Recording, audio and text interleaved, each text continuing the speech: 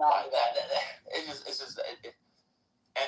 and also I know some of the unions, some of the New York unions, they have very good relationships with the Osbiats of the world, etc. From his time in the state senate. He's been in it for a while. To be fair, he's a little older, but he votes the way she's going to vote anyway, and they just feel like it's unnecessary.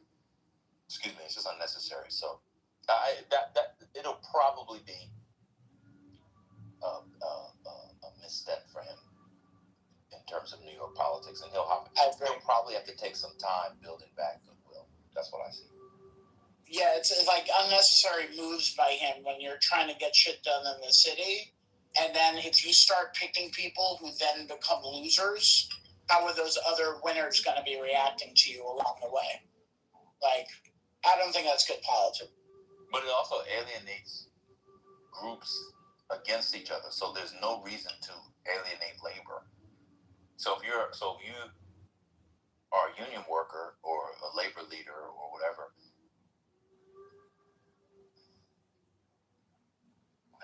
it's like, like, what are you doing here? And then, it's just unnecessary strife. I think it was a big mistake. We could post the article at the top. Everybody should read it. It's a good article. Yeah, let me find it and post some on the New York Times.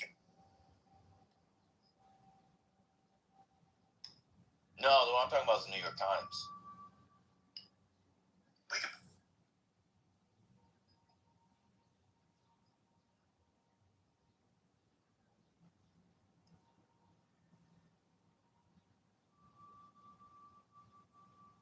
So first lady, aren't super PACs crazy? Oh, she's probably gone. I'm here. What are you eating? Are you eating oatmeal and bananas? It's overnight oats. Yogurt with raspberries and blueberries. No, it was close. You were. Greek yogurt. Oh, that's great. Wait, why did you put a granola in it? Yeah, I'll put a touch. There's a wonderful vegan granola, maybe it's vegetarian, that you can get off Amazon. It's fantastic. Oh, fuck it, Amazon. I don't know, but it comes in a bag. It's really good. I was gonna say, wonderful. When the Democrats lost in 24, sometime in 25, Jamie Harrison, who was the old chair of the DNC, was on Twitter and decided to, I guess when he was trying to have that podcast, which obviously is a failure, or maybe it's not, I just don't know. He got back and forth with people, and it was about APAC. And he tried to explain how a lot of the expenditures that the APAC tracker and other people were pointing to were from super PACs. And the candidate cannot control that, and people just do not understand that. I think many people in here are learning for the first time what I said. I think many people had no idea that the candidate cannot tell a super PAC to not spend on their behalf. I think that probably surprised me.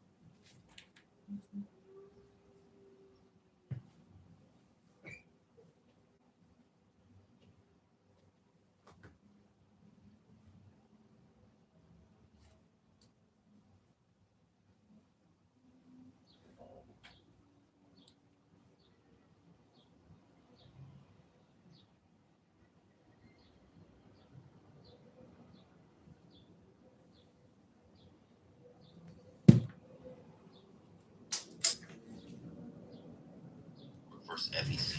And then I think there's some statutes on it now too. So. And by the way, super PACs can raise unlimited amount of money, First Lady. Unlimited. I have a woman in my family who, I'm not going to tell the girl's resume, but she's a lawyer. And she clerked for Court of Appeals, I won't say which circuit. You have the Supreme Court and you have the circuits. And it was all the subjects are competitive, but her was super competitive. It's somewhere in law school, all that kind of stuff. And she could have gone into any area of law that she wanted to. And she decided she's a do-gooder. That she was going to go into election law.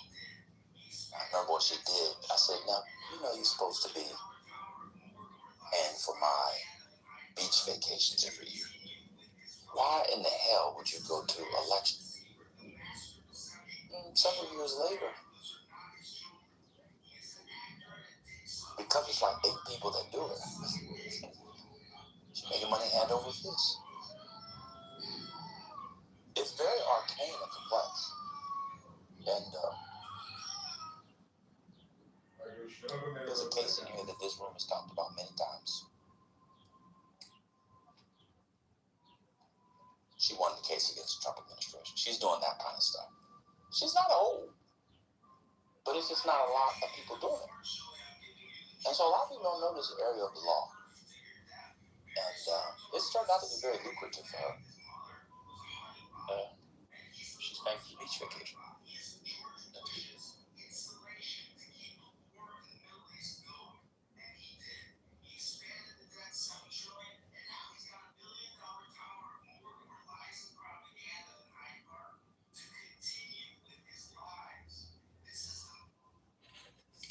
Well, there you have it. So But she's the paying. idea that Okay. the idea that you can't put an ad on the cover, the idea that that Spiritus or one of us is running for office, and we cannot tell a super PAC to not put an ad with my name, image, and likeness on it is absolutely insane. Can I ask a question on that? 2 things. So in a most extreme example, you can imagine how insane it would be. Like, let's say, I don't know, like somebody like KKK adjacent, whatever you want to call them, basically putting up an ad for whatever, and it being... Well, you can't defame people. You still have to do it in the law. Yeah. Yeah, that. And then my other question is, for the foreigners that are in here, do they think this is absolutely insane? Like, are you guys looking at America like, I can't believe this is a real thing? The Igors, the Adisojis, things like that. What do you guys think? Lord, I don't count you, even though you got a weird eye. Oh, he wants violence this morning. That's what he's doing, and I'm not going to take the bait. Yeah, it seems odd that, like Ben said, you can spend money on someone's behalf and there is not a damn thing they can do about it. It seems odd. That you can't dissociate yourself from them. It means you're coordinating. It's weird. It's weird, but it actually makes a kind of sense under a relatively reasonable reading of the First Amendment. Like, it's very tricky. England doesn't have a First Amendment. They don't have a Constitution. There you go. But even in their, I don't even think in their common law they have an equivalent, or in their statutes, and in their Bill of Rights, which our Bill of Rights is based off of, from 1689. Guess when it was 89? Yeah, 89. I think 89. I don't think they had that First Amendment thing of the one on free speech. So, Are we talking about Europeans or? Huh? You're talking about Europeans and no, the UK. The UK, yeah, they feel horrible. Yeah, so I don't know, man. It's hard because I can see in a reading of the First Amendment as part of your free speech, you should be able to advocate on behalf of a political campaign. And, in some ways, what is more democratic than speech on behalf of representation? I think it's very tricky. It's very, very tricky. Because how can the government, what would the law look like where a candidate can tell someone, that they're not allowed to exercise their free speech, and the government would enforce that. And they'd be very tricky to get through. It's a mess. Well, because where is the line? You know what I mean? Like something rather like kind of innocuous or like, whatever, and then or something the most extreme examples. Like, where do you draw that line? How do you legislate that? You put the line that if you're calling for direct violence, that is the line of the free speech, and obviously what is overly criminalized, it's not so hard. In America, you guys don't have like absolute free speech either. You have some words and some stuff that are, I forgot the legal term, but you can't use them like fire in the theater or stuff like that, right? So that's why I'm appalled with the European free speech laws, because they're so, they're stupid, I would say, and also the line is, too broad. So I actually like about America the first of all. Yeah, I mean, I had issues with Citizens United, but on this particular thing, which comes from that other case, what did I say? Something Roe versus the FEC. I forgot the name of it already.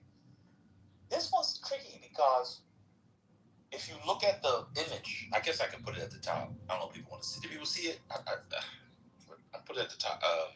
If you look at the Daily News this morning, that's a fair use image.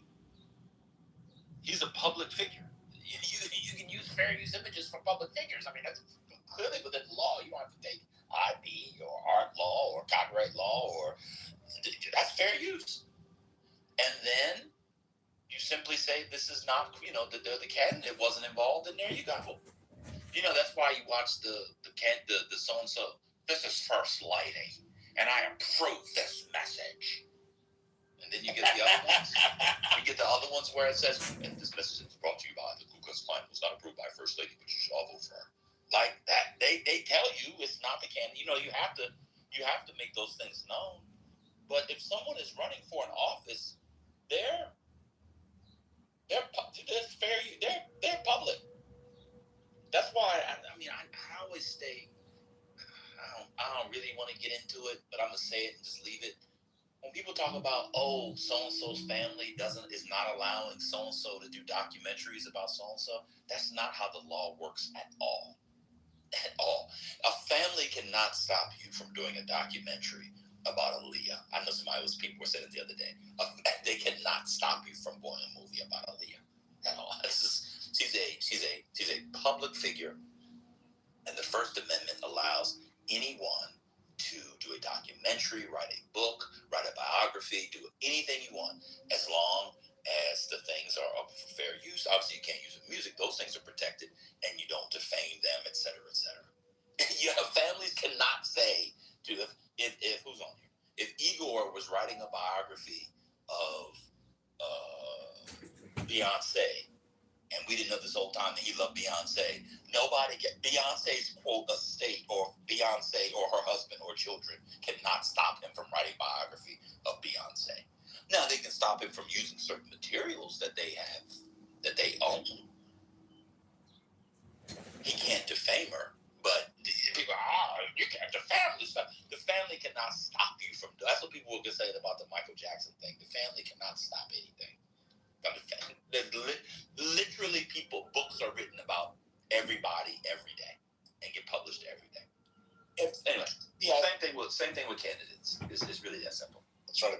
If you go on like Amazon Prime documentaries or Netflix documentaries, you know how many documentaries on musicians or groups that are out there that are so bad, and they're bad and they didn't have permission from anybody, because the type of people they're interviewing have zero connection to anybody that was in the band, related to the individual, whatever it is, and they're getting some shitty UK music journalists to opine under bad lighting in front of a camera.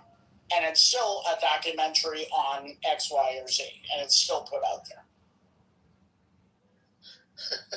I feel triggered. UK is just going to have to take it. That's it. No, but generally, the the European laws, they have like hate speech, and it's very broad. So basically, it's on out of interpretation, and mostly like Germany, UK, those countries like seriously have like very broad views of that. I had a case maybe a year ago, most years ago, but the right wing podcaster or my commentator called some other left person fat lesbian, and he got 6 months of the prison. And she's actually lesbian and she's actually fat, right? So I mean, you know, maybe that is too much to put somebody in prison. To be fair, he was, regular offender, so, maybe some fine or something, but, Igor, did you need to point out that she was fat? Yeah, it's a fact of the case. Yeah, I mean, that's factual thing. I'm not like trying to body shame or anything. And the second thing, I think the free speech should be free. That's exactly what Ben is saying, right? About the political speeches, I consider the free speech also the right of the assembly, protesting and stuff like that. And I think that is kind of like very stretching.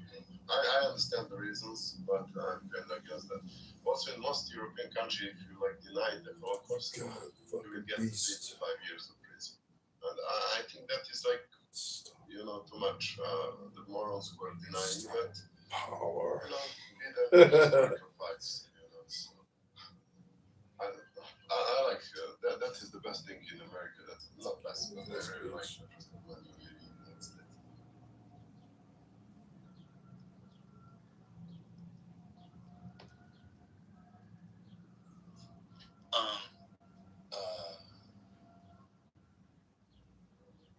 Tyra Banks is suing Netflix for defamation, which I said at the onset, you're still liable for defamation.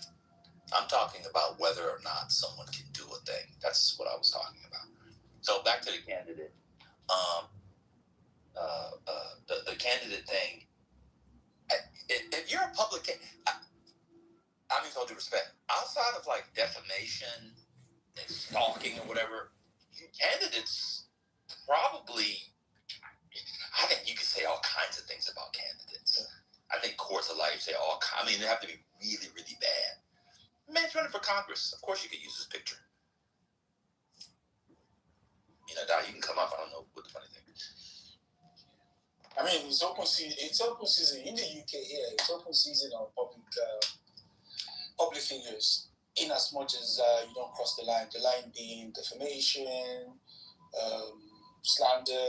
I mean, a whole lot of Sticks. nonsense. This guy recently won one, which was rather odd. What's his name? Harold against the male group. And if people saw what he went through in order to bring the case because you being part of the royal family doesn't excuse you from scrutiny, but it was the fact that he went overboard and the kind of underhand tactics that they got to in order to get some of the stories. That was how he was able to win the case. Here's a concept that's not real, but sticks are. Now, what's that? Disclaimer biographies are you? I've never seen. I read biographies all the time. I've never seen a disclaimer. What disclaimer are you talking about? I mean, usually if it's not authorized, they have a disclaimer saying this is not authorized or sponsored. Where? Yeah. Somewhere where it's noticeable. It could be in the back of the book, inside the book. What book? Can you give an example? Is the person alive or dead or has an estate? Yeah. Sure. Okay, so I have I have 10. I'm in my living room. I've got 10 biographies right here. I'll just randomly choose one of somebody alive and somebody dead with an estate. So this was the one that came out last year, Ella Fitzgerald. I read this. There's no disclaimer in here. Wait, was it authorized by her? It's unauthorized. It's unauthorized? Yeah, there's not one disclaimer in here. It's just a biography by a music scholar. Like, people write biographies all the time. Yeah, okay. I'm just saying, like, to avoid litigation, if it's What not litigation authorized would or it be? approved, some type of. What do you mean? They could sue them if they find that some of the things about them is like not true, or. Well, that's true with the disclaimer or not. I've never seen a disclaimer in so first of all, you don't need to get you don't have to have an authorized biography. If you're a public figure, the First Amendment allows you to do projects on public figures. I'm looking at it. I'm going through the acknowledgments. There's no. It's just a biography. The estate. I hear. The First Amendment authorizes you to. I said it allows. I didn't say authorizes. The First Amendment allows you to write biographies about persons who are public persons, as long as you don't defame them. You don't need a. Yeah, that's what I'm talking about. Like, they could come and sue you, and so to avoid litigation, they just say, well, I authorize or sponsored by so and so. These things that are included in this are of my opinion or whatever. Like, people do this all the time. What do you mean? I understand they do it, but even if you do that and you defame them, they can still sue you. What I'm saying is, I don't know what's confusing. I don't know why people are saying home. Because what you're saying doesn't make any sense. It does make sense. People do this May I all just the ask time. a question? So, No, they don't do it. They don't do it all the time. I read biographies all the time. I've never seen disclaimers. I have no idea what you're talking about in biography. Question, please. So, this is for Ada. Are you saying that this is required, or are you saying that the disclaimer is required, or are you saying that the disclaimer is advised, that it's recommended? Is it a requirement or a recommendation? It's not required. It's to avoid litigation. So it's a recommendation, is what you're saying. Yes, I never said it was required. People can. Yes, they publish stuff all the time. So it's fine. I was just trying to figure out if you meant that it was required or recommended. That's it. I wasn't. Okay. Yeah, that's all I'm saying. I didn't say it was required. But I don't think that's what he was arguing either. No, but you said you see them in biographies all the time, and I'm trying to understand what that looks like. Well, I didn't say I see them. I said that they do it. They do include them. I don't read a lot of. Yeah, let me play way in here for 1 second. So sometimes it's also like a marketing ploy. It says like the unauthorized biography of George W. Bush, and it's a way to kind of say pulling details. It's not only a disclaimer at times, but it also is a marketing ploy often. Okay. I'll say, just listening to it, it's not clear to me what work a disclaimer would do, because you still have obligations to make certain types of representations if you don't want to be sued. Well, so you shouldn't knowingly make false statements about people that are factual assertions that are false. You shouldn't say things about people without doing your due diligence to make sure that you're not just out there making shit up and being reckless about it. All of those things apply to people, regardless of whether there's a disclaimer or not. And I'll be honest, this is not my area, but I've never heard of a disclaimer being warranted or even recommended in this context. Now, I know about disclaimers that lawyers add to the bottom of their emails. It's a different context. I just don't know about disclaimers here. I've seen disclaimers for like fictionalizations of events. I've seen that, but I've never seen like, John Meacham, CEO said John Meacham. I can go get it. It's not where I'm right now. I don't remember a disclaimer in that biography about George Bush. He was alive at the time. All the biographies here, people are dead, but they have estates. But people do, and that like whole unauthorized thing is totally a marketing ploy. Anyway, back to the room. The candidate. I don't like it being on the front page, but I think people should be able to do advertisements on behalf of candidates with or without the candidate's approval. That was a discussion. I mean, I was just making a comment. I don't very basic comment at that. I don't know what the disagreement is. I don't know what the in the comments were for. Because you were saying that people do disclaimers to stop them from being sued. But you can have a disclaimer and still be sued. So people were confused as to what kind of preventative work that a disclaimer does. That doesn't. No, if you have a disclaimer and you defame somebody, you still can get sued. And then you mentioned Tyra Banks suing. That has nothing to do with this. I'm saying that you can't just. Well, first of all, I never said that it prevents you from being sued. I don't even know what that means for real. But that's what you said. You said they do it so they don't get sued. So that they don't have like a right to sue because it's a defense now. It's like my opinion. Why would they have a right to sue? Oh my goodness! I'm saying that they can use it as a defense. What would the defense be? That it's an opinion.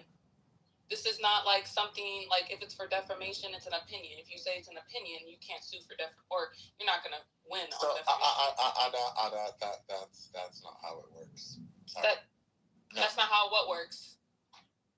Calling something an opinion doesn't necessarily make it an opinion. You're going to have to show that it's an opinion. The disclaimer doesn't do that. Let me finish, please, because I don't want to do the hiccup and the ha and the all that extra shit. No, a disclaimer doesn't do any of that work. If you make an assertion that's an opinion, you have to do it in a way that allows you to argue later on that what you are doing is making an assertion that is an opinion, not an assertion that is factual. Throwing the label disclaimer on it negates that part. No. Throwing the label disclaimer on it doesn't do anything if the assertion is factual. Disclaimer, the label, it doesn't do anything at all. Nothing. If you're trying to say that they're asserting this as a fact and you have evidence that, I just meant to say this as an opinion, that literally negates the whole claim. That's the whole point. No. Didn't you just say you have no experience in this area? Like, I'm confused. But now you're telling me no. We're not going to do this. Wait, you have experience in this area? I'm more familiar. I'm currently You're not familiar with familiar. What you're saying is wrong. What do you mean I'm not familiar with it? Because you said that this thing about biographies having disclaimers if they're unauthorized. That's not true. No, I'm saying. Wait, what do you think I'm saying? I'm confused. I heard what you said. What do you think I'm saying? You heard what I said. What do you think I heard what you said. We all heard what you said. You said these types of projects have heavy disclaimers, though, and they don't. Yeah, they do. Like they don't. They're not even in the contracts. Yes, they literally do. Like whenever you open how up many a contracts for biography, how many biographies for contracts have you signed? No, you can wait. You don't. How many biographies have you worked on? That's a better question. Yes. I don't think that has anything to do with the validity of my claim. The claim was, and I'll repeat it. You said these types of projects have heavy disclaimers, though, and they don't. Have you ever watched a documentary like in the beginning? I said biographies. I didn't say documentaries.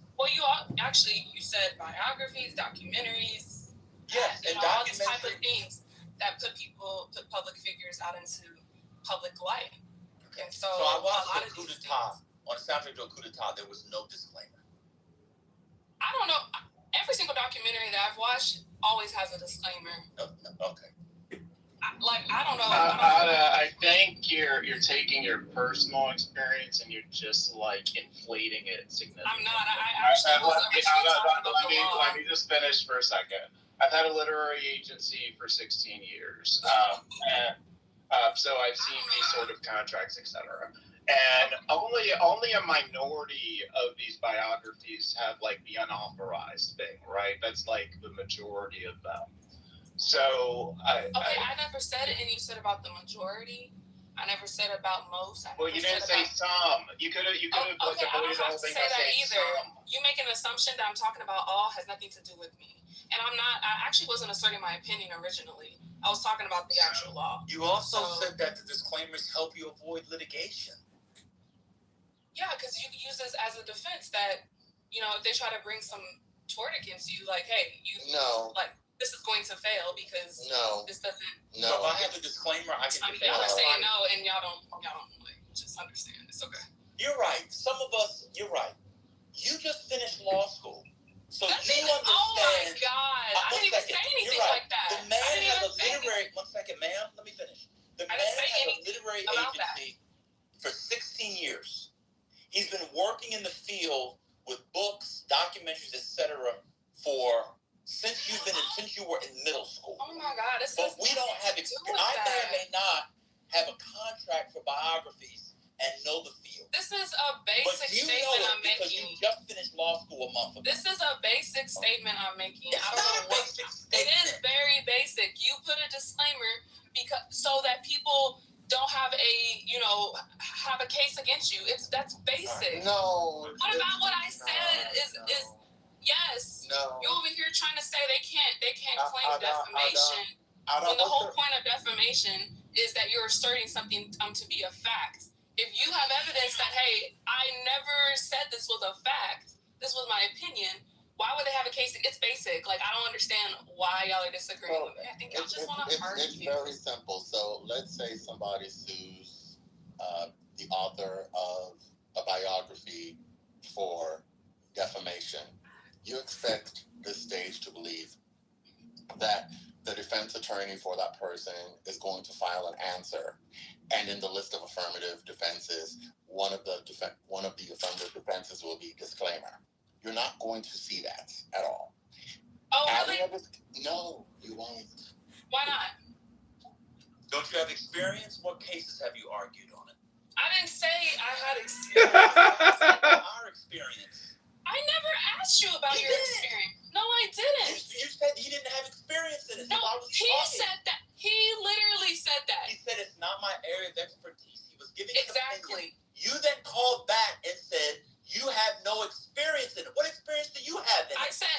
What experience do you have in it? Repeat. Oh my God! What experience do you have in it? Why are you yelling at me? What experience do you have in it? I didn't say experience. I said expert. I just what repeated what he said. Do you have in it? Okay. I don't know why you're yelling at me. Because you do a thing where you think you're the only body who knows something. No, I didn't. I literally didn't. What expertise do you have in it? I don't have expertise in what the type of you law. You don't have any expertise in anything. Oh, yes, I do. I absolutely do. You don't pass the bar. You don't. What does that have to do with expertise in a subject? That's minimum competence. What are you talking time. You're not I'm spending published. enough I'm time definitely with the published. law Okay. to have you're published. In Yes, I am. anything. In what? Nothing. In what? Yeah, in what? In what journal? You're published in law journals. Yeah, and you don't care. You have about that. solo authored law journals showing your expertise. Solo? Yeah. It's not solo authored. What the fuck? Were you the first author Let on me tell you something. Obama, Were you after the first author graduating, on it? Obama, Okay, so after can we get back to graduating the from subject? Harvard Law, Can we get back to the subject? and being the president of the You're Harvard Law upset. Review, would never have said that he had expertise in anything after getting his JD. Never. Okay. He never would have. Okay, I don't Because care. he would have been lying. You're the one who said you don't have expertise in this type of law. I didn't use I didn't that's use that. Literally what you said. Yeah, but that doesn't mean you can't have an opinion on it. I didn't use that phrase. Okay, he's telling me. He's literally telling me no. He's literally telling me no to a basic. I don't use the word experts and expertise that way. This has nothing to do with expertise. This is basic. This has nothing to do with expertise. So basic that you don't understand it. I do understand. No, you clearly don't understand it because you keep disagreeing with a basic part of defamation. This is like, I don't know, like you clearly don't understand if you're disagreeing with a basic part of defamation. One of the main defenses to defamation is proving that it was an opinion. You said that the disclaimers would prevent litigation. Prevent? What do you mean? When I That's say what you prevent said. litigation, That's I what mean you that said. they won't have a case against them. So there's no reason to sue. So if That's the whole I point. write a book that's full of wrong information, a biography, and I have a disclaimer, and I say, this is all my opinion, but I publish it in a book, you're telling me I can't be sued? If it's a book and it's all untrue facts about a person, yes. I mean, it also has to show that damage came from it. But obviously. Okay, yeah. I mean, I want to say 100%. I don't want to say 100%, but usually, yeah. So what did the disclaimer prevent? You're gonna have to do better because I don't have to do better. This is basic First Amendment. Disclaimer prevent. Not giving. I'm sorry. This is basic privacy tort. This is basic privacy tort. 1 second. What did the disclaimer prevent? What do you mean? Prevent? Like as you in said, make the case you say quite explicitly. You said that disclaimers prevent litigation. Yeah, I didn't say like anyone can sue. That doesn't mean the case is going to prevail. What do you mean? Like I'm not sure if I have to explain that because y'all don't understand. Like I don't understand what. Y'all don't. You don't understand what somebody means when they say prevent. Hurricane has been lawyering longer than you've been alive. He doesn't understand it. I'm talking to you. Wait, who? Hurricane. He literally said he doesn't. He literally just said that. He just said that. And because I said it, I repeated it, now I'm an asshole. Y'all yelling at me. I simply what don't we understand that you understand? I simply said this is not my area. That's what I said. What do we understand that you don't understand? That you understand? Well, it sounded like earlier you're saying you can say whatever about public figures. No, I didn't say that. I said you can do a Oh my God. I literally said you can do a project on any public figure. Just like with the candidates, it has to be fair use, but you can't defame them. I mentioned defamation 50 times. I said you cannot make things up, but when people were saying the family was preventing them from doing a documentary about Aaliyah, families can't prevent you from doing documentaries about Aaliyah. Now, you can't use things that aren't fair use, public use, etc. You can't use the music. If she's got a set of documents or letters that the estate owns, you can't do stuff with that. But you can do an entire documentary about Aaliyah without their permission. How do we know that? One, we know the First Amendment. Two, there is one. I think it was on TLC or something. So people always say, like with the Michael Jackson documentary, they needed the family's permission. You do not need the family or state's permission to do documentaries, biographies, novels, etc., based off a public figure's life. You don't. I mean, you can be at risk of litigation. Say anything. I never said anything close. It could be at risk of litigation about the subject or those adjacent to the subject. I quite literally said you can't do it. So what don't I understand? Ban is not wrong about. Like look at the chat. Ban is not wrong about any of this. If Ban, no, I'm being honest, he's not. He is never wrong. No, he's wrong. This is basic. He's not wrong about I'm telling you it's basic. Perhaps I'm telling you something so why are you about writing a disagreeing? biography. Perhaps. Is Then it why possible? are you disagreeing? I know I didn't go to law school, but is it possible? I never even brought up law school. What? I never even brought up law school. I don't know why you are. Because you tell me I don't understand how writing biographies to documentaries. I mean, this is actually Hurricane said that. Ironically enough, I did take this area in law school. Let's discuss. But go ahead. Okay. Yeah, yes. I took IP, art law, business law. Took a whole series of courses in law school. Yes, it's just I was interested. But okay. So I don't know. So what don't I understand about what I said? What did I get wrong about what I said? You're disagreeing with me. Why don't you What ask did I yourself? get wrong about what I said? What do you mean wrong about what you said? Yeah, just now. What did I say about? I'm saying that you can be at risk of litigation. Can anybody do a documentary on Aaliyah? I don't know.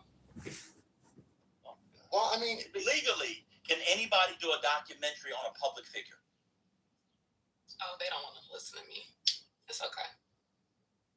You don't know. Can anybody be a documentary about? Can anyone do a documentary on a public figure? Of course they can. What do you mean can? Yeah, are they allowed to? allowed to like Legally. You're gonna have to answer questions Like, better. yes, you can't yes. be asking Okay, questions can a like a family- lady. can a family prevent them? No, because Yes, he's no, being or I don't know. No, actually, no. The whole prevent like stickler thing. Now I have to ask questions because Legally, are they Valid. allowed to do a documentary on a public figure? without risk of The litigation. answer is yes or no. That's it's simple. Everything Without has risk of litigation. I'm just saying. Can they No, do? not anything. Can a family prevent? Can It Aaliyah's depends. family prevent me from doing a documentary on Aaliyah? I mean, it depends. How so? Depends on what. It depends if what they said is a.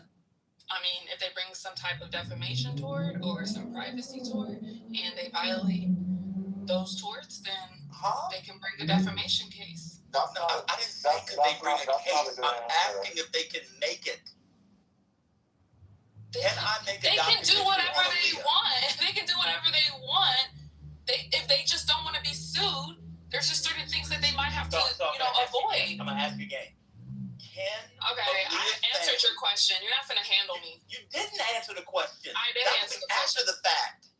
You Wait, answered an what? after the fact question. I'm talking about before the fact. I answered the question. No. I said, can their family? I said they can. They'll just have to avoid certain things to avoid litigation. No, I said that. So the family can prevent me. No, I'm saying they can make They a is the documentary. family. Me is singular. They is many people. Okay, the family, insofar they can't bring a litigation or Can the some family type of prevent me from No. doing a documentary on Aaliyah? no, unless you do something defamatory or you violate some privacy tort That's or after the something fact. else. What do you mean after the fact? I thought that's what we were talking about. How can I do something defamatory before I've made it? I literally said, "Are we talking about without risk of litigation?" And you said, "Of course, that's what we're talking about." So yes, we are Now, talking about. I'm talking about to do it. The genesis of it. No, you're not gonna get locked up if you make a film. I didn't say anything about locked up. You I'm can't. saying, No, can they prevent you from making it? not on a defamation tort. No. Put defamation aside. Can they I'm sure. stop Oh, him I don't know from what. making the movie? I don't know what they can like. That's the question. Can they do I don't it? know. I don't know what they can sue them on to prevent them from making it at all. No, I don't know that. So is I'm talking about. it a yes or I'm no? talking about like No, but First you're Amendment changing stuff. the question. That's the problem. I'm not So you changing the question. You are. No, I'm not, because I thought we were talking about defamation and privacy stuff. I No, didn't know but we he I just didn't know we was asked talking you. about preventing them from making a film in itself. That's Like, that's not what I literally that's That's the literally question Okay, of that's the not million what I was times. talking about. because we were talking about That's not campaign that's not what ads Adal and was whether talking or about. not a candidate should be able to prevent someone of using their name, image, likeness, etc. Well, you can I'm prevent talking them by about the threatening genesis litigation. of it. Well, you can prevent them by threatening litigation. No, you can't. Of course. Okay. Well, how does That's literally what super how PACs does- do. Wait a how minute. does Hold on. threat- Hold on. You're telling me now that a candidate can prevent a super PAC? No, I think candidates do have a special protection, but you were talking about public figures in general earlier. Right. So if I'm going to do a documentary on Beyonce and I use fair use and it's a documentary, she can sue to prevent me? Well, on what grounds? I don't know. Prevent. I don't know what you're talking about right now. Prevent. The word prevent. Are you trolling me? Stop. No, I think you're trying to do this wordplay thing. When you know Wordplay? what I was said talking prevent. about. Yeah, you knew what I was talking about. No, Why don't. didn't The whole Puffy argument prevent is about 50 the Cent? super PACs. Yeah, why didn't What? Puffy prevent 50 Cent doing this? What? What's that? Why didn't Puffy prevent Word 50 games Cent or the word from his prevent? documentary?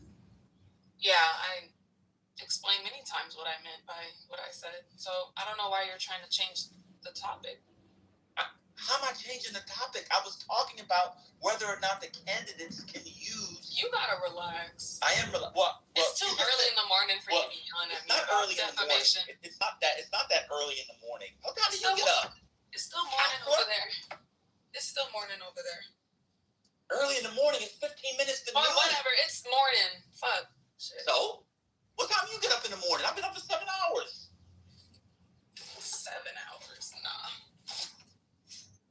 get up that early.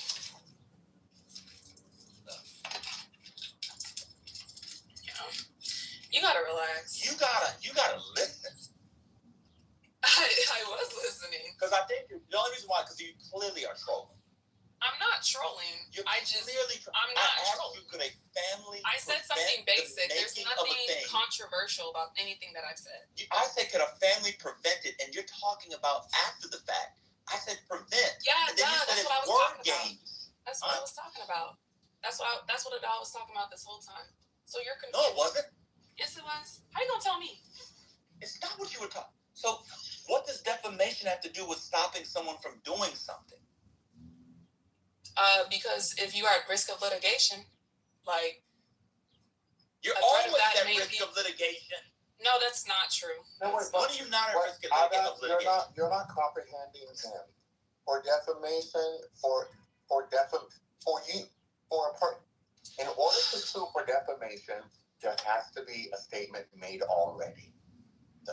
I already know that. That's why I don't know why he's talking about there being a law preventing anybody from doing anything. Or if from being illegal or whatever. I mean, there are ways to like saying that Aaliyah's family stopped people from making a documentary, and I said, much like that, I brought this up because of the candidate thing that we were talking about. I mean, if you're a public figure, people can do things for you in the public sphere, and there's nothing stopping them from doing that. Okay. I mean, I don't know. Maybe there is they don't. I mean, maybe there's an injunction on it. I don't know. But I'm talking about defamation, so I don't know what you're talking about. Injunction? Yeah. What? On what grounds? I said I don't know. Maybe there is. I was talking about defamation this whole time. I don't know why you're changing the conversation to fit your like mood or whatever. Wait a minute. So when I was talking about super PACs and candidates, you were talking about defamation? Well, you were talking about defamation too. Because that's one of the rules, Ada. In order for someone to put something in, to do a candidate. So then why are you arguing? A super PAC? Because what you said was insane. Nothing I said was insane. You said they put disclaimers in biographies all the time, which they don't. Yes, they do. No, they don't. I mean, you don't even read what biography. What percentage is all the time, Otto? What percentage? What are you doing? You do it all the time. What biography? What's the last biography you've read? You don't read biographies. What's the last biography you read?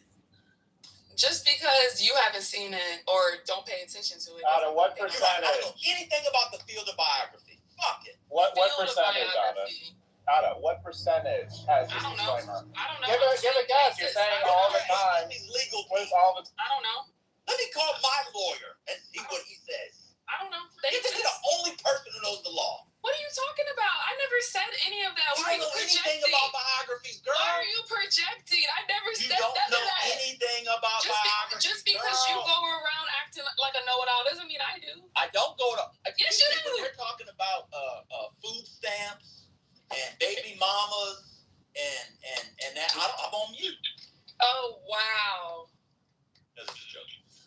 Just bring it down. Anyway, so hold on. So where in the books do they put the disclaimers? I don't know. I'm saying they exist. You said it happens all the time. Yeah, they exist. Yes. So where in the books? In the acknowledgement section? They exist. That's it. I don't know where they want to put it. Probably somewhere conspicuous. And what do disclaimers say? I don't. It could say something. It's not authorized. This is opinion. All opinions. Not sponsored by. And you read about this somewhere. Where do you know this from? Like, how are you getting this information? I read this in while learning about privacy towards. So while you were learning about privacy towards, confused why y'all are telling me I'm wrong. When you were reading about privacy towards, 1 second, they were telling you that in biographies they put disclaimers and for privacy towards. One of the I don't want to say main, but one of the major hypotheticals we get when being tested about privacy torts is about, did somebody have like a disclaimer or type of evidence that they can show that it was like an opinion or etc. Oh fuck, I can't park here. So So when someone writes a book, they're usually making arguments. There's already an implication of a lot of things you're saying. But what's fascinating to me, for all of the biographies, someone said in the introductory pages, I'm sorry, I have not seen that. Maybe I'm reading the esoteric literary biographies and y'all are reading more mainstream ones. Right? I have not seen, quote, all the time, because it's all the time I see it. I read anywhere, I'm not exaggerating, from 30 to 50 biographies a year on minimum. I know I can call right now 15 people out of my phone who are writing biographies. None of them has a disclaimer of this sort. So Ada, what you might be talking about is sometimes publishers become more comfortable if they know someone's going to be very critical, that they have a disclaimer like that, but it holds no legal weight. It's more so it just makes the publisher feel better. Okay. Holds no legal weight. Okay. It doesn't. Okay. So if somebody makes a biography and they assert that everything in this book is factual, and then that causes a defaming of that person, you don't think that they have some type of case against them if they don't have some disclaimer that says, "Hey, this is actually just my opinion." You don't think so? Well, a couple of things. But it's not legal, right? Can I respond? What book has anyone read where someone claims it's all factual? So that would be like a different kind of disclaimer. But where somebody would be saying, "Can I respond?" Oh, okay, I didn't know. Why do you ask questions and then start talking about people? I'm sorry, I got ADHD. You do?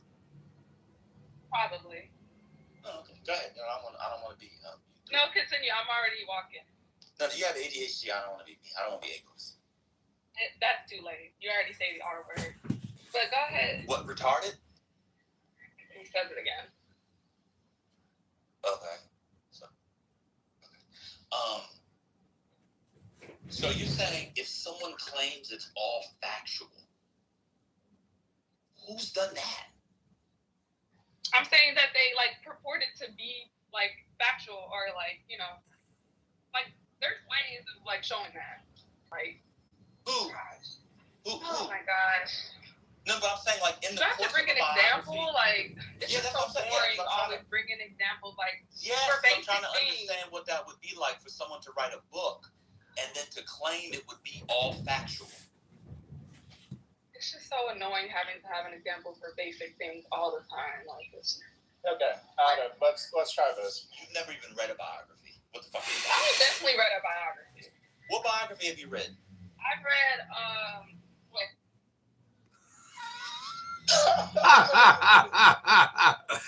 She muted up. That was so funny. Oh well, I guess I've read autobiography. I don't know the last biography. The subject of an autobiography through the author. A lawyer who never read a book.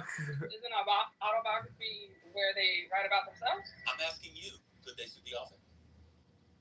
Themselves? I'm asking. Can they sue themselves?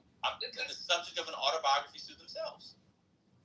No. Why would they be able to sue themselves? Is that a real question or are you trolling? It would be the latter, man. So you said you read biographies and you said it was an autobiography. So what biographies have you read? Wait, why are y'all so interested in me now? Because I'm going to look it up to see if it's a Because you're getting called out. I like fiction. Now we're back to I like fiction. fiction too, but I've also read those things aren't exclusive. No, I don't read a lot of biographies. That's fine. Y'all won on that one. Y'all got the biography. So no, but the thing is, you said that people purported all to be facts.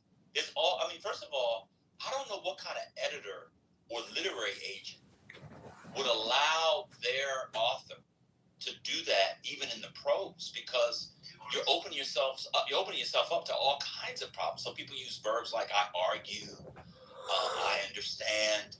You do all kinds of things You do all kinds of things in the prose. I don't know how. First of all, Your agents have legal teams. Publishers have legal teams. You have an editor at the publisher.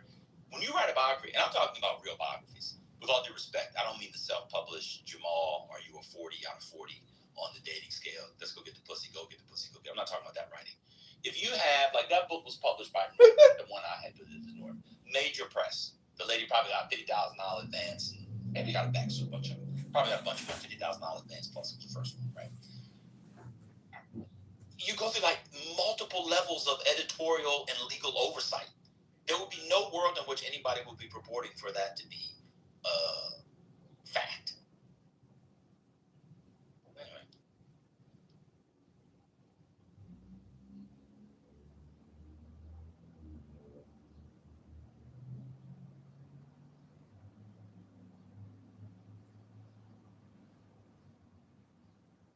I have to do a better job of recognizing when I'm being trolled. I really do.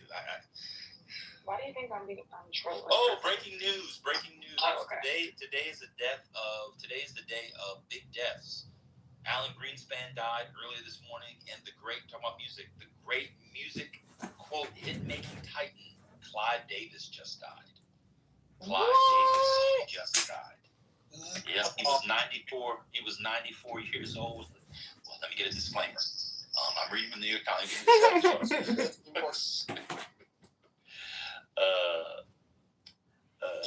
They're right.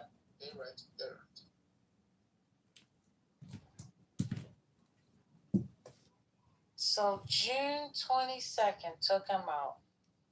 Yeah. He was 94 years old. That's a long life. Yeah. Who do you think his biggest act was? Whitney Houston. No way. Celine. No. Michael Jackson. Wait. Did he have Clive Davis? No. Did he have Clive Davis? I didn't know he had. I don't think so. No.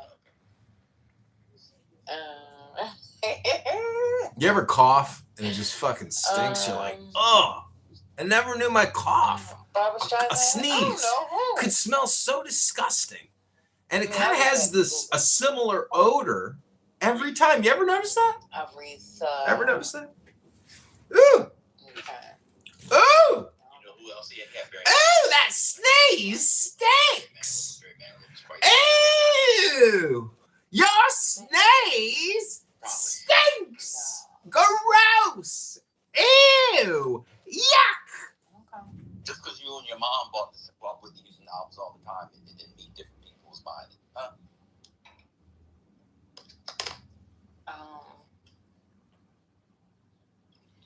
There's a black people look at sales, they don't realize. Are you pouring coffee? Yeah, from the thermos. Black people look at sales and they don't realize it's the same 2 million Negroes buying it over and over again. These white artists have reach and breadth. Y'all just have the same blacks buying the same. Not too much. Not too much. Don't. Okay, you see, I went on mute. I just went on mute. Y'all know about Barry Manilow. See, y'all know about Barry Manilow. When he does this, you just got to pray for him. No, man, when you said Barry Manilow, she heard Barry White. That's what she heard. Exactly. Oh, I like Barry White. But no, I didn't. I think I may have put up one Whitney Houston album. No, I'm just joking. Whitney Houston was obviously bigger than. She was obviously bigger than Barry Manilow. Just joking. You're a rascal. Oh man. He had to balance his karma because he just got trolled. Yeah, I got that was insane. I actually went to the shelf and pulled out 4 books. I said, "What am I doing? That's good." She's walking and trolling. I got it. Hey, Ben, quick question. This the Barry Manilow conversation made me think of something. Can you think of a contemporary of Shantae Moore who sings better than she does? Or is she still, among the singers of her generation, the best currently? Shantae's coming. He's obviously the best. Yeah, she's incredible. I just watched some videos of her singing recently, and it's amazing how well she's still singing.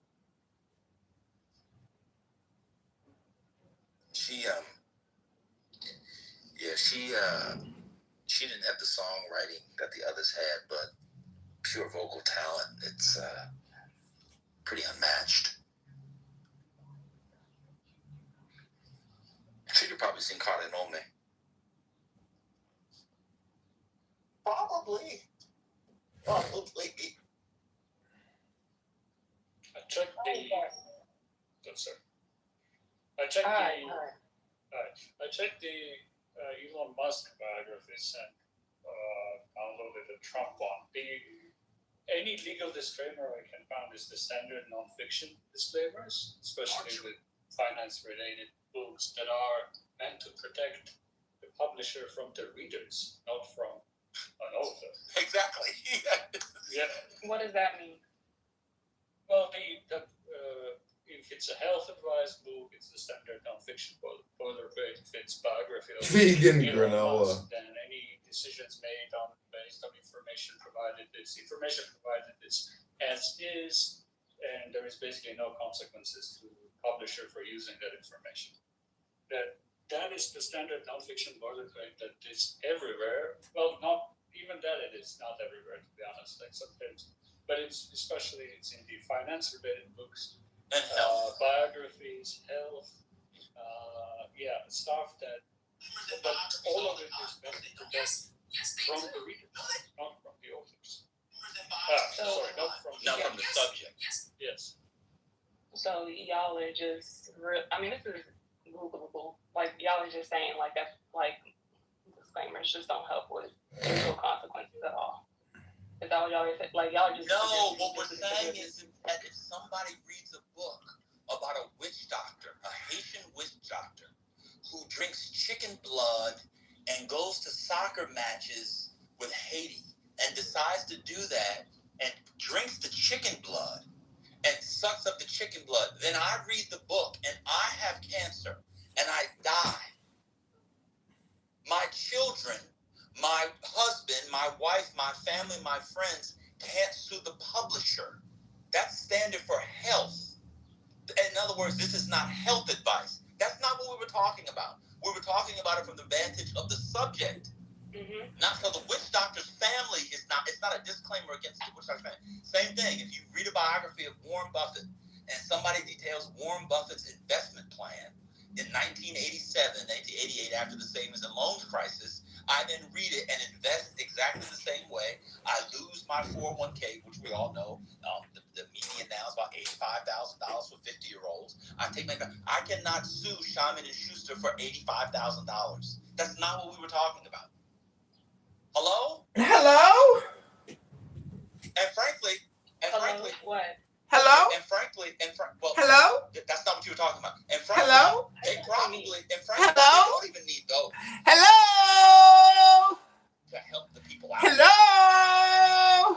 If you read a book and Hello? a book, you'd be very hard pressed to find a court that's going to give you $85,000 back. I think they're just doing it for them, just to be nice to the people. That's not what we were talking about. We were talking about being sued from the subject against the author, not the reader. Hello?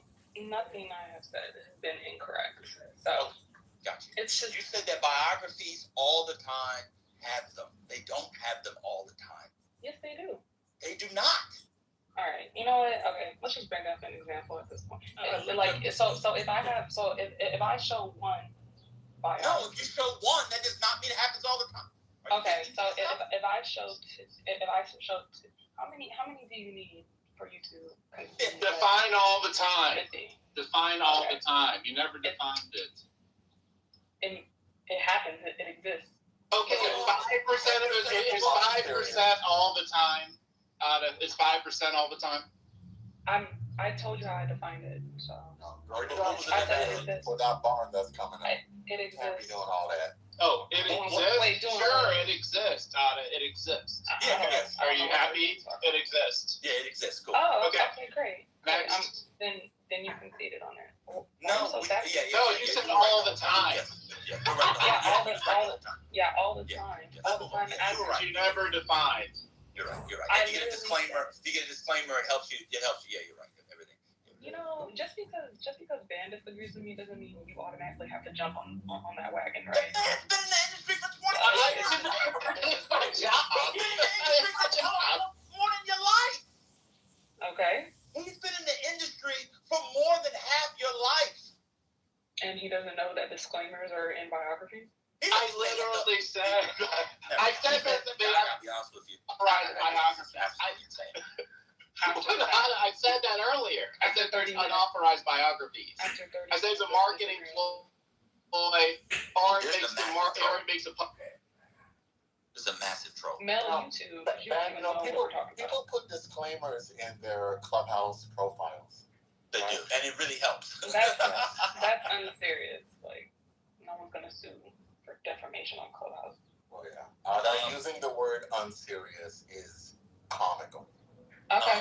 Aretha Franklin was about 3 times bigger than Whitney Houston. Do with that what you will. Aretha 3 times. Well, she lived like how many decades? She be singing all that. A troll like I'm saying something stupid. I ain't talking about that. You're not talking about what? So she was 3 times bigger. Oh, that's nasty. Mr. Resilient said, I don't gotta read what the man said. Because see, he said, I think Whitney Houston, he said, Whitney Houston is bigger than Aretha Franklin in my opinion. And I'm looking at the images and that's just not true. Huh? Shut up. You need help. I told you not to drink that. You sure you want to come up, Paola? I told you not to drink that coffee. I love your dick. Oh. Oh. Oh my. They were trying to get the closet.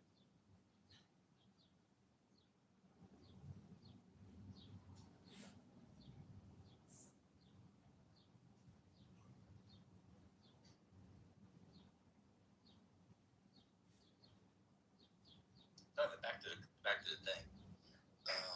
So do y'all Which believe thing?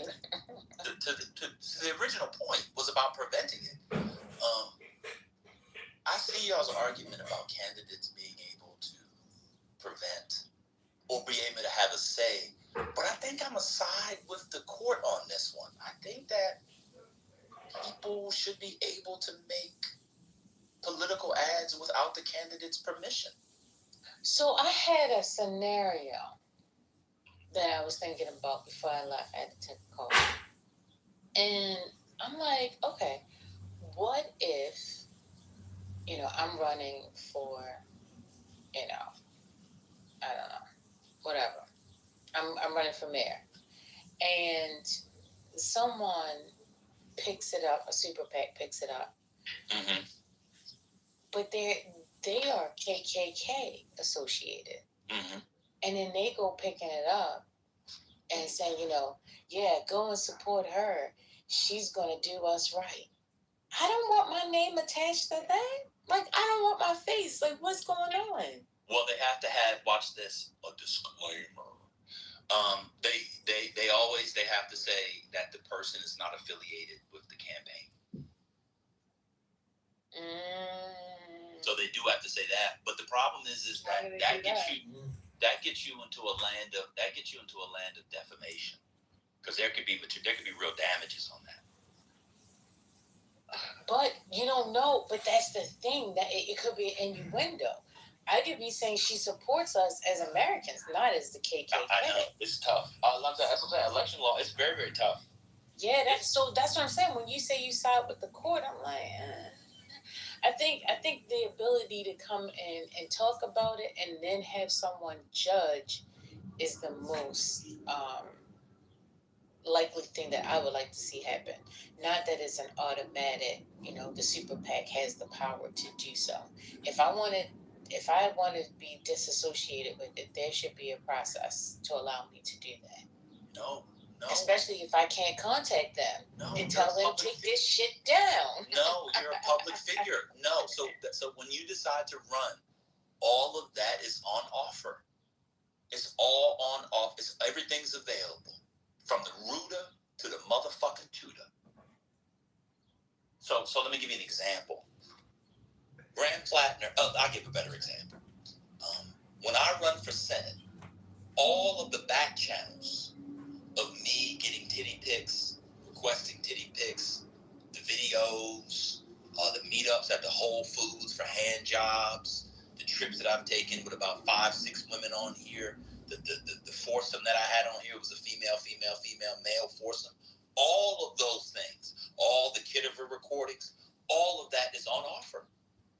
Once I open myself up, to that sort of scrutiny, it's all Graham Plattner's texts. If that lady turns those texts over, well, that may also have to do with, what's it called? When you have two-way consent, both party consent, or whatever that's called. That may be a little different. See, it all falls under different types of law, telecommunications law. Like, it's kind of messy. But all this is to say is that somebody can have a super PAC and say, look, there was this guy named Van. He was in the back channels. 3 of us met up one time. We had some bourbons, and next thing you know, we had the leaning tower of pussy, and he was going up and down, the 3 of us in a bed. That's all available. It's all available. The leaning tower of vagina. No, pussy. You need the alliteration. Leaning tower of pussy. No. It's too early for the cat word. The leaning tower of pussy. They call me the Don Giovanni. Clubhouse knew I have hurricanes in Nadamina. They'd be like, a mille tre. He got 3,500 hoes in different areas. Yes. So different clubhouse houses and rooms and privates and all that shit. 3,500 and counting, okay? In Turquía no vantuna ma in España. In España son ya 1,003. Huh? That's I got the whole Rolodex. That's all going to be available. Everything I'm saying in disclaimers is very common. Just show me one. I've got multiple biographies here. But none of them have disclaimers in them. Also, before you go back to that. So remember, Ben, she's cheating because if 0 points. Oh, sorry, go ahead. Yeah, 0. I'm looking at articles. But I mean, you never define the number. So if it's 2%, then you're right. I don't have to define a number.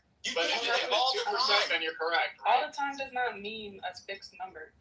It can mean 2%, right? It can mean 2%. I mean, it could mean like it happens. Like it could mean what? It happens. It happens. It could have happened 21 times out of 1 million books. Okay, right? I don't really care what you're talking about right now. I'm reading articles by lawyers. Yeah, but you want people to care about what you're talking about. You want people to care about what you're talking about. I mean, if you don't, it's not going to affect me. She's just making it so she can't be wrong. You're arguing so you can't be wrong. The person that you're talking to, if you don't care about the person's assertions, but you want the person to care about yours. Okay, well, CEO has already been rude to me, so it's fine. And then you asked me to come up to talk about this stuff. I don't know why. I know, but we're talking to the room, Hope. No, you're not. You're still talking about it. Well, you see it. We agree. It happens, but it does not happen all the time. Okay, well, I'm reading articles by lawyers that say that it was very common. It's not a complete... Lincoln. It's not a complete defense, but it's Lincoln. definitely used. Okay, stop. First of all, don't talk to me like you handling me. You're not my dad. Well, you got handled. You handle yourself. You asked what the word prevent meant. You said you didn't know what prevent meant. No, I didn't say I didn't know. You said I was playing word games on the word prevent.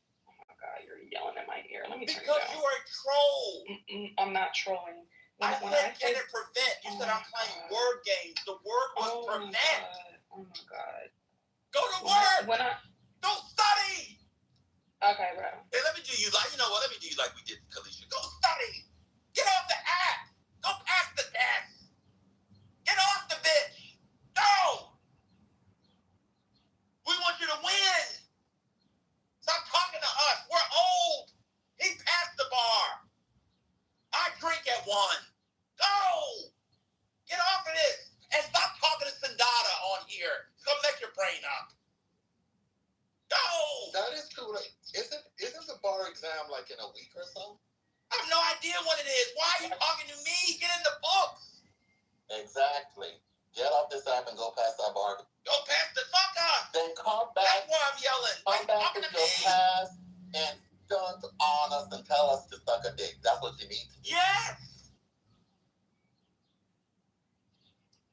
Is it Bible study yet? No. Yes. Pass the bitch and say, "Man, you're a bum. I passed it." I had to move her down. In fact, how can I block her off the app? Block her until July 4th, because she really does need to go and study. Yes, get off For this real. bitch. Go ahead, First Lady. I have nothing. Gotta come back in for a Van Clip crash out.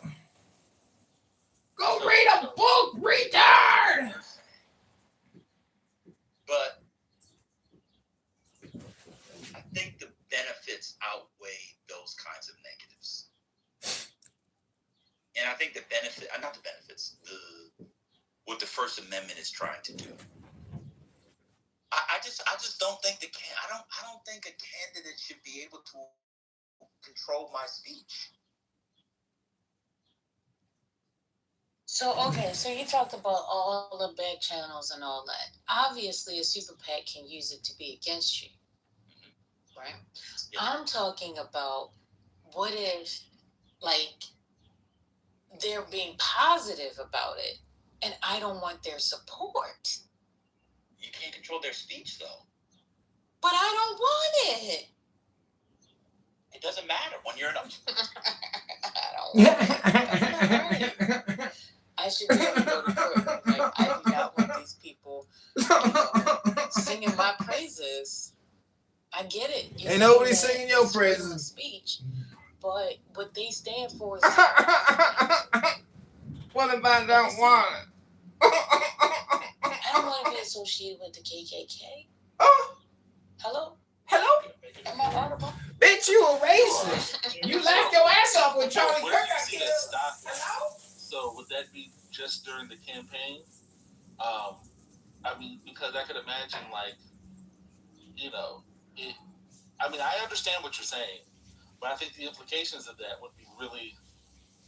could be really expansive, right? So do people in a public setting get to talk about, like, how far does that extend, right? So at a public event, you can't say, hey, I'm supporting so-and-so. Is it just in commercials or video? Like how far would that speech go?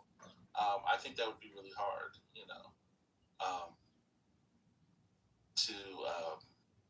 to sort of disaggregate when you get to support someone or when your freedom of speech, when you get to have your freedom of speech, and then when you're limited, if you couldn't say that. I mean, I think the endorsement is important. So, I'm so-and-so and I endorse this message. Yeah, but you can't disentangle that. I don't see how you'd be able to do it.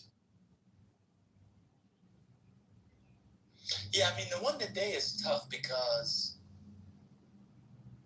I'll put the New York Daily News piece aside.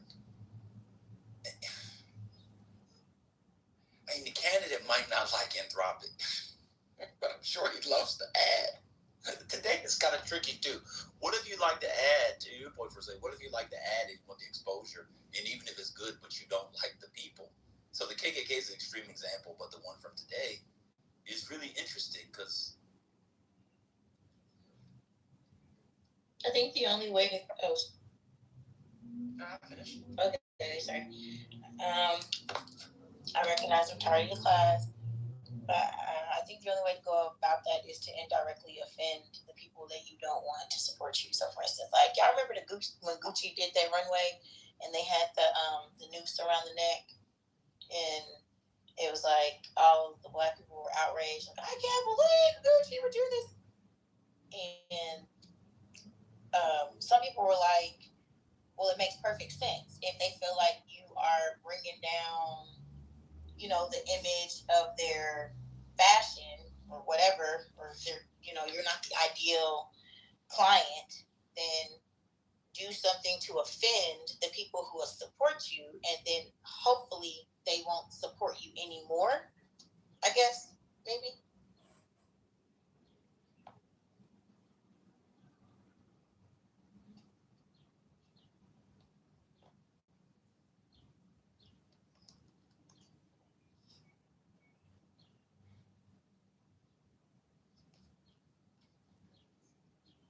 Or maybe not.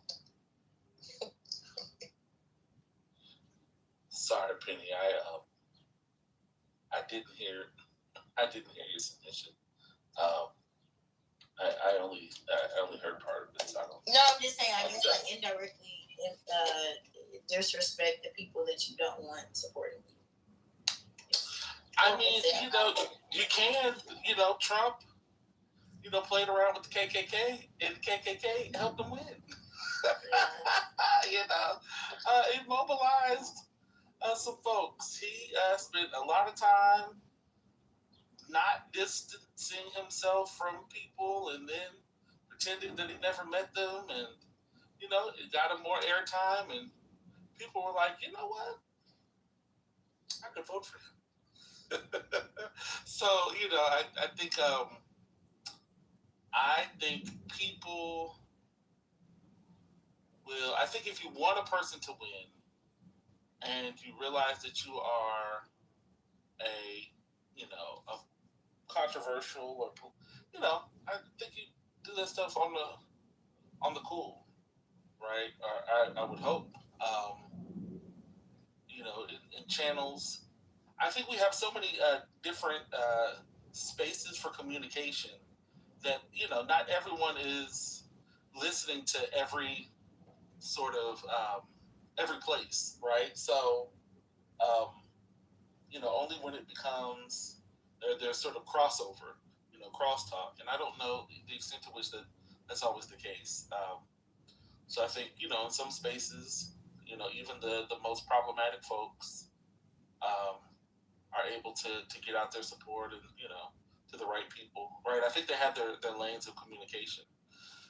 I think that works, and the white supremacist, Christian nationalist, white nationalists got enough from the right people, I think, to also help him, get people out to vote for him. Yeah, I agree with that. I mean, political ads, and it's like, this has probably already been said, but I'll just say it for the sake of my own voice being heard. Political ads, for all intents and purposes, are not deciders of elections. And so, while they can shape impressions and may feed to sort of the worldview of particular voters, they don't actually, normally it's the people who are persuaded by an ad are people who already had a worldview that sort of align with that ad. So there's an example that I can give, which is from the 90s. There was an political ad maker by the name of Alex Castellanos. And Alex was the guy behind the ad with the white glove. There was a white glove in the ad. In fact, I'm going to try to find it and then share it. And I do believe people talked about that ad forever after the election. Like, that was the deciding factor. That was a deciding factor. Similarly, in 2006, I think, 2005-6, Harold Ford Jr., he was a then congressman representing the congressional district that included Memphis, Tennessee. He ran for the United States Senate against a guy named Bob Corker. And the last few weeks of an ad, they ran, or weeks of the campaign, they ran an ad that made Harold Ford Jr. look as if he was courting a bunch of white women. and he was unmarried at the time. There were rumors that he dated white women. He eventually married one, but at the time he was not married. And people remember that ad as the thing that sort of like tipped the scale. And I think maybe theoretically those ads that I'm referencing probably did in sort of like a generic, sort of a general way, maybe have tipped the scale. But the voters who were persuaded by that ad already believed that worldview, already had that worldview. So my general view and stake on like particularly money in elections, and it was particularly around ads, is that piece. I think the most nefarious component to political ads in general are the ones that are on social media, because it's harder to track who those are funded by,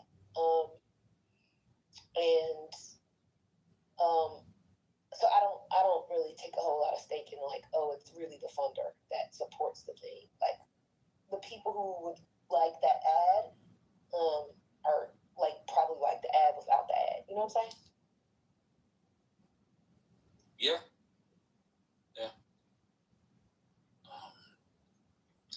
And to your point, I mean, I think of, I think, you know, the ads that work to some degree are the ones that we remember, right? So we talked about Alex Castellanos, however you pronounce his name, and I'm also thinking about like the Swift Boat Veterans for Justice or whatever.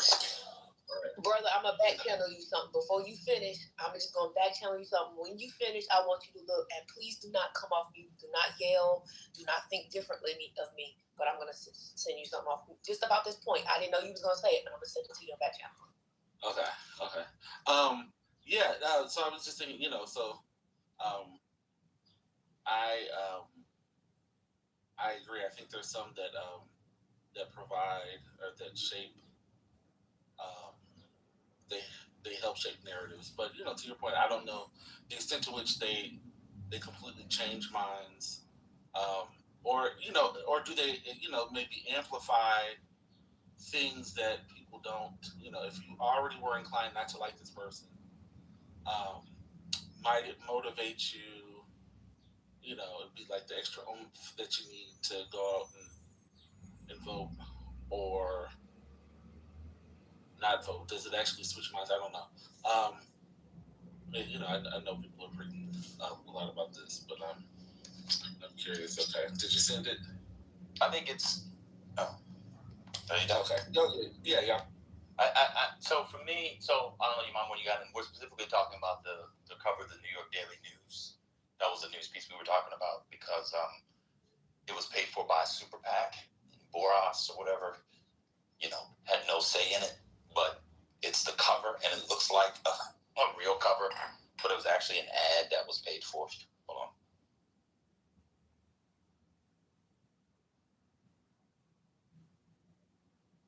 But it was actually an ad that was paid for by a super PAC that's really anthropic. And so this is my view on ads. I've read a lot of articles on it. I've talked to people who studied it for a living, and I can find someone that agrees exactly with what your mama says. I can find someone who disagrees with everything she said. I can find 80,000 people in the middle. I think it's one of these things where if it works, it worked. If it didn't work, but you have to spend the money so that it works. It's like running a trick play in football. Trick plays oftentimes don't work. They're abortive, you lose 15 yards, but if they work, they work. And so you got to run a trick play. And the other thing about it is, one thing I dislike about it is a lot of the research spends a lot of time, not all of it, but a lot of it does, on presidential election in the general. I'm interested in a lot of this stuff in primaries, local races. You know, are there 10 people versus 2 people? I think when you begin to control for and put in different variables, I think it could matter. I also wonder I'm gonna ask somebody about this, about the effect on turnout is. Right? So maybe you don't persuade anybody, and a particular ad is not dispositive one way or another, but it gets the people going, in a particular way. So, and then I wonder, the effect of different types of ads. The television is what people always talk about. But this particular thing was on the daily news, so everybody in New York is talking about it.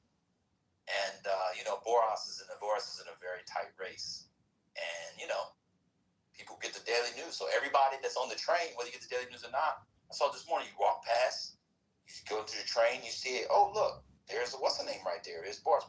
So there's a way in which it's an ad-ish, but it also just puts your name in. Oh, I need to go vote. I forgot. Oh, let me make sure I go vote. It's I don't know. I think it's very complex. So we were talking about that because he did not have any say on whether or not they were going to run that ad. But we can change the topic. I think somehow we got trolled into that other topic.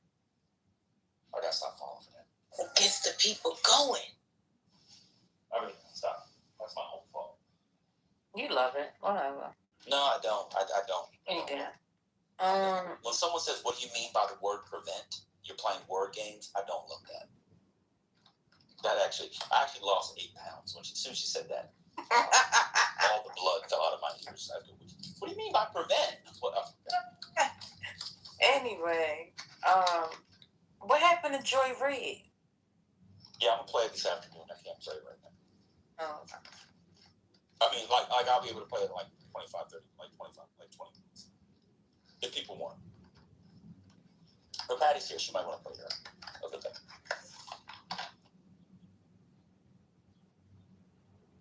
I think she's out. I don't think she's audible today.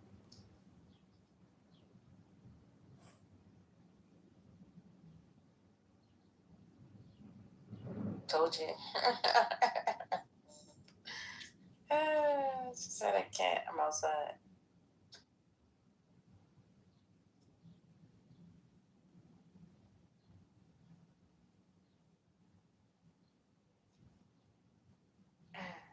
Well, brother, I don't know if I got a chance to say Happy Father's Day to you yesterday. I know I said it to the space, but Happy Father's Day.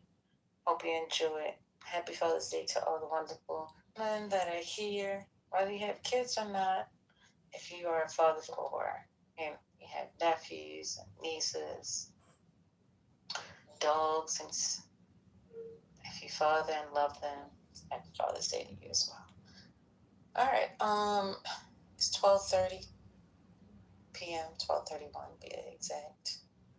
That was a great conversation in regards to the super PAC. I learned something today. That's what money. That's the power of money. Money can buy anything. And now I've learned that money can buy anything as well as controlling the other person and saying, I'm going to write this about you whether you want me to or not because you're a public figure. My. Hey, that's the world we live in today. I think somebody needs to repeal that. That's just my thoughts. So, that was part of the discussion today that led into another discussion. Some kind of way we got on bio. I don't know. Anyway, what's next? Where are we going? Is there a train or a plane taking us somewhere? Any updating news? Yeah, what's the updates on the Iran deal? Of course. That's what I was going to ask. On the Iran deal, I know Vance. CEO isn't here. Oh, he was. He was in here for a good old time. I know. Oh, you waited for him to leave for you to say that. You see that? No, the band asked the question. I was just asking if he was still here.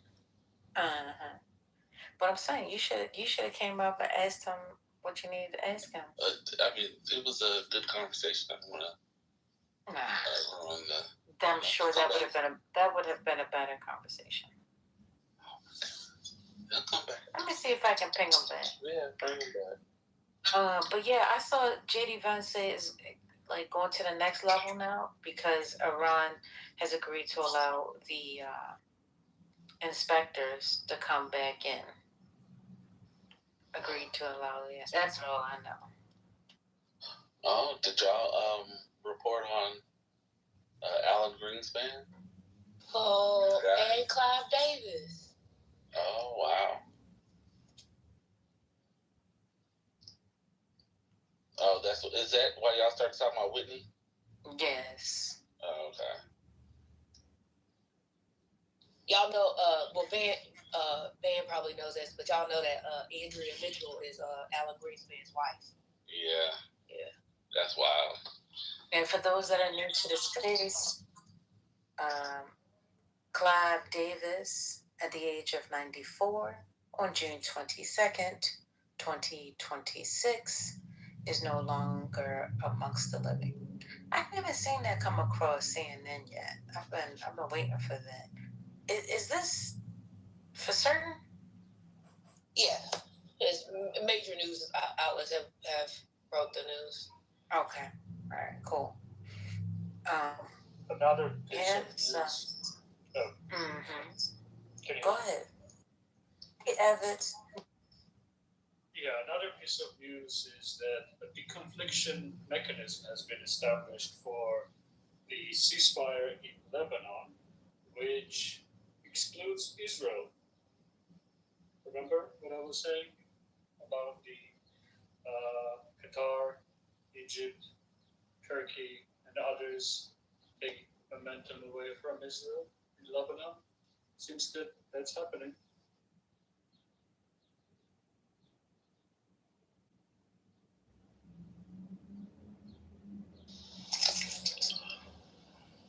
Yeah, I was wondering where you were, Neo. I figured you were, hard at work, trying to get this MOU signed. Once it felt like it was all gonna be for naught. So I hope hopefully you get this signed. But yeah, this looks ridiculous again.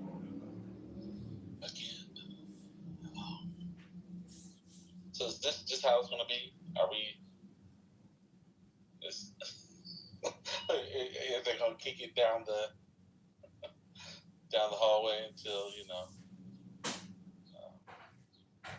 and wait for a new president? Because I just don't see. I don't even see how we get to the nuclear deal. I mean, I'm a nobody, so there's no reason why I should, But I just, I don't know.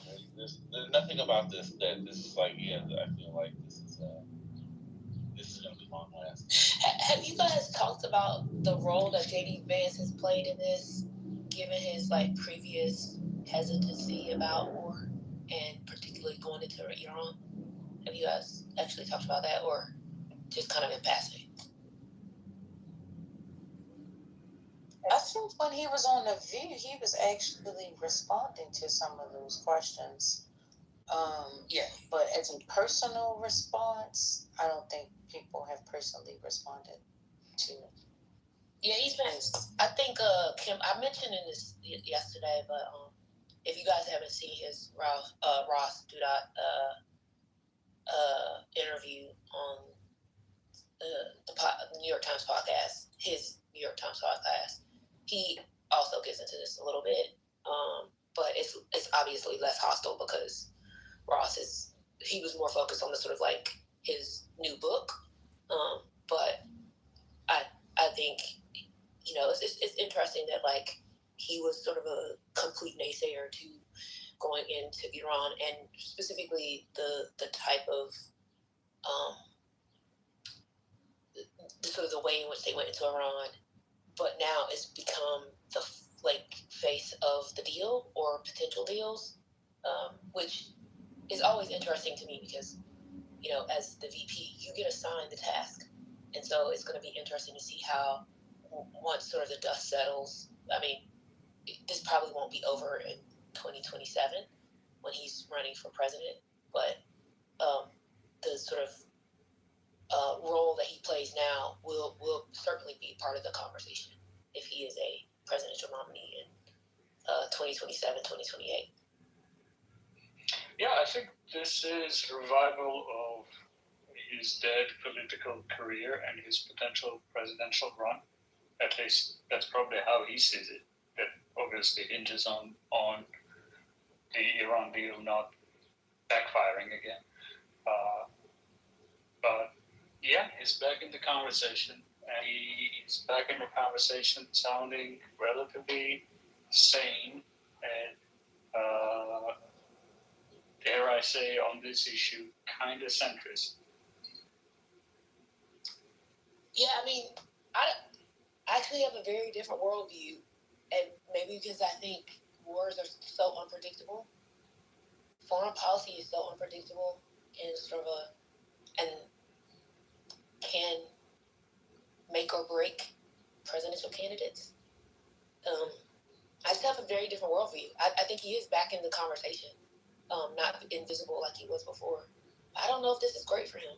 Actually, if I were him, I would be worried because even though he's assigned the face, right, as being the spokesperson for the deal and the administration, but he doesn't get to make the choices.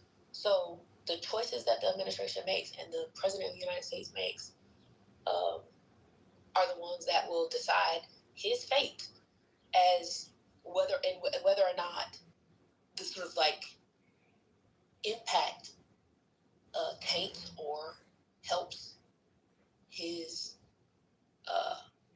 worldview on or his campaign as he runs for president. Now, the one thing that always happens in U.S. elections, as you all know about all presidential candidates, there's always about like, oh, they don't have foreign policy experience. So this does give him that. But I think it's largely contingent on like the decisions that's made and whether this deal is actually seen favorably or not. And I think we've heard a lot about this sort of previous week still.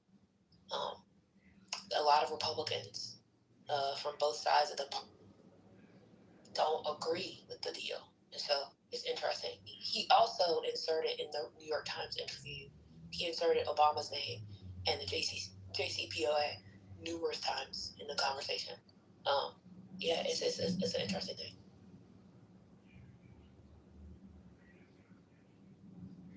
Well, I hope the Republicans, because Marco Rubio will be doing the same.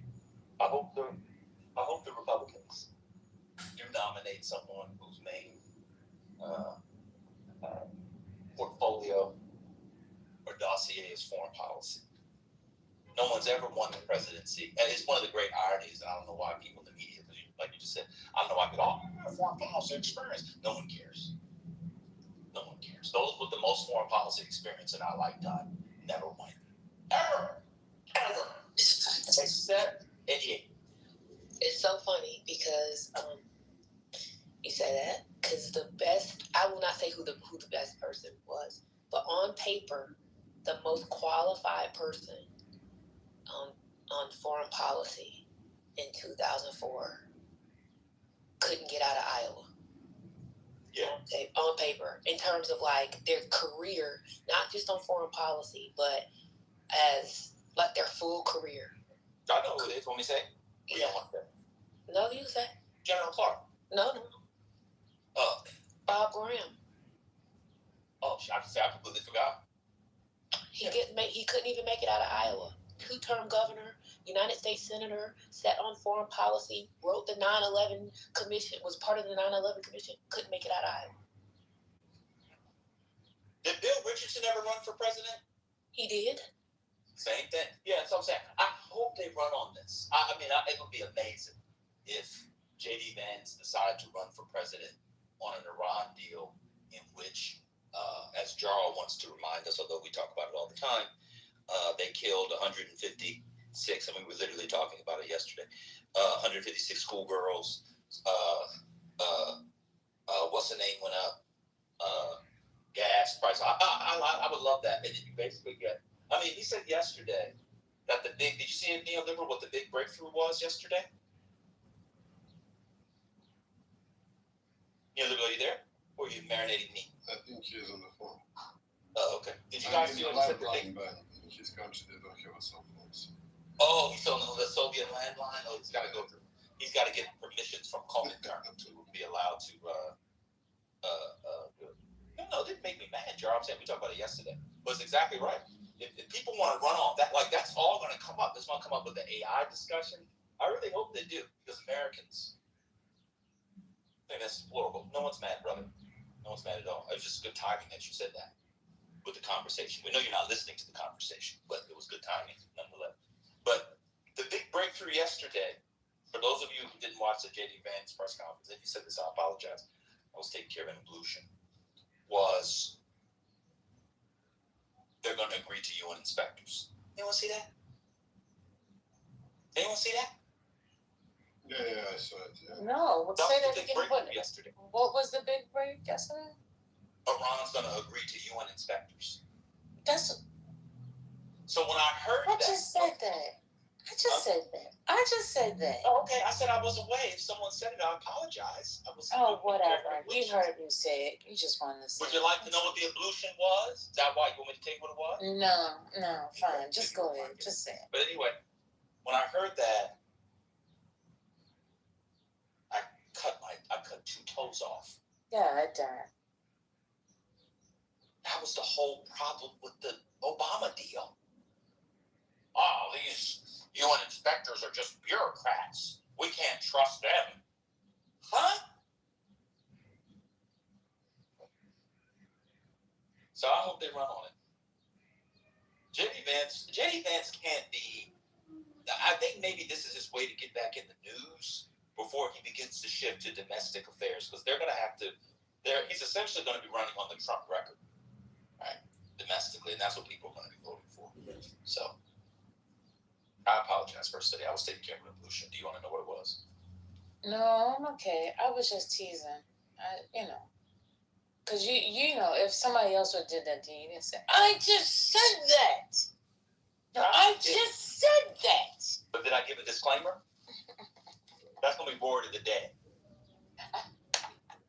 Can I tell you what my ablution was? No, I don't want to. I'll tell you what it was. No. I'm going to tell you. You were getting nose hairs. I went to my next door neighbor's alligator and told him the next time he eats a baby, even though it's evil, to get a disclaimer. Oh my God. Person. Yeah, it's the same person. Leave that child alone. My God. Same person. What does prevent me? And alligators know human notions of evil. Oh, just stay there.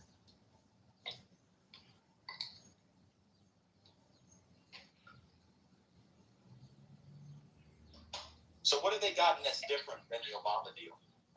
Nothing yet. Well, what's improved besides, I guess, the threat of bombing? They keep saying threat of bombing. Is there anything else that's different? I know. No, there is something major that I don't think we actually discussed. Oh, good. And that is the fact that this will not be coming out of the U.S. tax dollars to pay them back. They'll be getting just their sanction money that was held. Isn't that different? No, that was true for Obama too. That's not different?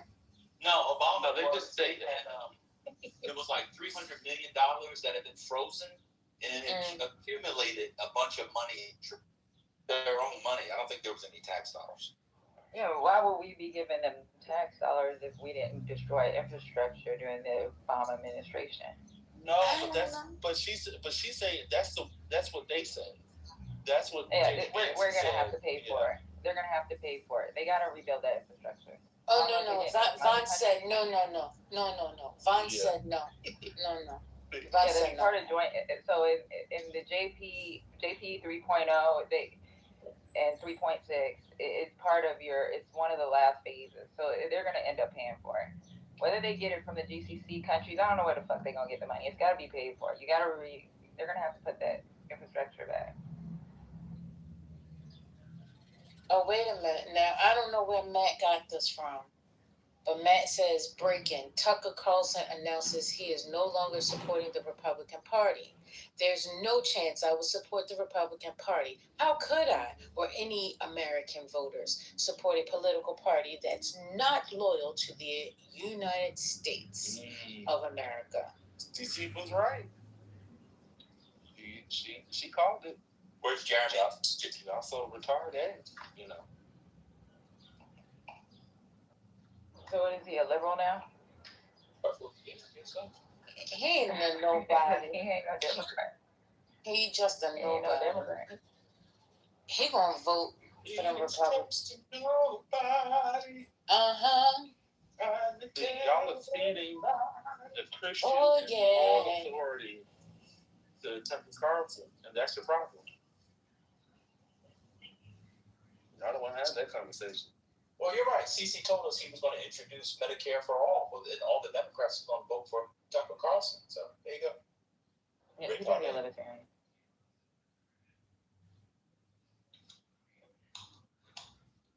He'll be right back voting for exactly party in 2020. Hello. He will probably support J.D. Vance. I think his son actually working for J.D. Vance or was working something like that. They'll do that thing where they'll be like, Trump did so much, so important, but, I think he lost his way there, but we can really pick up MAGA. Well, you're right, JD. You're right, Marco. Okay, I'm back on it. I mean, I can't vote for a Democrat. I can't vote for John Ossoff. I mean, this guy. And so they'll do the thing where they, they'll say, like a lot of, quote, independents do. I mean, both sides are bad, but I'll spend my 5 minutes bashing Democrats and not saying anything about Republicans. It'll be that sort of thing come election time. Y'all are thinking like retarded, and that's your problem. That's true. I want to be retarded.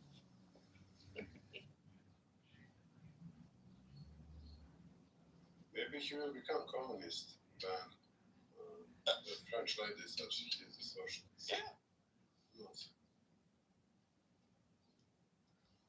Could you imagine? Oh, God. She tried to act like she didn't say that either. That was the craziest thing. Oh, yeah, that was wild. I'm going to be honest with you. That was the one thing I did hear.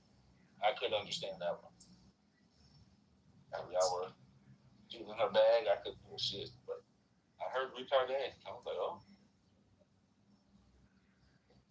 BWA called me retarded for a month after that. That was hilarious.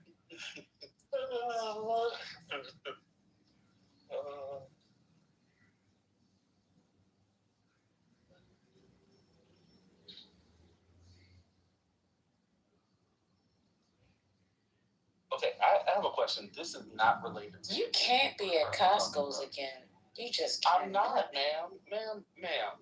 And if I am, I'm helping stimulate the economy. What are you stimulating? What am I going to need? Well, I hope to stimulate. You took the PTR. I mean,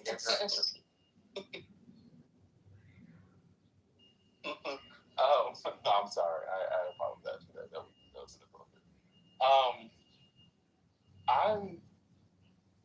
I need to clean my my patio furniture. What do y'all use to clean like the cushions? Yeah, I know. Yeah. Go to I get it from you can get it from Wayfair or Crate and Barrel or Jonathan Reach. You get new cushions. Yeah, nobody cleans them. They buy new ones. You just buy new ones. No, I'm not joking. You just buy new ones. You buy new ones every year. Yeah. I got 12 kids. I can't do that. They're not expensive.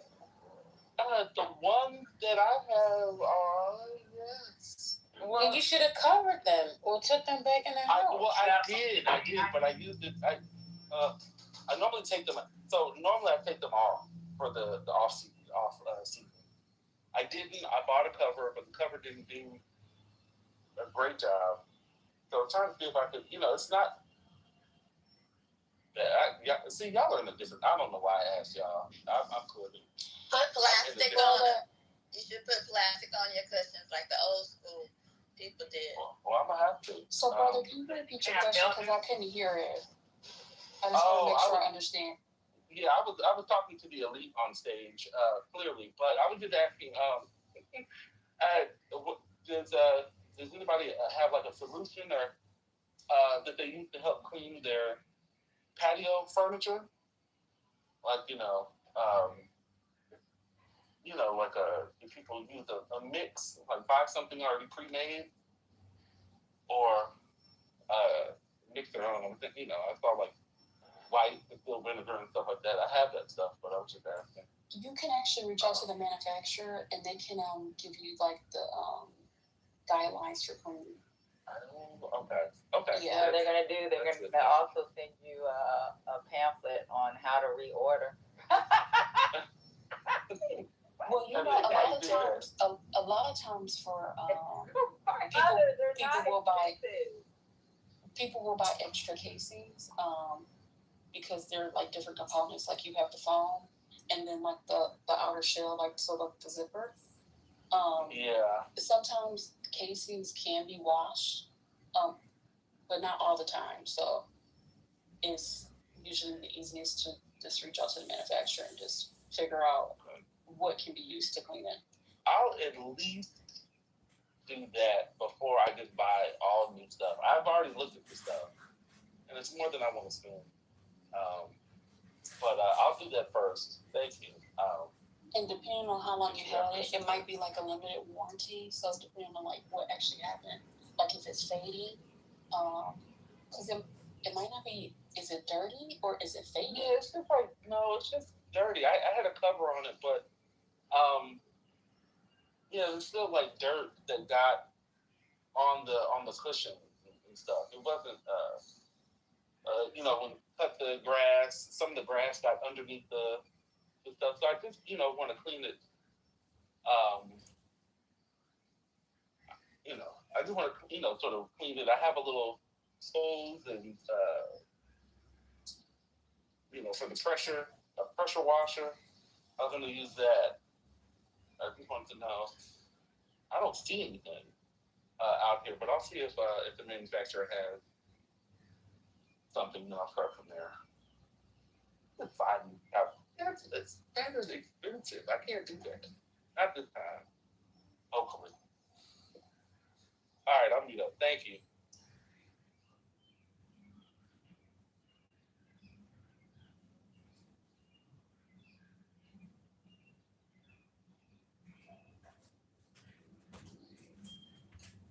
Well, for the fourth time, because it's in the chat again,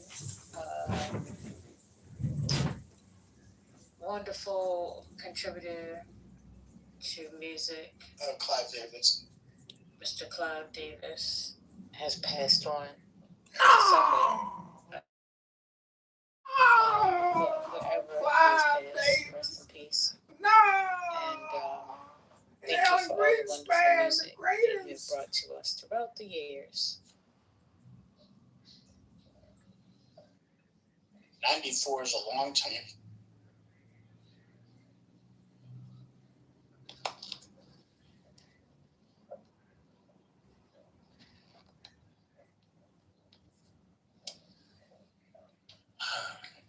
Somebody got the horses coming.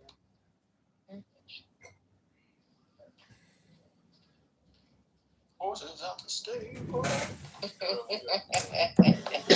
कि बड़ी हैरानी की बात है कि जब से यहां आए हैं समय कैसे गुजर जाता है पता नहीं चलता। दिन निकल जाते हैं, महीने निकल जाते हैं, वर्ष निकल जाता है, यूं जैसे अभी आया अभी गया। जब तुम मस्ती में हो तो समय शीघ्रता से भागता है, जब तुम दुख में हो समय ठिठक ठिठक के चलता है, चलते ही नहीं, जैसे घड़ी जंग खा जाती, कांटे सरकते नहीं। और जब तुम आनंद में होते हो तो कांटे भागते। दुखी आदमी क्या करे, उसके भीतर एक रिक्तता मालूम होती है, एक गड्ढा मालूम होता है। इसलिए सागर, मैं कहता हूं कि भोजन ज्यादा करना दुखी आदमी का लक्षण। मैं तुमसे नहीं कहता उपवास करो, मेरे तुम बात को समझना, मेरी बात हर जगह पुरानी तथाकथित रूढ़ियों से बिल्कुल विपरीत है। मैं उपवास का आनंद समझता हूं, लेकिन मैं ये नहीं कहता कि तुम उपवास करो, मैं कहता हूं तुम आनंदित हो जाओ। फिर अगर उपवास घट जाए वह बात और, तब उपवास का मजा और। लेकिन उपवास मत करना, उपवास से आनंद नहीं घटेगा। तुम्हें समझाया गया सदियों से कि उपवास करोगे तो आत्मानंद मिलेगा, ये बात झूठ। हाँ, इससे उल्टी बात सच है, आत्मानंद मिले तो उपवास घट सकता है, मगर अपरिहार्यता नहीं कि घटना ही चाहिए, अनिवार्यता नहीं है। ये प्रत्येक व्यक्ति की अलग अलग शारीरिक जरूरतों पर निर्भर होगा, और प्रत्येक व्यक्ति की शारीरिक जरूरतें बिल्कुल अलग अलग हैं, बिल्कुल भिन्न भिन्न है। पर तुमने पूछा है कि फिर महात्मागण क्यों मोटे होते, उसका भी कारण वही है। वो भी दुखी लोग हैं, उनका दुख तुमसे ज्यादा है। तुम्हें तो कम से कम थोड़ी आशा है कि संसार में हो तो आज नहीं कल कुछ ना कुछ पालोगे, कभी ना कभी सुख मिल जाएगा। दौड़ रहे हो, लड़ रहे हो, संघर्ष कर रहे हो। महात्मा गण ने तो संसार छोड़ दिया, अब उनके एक और दोहरी चिंता हो गई कि पता नहीं उनने ठीक किया या नहीं। न मालूम मुझसे कितने महात्माओं ने कहा है कि कई बार ये शंका मन में उठती, ये संदेह मन को पकड़ लेता है कि हमने ठीक किया। अगर हम ठीक है तो संसार के करोड़ों करोड़ों लोग गलत हैं। क्या इतने लोग गलत हो सकते? और फिर सब छोड़ के भी हमको कोई आनंद तो मिल नहीं रहा है। तो कहीं ऐसा तो नहीं हुआ कि हमने भ्रांति कर ली है, अपने साथ अपने को धोखा दे लिया है? तो महात्मागण क्या करें? न काम है, न धंधा है, न ताश खेल सकते हैं, न क्लब जा सकते हैं, न सिनेमा देख सकते हैं। कोई और दूसरी तो संभावना बची नहीं। सिर्फ एक ही बचा है सुख उनके लिए, स्वाद का सुख। सो तुम देख सकते हो तुम्हारे अखंडानंद, पखंडानंद, अनमालूम नाम तो उनके सबके आनंद में है। आनंद ही आनंद मालूम होता है नाम से, तो अखंड आनंद। मगर अगर उनके ढंग देखो तो साफ जाहिर होता है कि आदमी दुखी, परेशान। इनका कुल रस खाने पीने में है।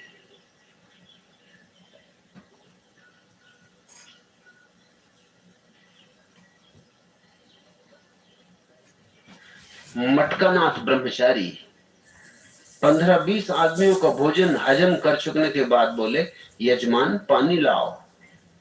यह सुनकर यजमान के प्राणों में प्राण आए। उसने पानी का लोटा दिया।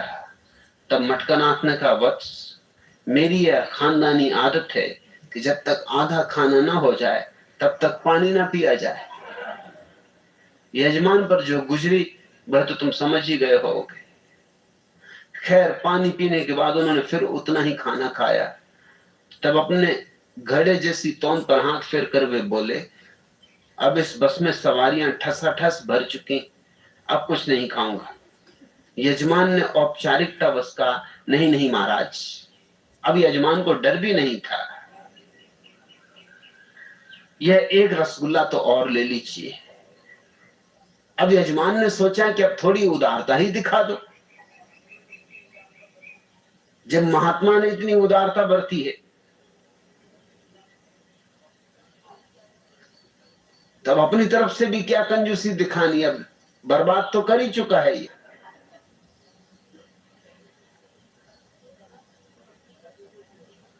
कहा कि ये तो रसगुल्ला लेना ही होगा। पक्का भरोसा था कि वो नहीं लेंगे। कहा, यह तो खास आपके लिए ही बनाया गया है, नहीं आपको लेना ही होगा। ब्रह्मचारी ने झट से उसे लिया और गपक गए। बोले, लाओ लाओ, अभी बस में कंडक्टर की सीट खाली। मगर अब बिल्कुल भी जगह नहीं बची, पांव रखने की भी नहीं। रसगुल्ले के बाद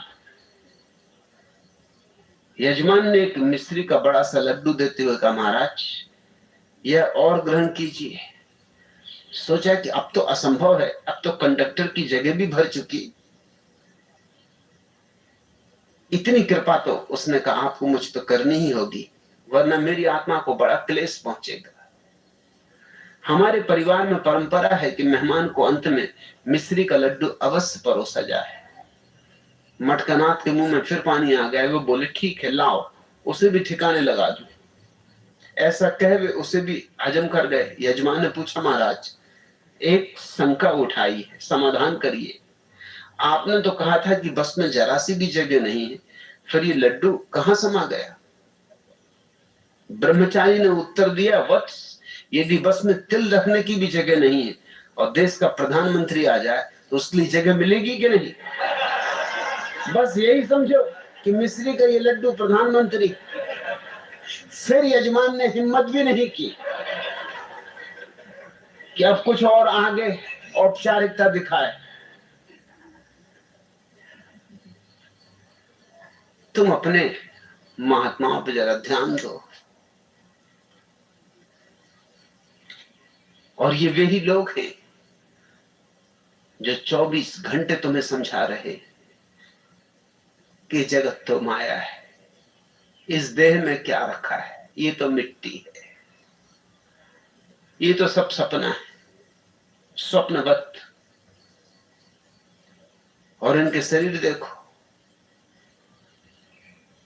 और इनका भोजन देखो, तब तुम समझ जाओगे कि इनकी बातों में कितनी सच्चाई है, कितना अर्थ। तुम्हारे महात्माओं में और तुम्हारी स्त्रियों में बहुत भेद नहीं है, इसलिए दोनों में तालमेल भी बैठता है। तुम्हारे महात्मा तुम्हारी स्त्रियों के सहारे ही जी रहे हैं और तुम्हारी स्त्रियों के लिए और कहीं कोई जगह नहीं जाने की, क्योंकि और जगह तुम्हें शक संदेह है। एक महात्माओं पर भर नहीं तुम्हें शक संदेह होता। महात्मा तो महात्मा है, सो वहां तुम स्त्रियों को जाने देते हो। संगीतज्ञों के पास जाने नहीं दोगे, नर्तकों के पास जाने नहीं दोगे, कवियों के पास जाने नहीं दोगे। बस एक जगह तुमने छोड़ रखी, मंदिर, महात्मा। क्योंकि तुम सोचते हो कि महात्मा तो पहुंचे हुए व्यक्ति संसार को माया कह रहे हैं।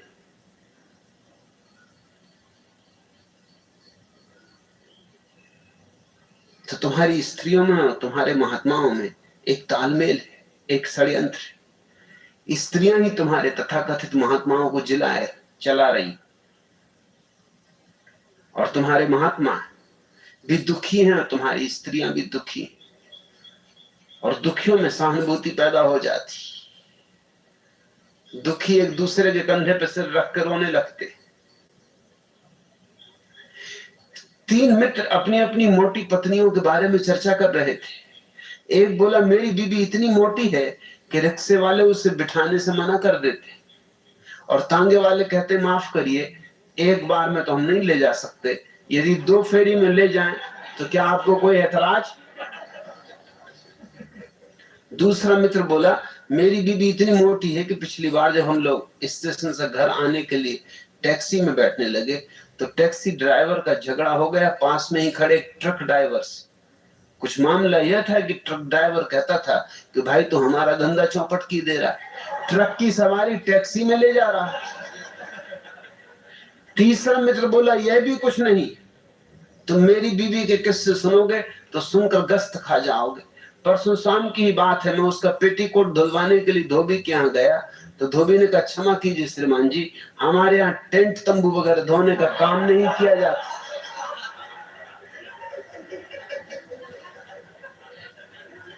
दोनों दुखी हैं।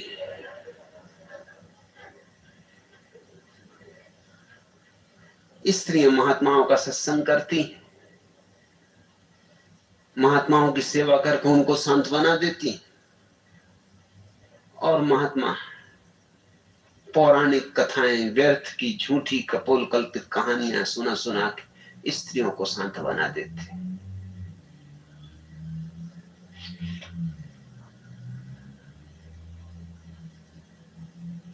तीसरा प्रश्न, भगवान मैं आपका संन्यास लेने से बहुत ही डरता हूं, कृपया अपनी शराब कुछ ऐसी पिलाएं कि मैं साहस कर सकूं। देवराज मेहता,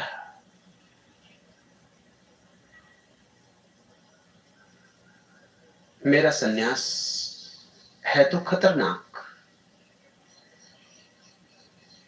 डर तो स्वाभाविक है। शराब भी मैं पिला सकता हूं, वही मेरा धंधा है,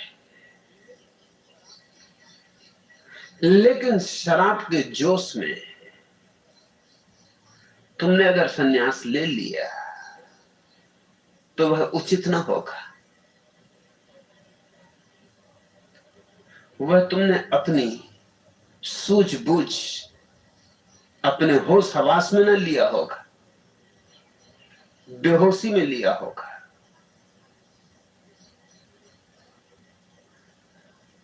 और शराब जब उतर जाएगी फिर क्या करोगे? यहां से जब घर जाओगे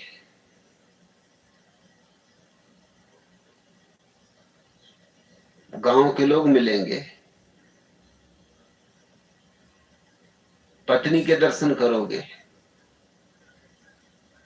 बाल बच्चे पूछेंगे कि डैडी तुम्हें क्या हो गया, भले चंगे घर से गए थे।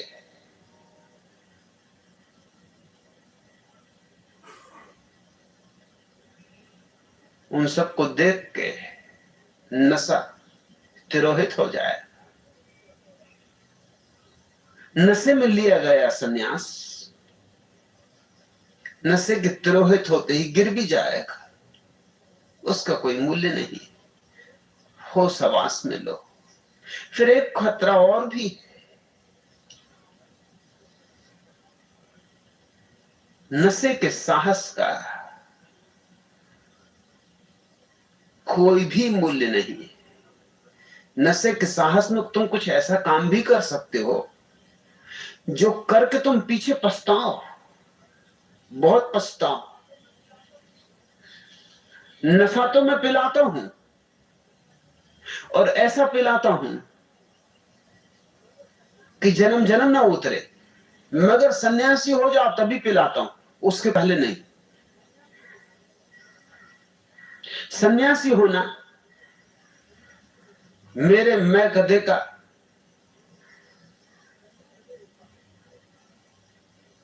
प्रवेश पत्र है।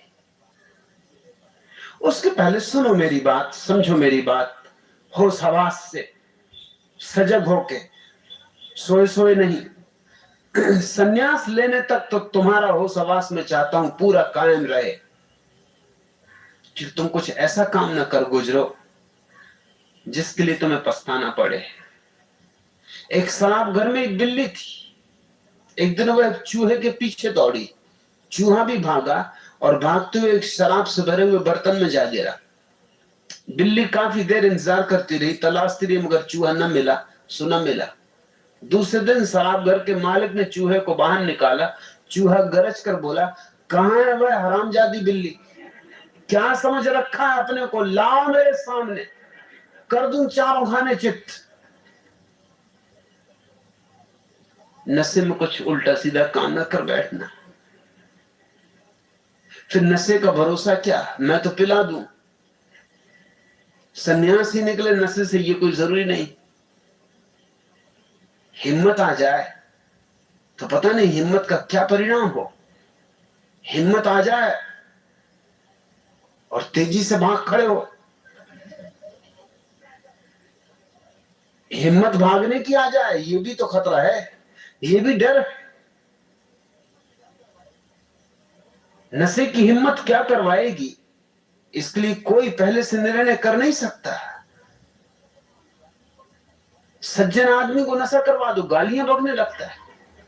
कोई सोचा भी नहीं था कि ये गीता पाठी एकदम गालियां बकने लगेगा। सोचा तो हमने ये था कि नशा करवा देंगे तो गीता का उद्घोष होगा, और ये बकने लगा मां बहन की गालियां। गालियां भीतर भरी थी, गीता तो ऊपर ऊपर थी, वो तो होश रहता तो चलती। होश में हो तब तक तुम्हें ख्याल भी आ रहा है संन्यास लेने का, बेहोश हो के क्या ख्याल आएगा पता नहीं। भीतर क्या क्या पड़ा हो, क्या ना पड़ा हो, जन्मों जन्मों का कचरा इकट्ठा है। इसलिए जब तक तुम सन्यासी ना हो जाओ तब तक मेरी शराब के तुम पात्र नहीं होते। हाँ, सन्यासी तुम हो जाओ, फिर मैं राजी हूं पिलाने को, फिर कोई मेरी तरफ से कमी नहीं होती। मगर जब तक तुम सन्यासी नहीं हो तब तक मैं तुम्हें बिल्कुल मुक्त छोड़ रखना चाहता हूं। सुनो, समझो, विचारो, विश्लेषण करो, तर्क की कसौटी पे कसो, जल्दी मत करो, धीरज से, आहिस्ता से, क्योंकि मैं जो कह रहा हूं वो खतरनाक तो है ही। वो सारी परंपराओं का विरोध है, उनका अतिक्रमण है। हाँ, तुम निर्णय कर लोगे अपनी तरफ से, अपनी बुद्धि से, समर्पण का, फिर ठीक है, उसके बाद तुम मेरे हाथ में हो। नहीं तो खतरा है। मुल्ला नसरुद्दीन के दांत में बहुत पीड़ा थी, लेकिन दांत निकलवाने में नसरुद्दीन को बड़ा डर लगता था। दांत के डॉक्टर ने उसे बहुत तरह से समझाया कि नसरुद्दीन, दर्द बिल्कुल नहीं होगा, बस 2 मिनट की बात है। लेकिन नसरुद्दीन बड़ा घबराया। आखिर नसरुद्दीन जब तैयार न हुआ तो डॉक्टर थोड़ी सी विस्की लेके आया और मुल्ला को देते हुए बोला, लो नसरुद्दीन, शायद इसे पीकर तुम्हें थोड़ी हिम्मत आए।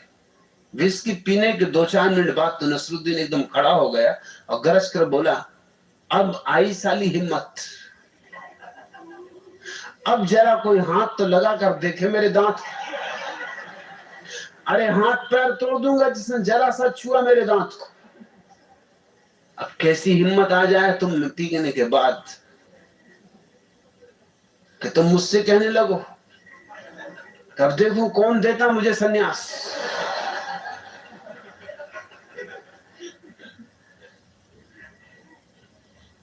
या नशे में ऐसे भागो कि फिर कभी लौट के ही ना आओ। अभी कम से कम आ तो जाते हो, आते रहो जाते रहो। देवराज मेहता, आते रहे जाते रहे, बात होने वाली है, देर अबेर, मगर जब समय पक जाए तभी होनी चाहिए। कच्ची बात नहीं होनी चाहिए। कच्ची बात ठीक भी नहीं। कच्चा फल गिरे वृक्ष से तो सड़ जाएगा, किसी के काम ना आएगा। पक जाए तो ही सार्थक है। 2 शराबी एक झाड़ पर बैठे हुए थे, डट के पिए हुए थे।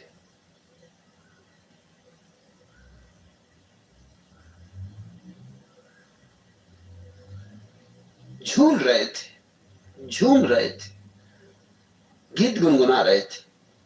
एक उनमें से झाड़ से टपक पड़ा।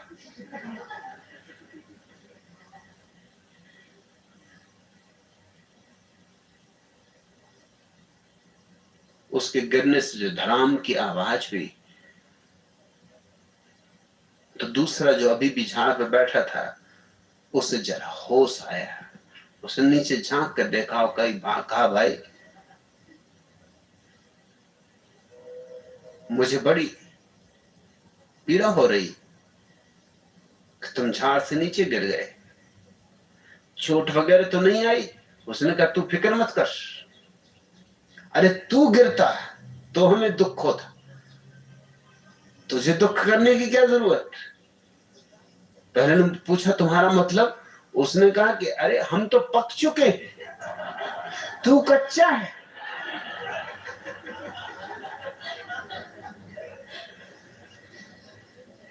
अरे मूर्ख, जो पक जाएगा वो गिरेगा ही, अभी तू कच्चा है, लटका रहे, जल्दी मत करना, जब पकेगा तब तू भी गिरेगा। देवराज मेहता, थोड़े पक जाओ, अभी डंडा मार के गिराया जा सकता है तुम्हें, मगर कच्चे गिर गए क्या काम आओ, किसी उपयोग के नहीं होगे। आते रहो जाते रहो, जल्दी ना करो। मामला तो ये खतरनाक है ही, और शराब भी जरा जरूर पिलाऊंगा। ये शराब ऐसी है जो बेहोशी नहीं देती, होश देती।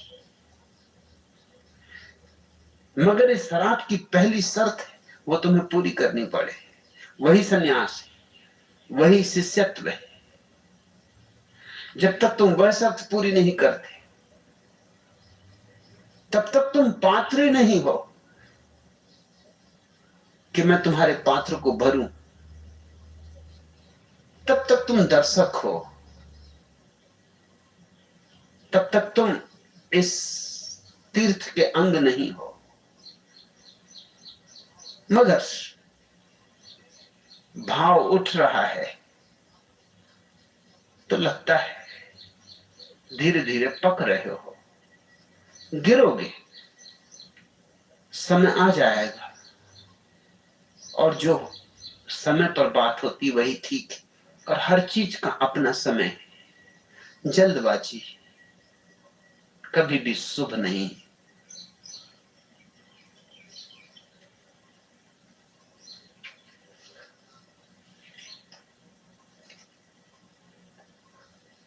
आखिरी प्रश्न,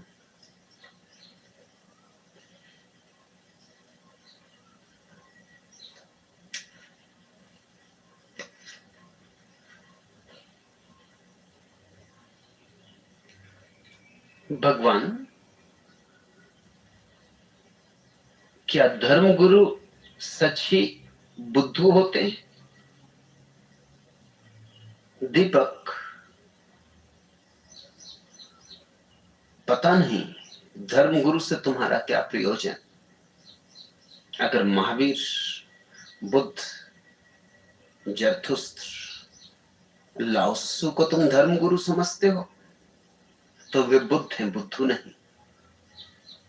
लेकिन वे धर्मगुरु नहीं, वे स्वयं धर्म। वे धर्म के साकार रूप हैं। धर्मगुरु तो हैं पंडित, पुरोहित, मौलवी, आयतुल्लाह खोमेनी, पोप पाल, पुरी के शंकराचार्य, ये सब धर्मगुरु हैं। और ये धर्मगुरु निश्चित ही बुद्धू हैं। इसमें मैं जरा भी संकोच नहीं करता हूं। मैं सत्य को बिल्कुल नग्न ही कह देना पसंद करता हूं। ये अगर बुद्धू ना होते तो धर्मगुरु ना होते। आदि शंकराचार्य धर्म है, मगर ये नकलची, ये कोई शंकराचार्य है? ये कार्बन कापियां हैं। और इस जगत में इससे बड़ा कोई अपमान नहीं है आदमी का कि वो कार्बन कापी हो जाए। प्रत्येक व्यक्ति मौलिक, और मौलिक होने में ही उसका अपना गौरव है, और अपने गौरव में ही परमात्मा का गौरव है। जो कार्बन कापी होकर रह जाता है वो दो कौड़ी का हो जाता है। यहूदी फकीर झुसिया मृत्यु सैया पर पड़ा था, विद्रोही था, बगावती था। मैं जिन थोड़े से लोगों को प्रेम करता हूं उनमें से एक झुसिया भी है।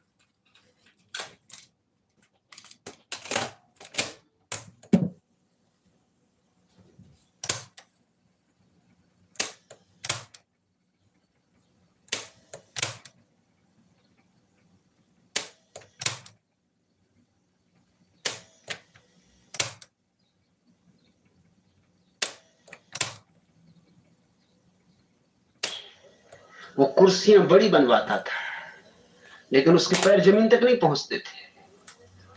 तो टेबलें ऐसी बनवाता था कि किसी को पैर ना दिखाई पड़े, नहीं तो वो बड़ा भद्दा मालूम पड़ता था।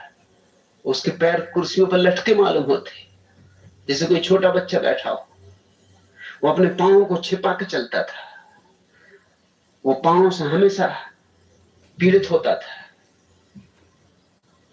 उसने अपने पत्रों में अपने मित्रों को लिखा है कि मैं सिद्ध करके बता दूंगा कि पांव मेरे कितने ही छोटे हों, लेकिन बड़े से बड़े पद पर मैं पहुंच सकता हूं। मेरे छोटे पैरों से मैं बड़े पद पर पहुंच के बता दूंगा। एडलर की बात में कुछ सच्चाई है। राजनेता कैसे मेरे संबंध में कुछ कहें, मैं उनके संबंध में जो कह रहा हूं उससे उनके प्राणों पर गुजरती, बुरी गुजरती। वो तो खुश हुए होंगे कि जो हम करना चाहते थे वो किसी आदमी ने तो करने की कोशिश की। दिल दिल में धन्यवाद दिया होगा, आभार अनुभव किया होगा।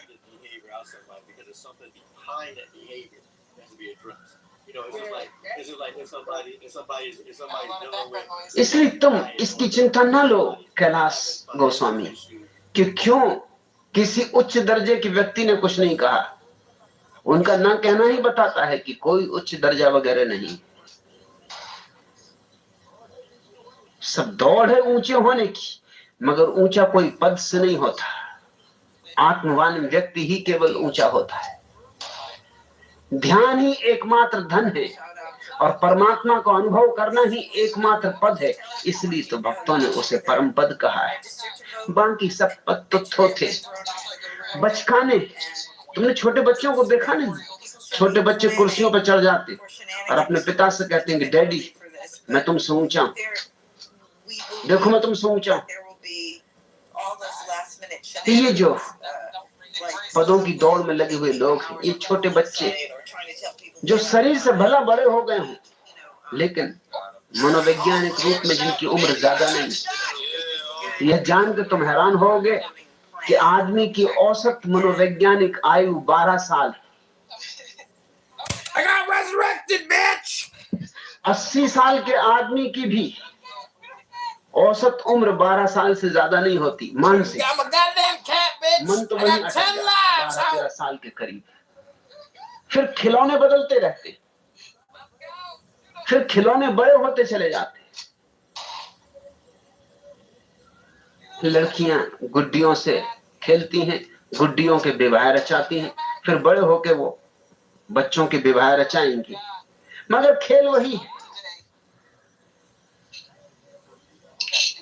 फिर रामलीला होगी, राम सीता का विवाह रचाया जाएगा। खेल वही है, नाम बदलते, रूप बदलते। ऐसा हुआ कि मैं पहली दफा रायपुर गया, मुझे कोई पहचाने नहीं। मैं किसी को पहचाने नहीं कि कौन मुझे बुलाया है। उसी दिन संयोग वसात उसी एयर कंडीशन डब्बे में बाबा राघवदास को भी आना था। Hello? बाथरूम जाते हुए मैंने देखा कि तख्ती बाबा राघवदास की लगी है। Hello? वे एक सर्वोदयी सन्यासी थे। Hello? महात्मा गांधी और विनोबा के बड़े भक्त थे। तो मैंने पूछा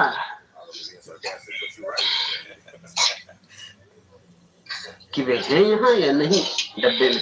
पता चला कि वे तो नहीं आए। बात आई गई हो गई। फिर रायपुर स्टेशन आया तो मुझे जो लेने वाले थे वो तो नहीं पहुंचे थे, लेकिन बाबा राघवदास को लेने वाले डब्बे के सामने ही फूल मालाएं लिए खड़े थे और मुझे देख के बोले कि बाबा राघवदास की जय। मैंने भी सोचा कि भेद भी क्या है, नाम ही रूप का भेद है। चलो बाबा राघवदास सही। मैं कुछ बोला नहीं। उन्होंने फूल मालाएं पहना दी तो मैंने भी पहन ली, उन्होंने सामान उठा लिया तो मैंने कहा उठा लो। मुझे कोई और लेने आया भी नहीं था, तो मैंने कहा कि मुझे कहीं तो जाना ही पड़ेगा। फिर बाबा राघव दास आए भी नहीं है, इनका भी काम बनेगा, मेरी भी झंझट कटी। आखिर मैं कहाँ जाऊं, कौन मुझे लेने, वो लोग मुझे को दिखाई नहीं पड़ते जिनको मुझे लेने आना चाहिए, मैं पहचानता नहीं उनको। आए होते तो वो खुद ही दिखाई पड़ते। उनकी कार को रास्ते में ट्रैफिक में कुछ अड़चन पड़ गई, पहुंचने में 5 मिनट की देर हो गई। जब हम स्टेशन के बाहर निकल रहे थे तब वो भी आ गए फूल मालाएं लिए हुए। एक आध ने मेरी तस्वीर देखी थी, वो बड़ा चौंका कि कौन लोग इनको ले जा रहे हैं। वो मेरे पास आया, उसने कहा कि आप कौन हो। मैंने कहा मत पूछो। फिलहाल बाबा राघव दास।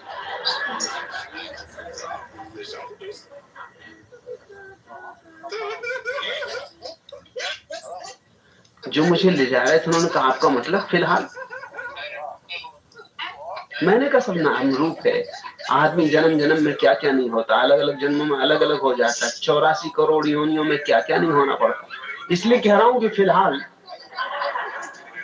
उन्होंने कहा तब ठीक है, मगर जो मुझे लेने आए थे उन्होंने कहा हम ऐसे आपको नहीं जाने देंगे, ये क्या मामला है। अरे बाबा राघव दास तो हम जानते हैं, उनमें से एक बाबा राघव दास को जानता था, उसने कहा बाबा राघव दास नहीं है। मैंने कहा इस संबंध में तुम आपस में तय कर लो कि मैं कौन हूं, क्योंकि क्या फर्क पड़ता है। रही बात अगर तुम दोनों की अड़चन हो तो इनका काम आज ही निपटा देता हूं, कल तुम्हारा निपटा दूंगा। आज बाबा राघव दास रहने दो, कल तुम जो चाहोगे वो हो जाऊंगा। वो बाबा राघव दास वाले लोग भी चिंतित हो गए कि इस व्यक्ति को कैसे ले जाना, ये आदमी तो भरोसे योग्य भी नहीं, और कहीं बाबा राघव दास किसी और डब्बे में न बैठे हो। उनको बड़ी चिंता ये पड़ी कि कहीं किसी और डब्बे में बाबा राघव दास बैठे हो और हम इन सज्जन को लिए जा रहे हैं जो कि बिल्कुल भरोसे के नहीं मालूम होते। और मेरे मित्रों ने तो जल्दी से उनसे सामान भी ले लिया और उन्होंने कहा चलिए ये रही गाड़ी, तुम अपनी फूल मालाएं ले जाओ, तो क्या मैं राज्य हूं, दोनों को हल कर देंगे। आज तुम्हारा काम निपटा देते, कल इनका निपटा देते।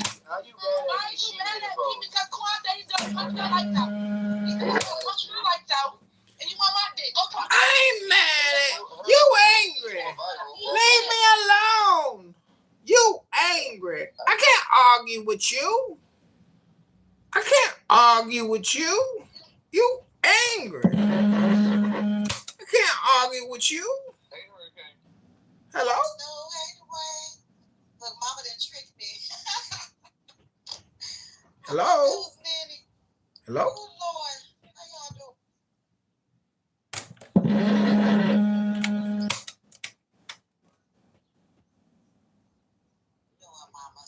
Hello? Hello. Hi, is this Frank? It is Frank. Can I be frank with you?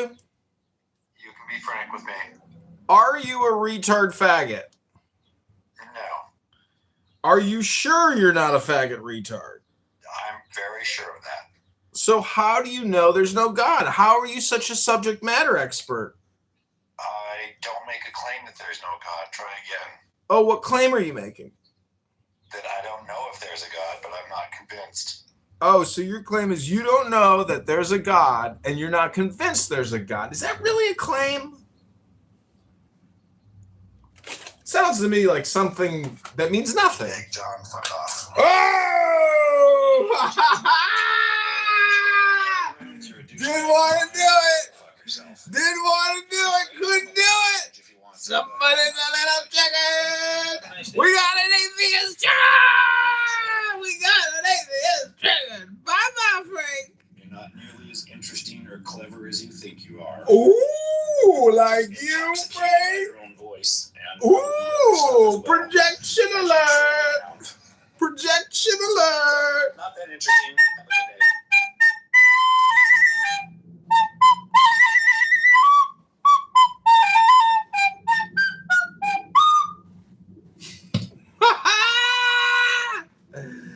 Uh-oh, somebody got a little triggered. Somebody got a little triggered. So watch this. We're going to put a link to the YouTube live stream in the chat. Somebody got a little triggered. Somebody got a little triggered. Somebody got a little trigger. He gave me to where I could put the link in the chat.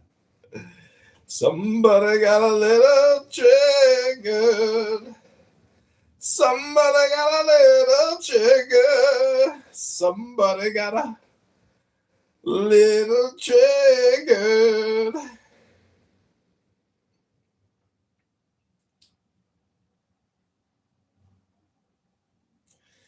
Somebody got a little trigger. Somebody got a little triggered.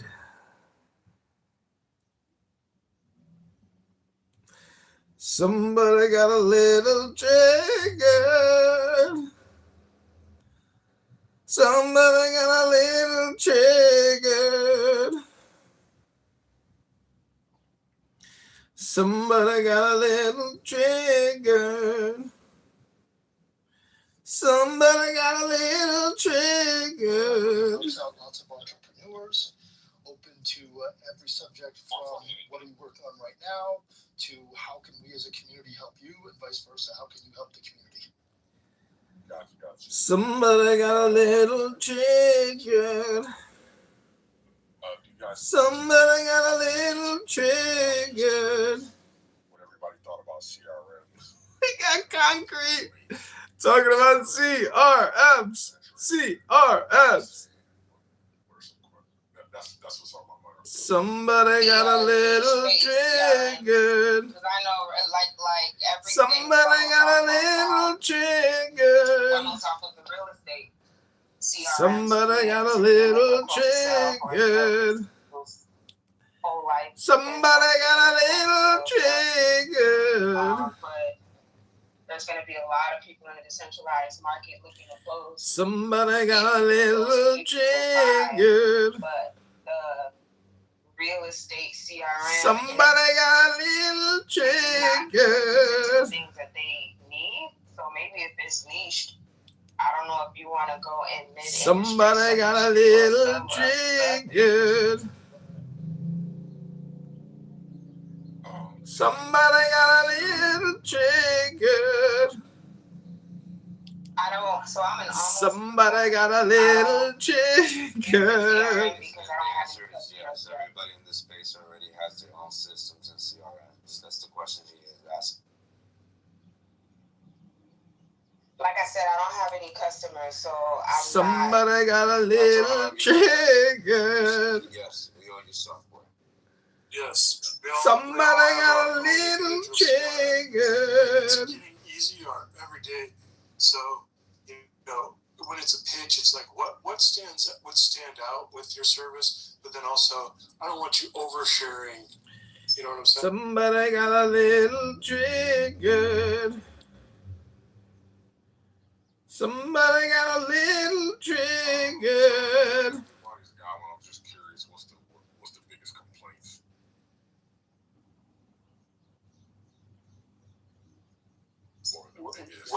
Whether it stays updated or interoperability, or maybe could you fire a task off from the dashboard? Gotcha. And I imagine you guys are using like the premier CRMs like Salesforce. I know HubSpot's got one. HubSpot, yeah. Burner, or I think it's one. So, gotcha. Those all have the same problem or interoperability. I guess you mean like between. Somebody got a little triggered. Before, but now you just give it to your Somebody got a little trigger. Operating system's going to handle it for you.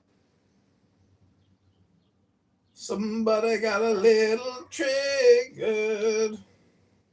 Earlier, when we started Launch's room, I was talking about launching your own cloud operating systems. This is how everyone's self-hosted operating system. Yes. Influx has his own self-hosted operating systems. Oh, okay. So Influx. We all do. Okay, I got it. So I'm trying to wrap my head around it. So pretty much everybody comes from a tech stack world, right? Me as a software developer. Concept is based on Oh, we found a winner room. We found some winners. You need to maintain some real winners. That very basic. That is always going to lead that. and to oppression. You can't manage a population by numbers and not. And I think that's policy, though. That's not foundational to Zionism. It is, because how can you create a Jewish nation and keep it a Jewish nation if you don't have a Jewish demography? And the term, I think in a future binational state, it's still Jewish in character, no? Like it's still. We're not talking about Jewish in character. We're talking about institutionalized supremacy. That's very, very different. And any ethnocentric state, especially that of a closed society like Judaism, is bound to end up morally rotten. You can't manage a population according to the ethnical characteristics. I mean, what Danny said, Danny left already, was talking about Islamic Republic doesn't mean all the Muslim land is correct. Just because you're Islamic Republic does not mean that all the Muslims can live there, and that they never claim. But the thing that he missed. I object to the concept of an Islamic Republic just as much as I object to the concept of a Jewish state. I understand. I believe church and state need to be separated. Yeah, well, that's a fair point. But what I'm saying is that the whole concept of being a state only for a certain group of people was never an idea of Islamic Republic. We only have the people. Theoretically, neither is Zionism. They don't claim to be only for Jews. Yeah, that's the opposite of what they claim. This is how they whitewash it. But the only thing is that the country used to be called Persia. There was a reason why the Shah at that time changed the name from Persia to Iran, because Iran is more inclusive. Persia only belongs to the Persians. These whitewashed Iranian diaspora keep calling themselves Persian. That's fine. You can be ethnically Persian, but there are many Arabs, many Armenian, many Kurdish, Azeris live in Iran too. They're not Persians, but they're Iranians. So that's why they changed the name of the country from Persia, so that not to get into the same trap of the Zionists. But then they changed it to the Islamic Republic. They changed it to that happened like 70 years ago. Yeah, but adding the Islamic Republic after the Shah is doing the exact horseshoe theory. It's the same thing. But that's a government system. You can disagree with that, but there's nothing that only has to be. Again, but the same goes for Zionism. A state that claims to be pluralistic and democratic cannot inherently uphold any group, whether it's based on religion or ethnicity, above all others. You simply can't. Once you do, and not to mention the fact that not separating church from state is a bad thing to begin with, but especially if you're trying to incorporate religious beliefs into the state system, that's where you get an oppressive authoritarian regime. And it doesn't matter which religion it is.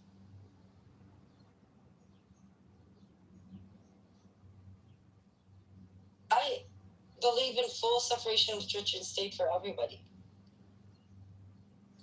Emrose, what do you think of this idea that Israel is, because it's constrained in Lebanon and Gaza and Iran, is now looking towards, I saw the Israeli government tweeted about Turkey being linked to Hamas. It seems like they're priming the population for a new threat. It's a smokescreen. They will never fight Turkey. Turkey is one of their biggest trade partners. It's a smokescreen. Okay. Well, that's good. No, it's not. What do you think? But I think Syria is really and the West Bank are really bubbling up too, though. I think that the world sold Palestine. That's what I think. So let's take this to its logical end. What happens after they sell Palestine and divide it up and give it to the highest bidders? They don't do that. By selling Palestine, I mean that they will look the other way while Israel continues to annex, expel, exterminate, genocide Palestinians. I mean, I think they sold Israel too. I don't think Israel has leverage I at wish one they time. did. I don't know. It looks like I don't know if they're going to ever get their leverage and their... What they're doing now is looking for a scapegoat. They're going to use a scapegoat at the form of Ben Gvir, a Smotrich, or it might even be Bibi, because just like I predicted, we just saw a big chunk of liberal Zionists that were visiting no other than the Emirates. So they're going to say, there you go, we got rid of the crazy ones, now we have the normal Zionists back, we can talk to them. They sold Palestine. Until somebody shows me otherwise, I will not stop saying it. Motherfuckers, the entire fucking world sold Palestine for the millionth fucking time.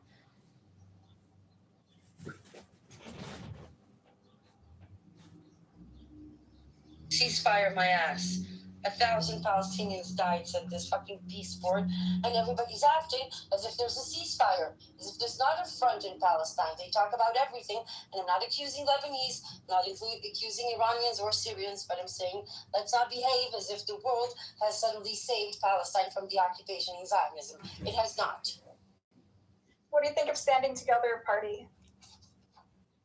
It's not something that you can talk about in this setting. People won't understand the nuance. We barely can understand the nuances. I mean, I think the room has kind of died down, so... I just wonder if you think there's spoilers for the left, which is already deflated and weak. I don't know. I don't have an opinion yet. I'm still debating. The room clears out because it's no longer a spectacle with a pinata to punch one side or the other. The room clears out when you start talking about truth. Nobody cares about truth or the actual reality. So, I mean, earlier when we were talking about I was pointing a parallel. I'd be interested to hear your view on this, but, you know, to me in America that we chase phantom enemies, and that's how we define reinforce our Judaism, because we don't have any other way to distinguish ourselves from our non-Jewish neighbors if we're not like observant, right? In Israel, you're more Jewish because just by definition of your Israeliness, right? But Israel also is constantly seeking enemies and war and creating conflicts in sovereign states that never attacked it, right? And I think Israel has shown this pattern of when it's constrained in one of its fronts of going into a new area where there is no enemy and legitimate threat and just like creating it out of thin, you know what I mean? And I just saw, to me, that's like an interesting parallel of Jews in order for continuity and wanting to preserve some sense of unique identity. Yes. Chasing ghosts and finding enemies where there might not be it. And I don't know if that's an apt parallel because of the existential shit you face. I think it's you can say that politicians like Netanyahu opens fronts just to hold on to his political power and because it's a diversion or whatever. But I don't think the fact that the existential fear is manufactured, yes, I agree. It doesn't have to be there, and that's the motivation behind most Zionists, not the religious one. It's more this manufactured. The best example is this bomb that's always 2 weeks away, right? This is a phantom threat that was created by Netanyahu. Yeah, but Netanyahu, half the country laughs at that threat as well. But now they support the war. They believe it. So suddenly they've been conditioned to change their mind. Like that's the absurdity. This is where Zionism comes into play. This is why we say it has nothing to do with yes Bibi nor Bibi, because they would flank him from the right, like we saw with Iran, just to go against him to be counted. That's why it doesn't matter. They're all the same, all Zionists. So we need to start talking in terms of Zionists and anti-Zionists, not left and right Zionists. Did you ever watch The Gatekeepers, that documentary about the folks Years who were? Ago. And like they talked about how when the threat was over, they were like looking for threats, and they were. Yeah, but they were trying to pin it specifically on one side of the Israel society when they're just as complicit in it. That's my problem with it. Oh, it's not that it's not true, but it's across the board. I understand. I think it's a pathology and a maladoption of Jews in general post-Holocaust, where we don't face the same level of anti-Semitism that we did pre-World War II. It's what they need to justify. No, it's not to create enemies. Israel needs anti-Semitism to justify its existence, right? Zionism needs anti-Semitism to justify its existence. This is why we say Zionism is anti-Semitism. Zionism doesn't exist without anti-Semitism. Okay, so perfect. And so what does that? What's the natural conclusion that if it doesn't exist, we must find it, or you can't justify your existence, right? Yes, of course. In America, we've enjoyed a level of prosperity and acceptance that we've never experienced before anywhere in the world in history for like 50 years. There's zero discrimination. There's zero like even institutional barriers, right? And we've decided to like expand the definition in order to create hatred, because without it, not only does Zionism not exist, but secular diaspora Judaism doesn't exist. And so we cling to haters and ghosts and like the mayor of New York City's wife's like on October 7 because it's all we have to distinguish ourselves. And that's sort of the point I was trying to make. But this is part of the Zionist doctrine. The entire idea, and you can see this in the state of Israel, is Zionism is aimed at replacing Judaism. This is why the symbolism is so important. This is why the flag is intentionally designed to look like the Talit, as you the flag. This is why the parliament is called the Knesset, because you create a situation where Judaism is the Zionist state. You annex the symbols, that becomes your religion. And along the way, they actually ignore what Judaism really is. Yeah.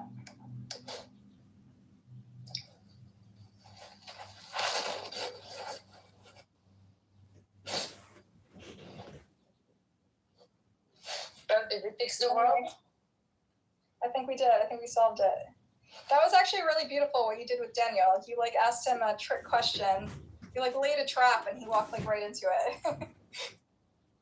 Yeah, it's easy with that. I feel like you've done that before a few times.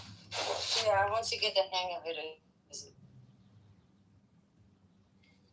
I mean, the whole thing is stupid, you know? Everyone, when it's convenient, you link the two, and it's not, you don't link the two, and we need to just hold complex truths and not be so binary about it. Yeah, and people like him don't help. No. Okay, I'm gonna clear the stage so we can get other people up. Okay. See you around. Ellie, get up here. I want to talk to you.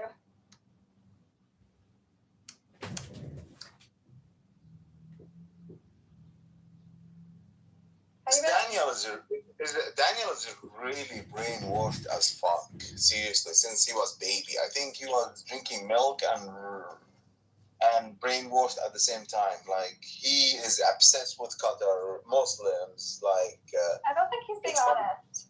I think he's more on a Hasbara campaign. He thinks he's saving his country. I've actually seen a documentary about those people actually done the courses of Hasbara to come out and they talk about it.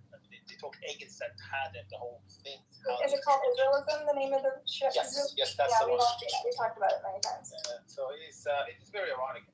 Look, what do you think about? I was just looking at how the Americans view Israel in the past 3-4 years and compare that to, like, I'll just try to look at the demography of the view of Israel amongst Americans.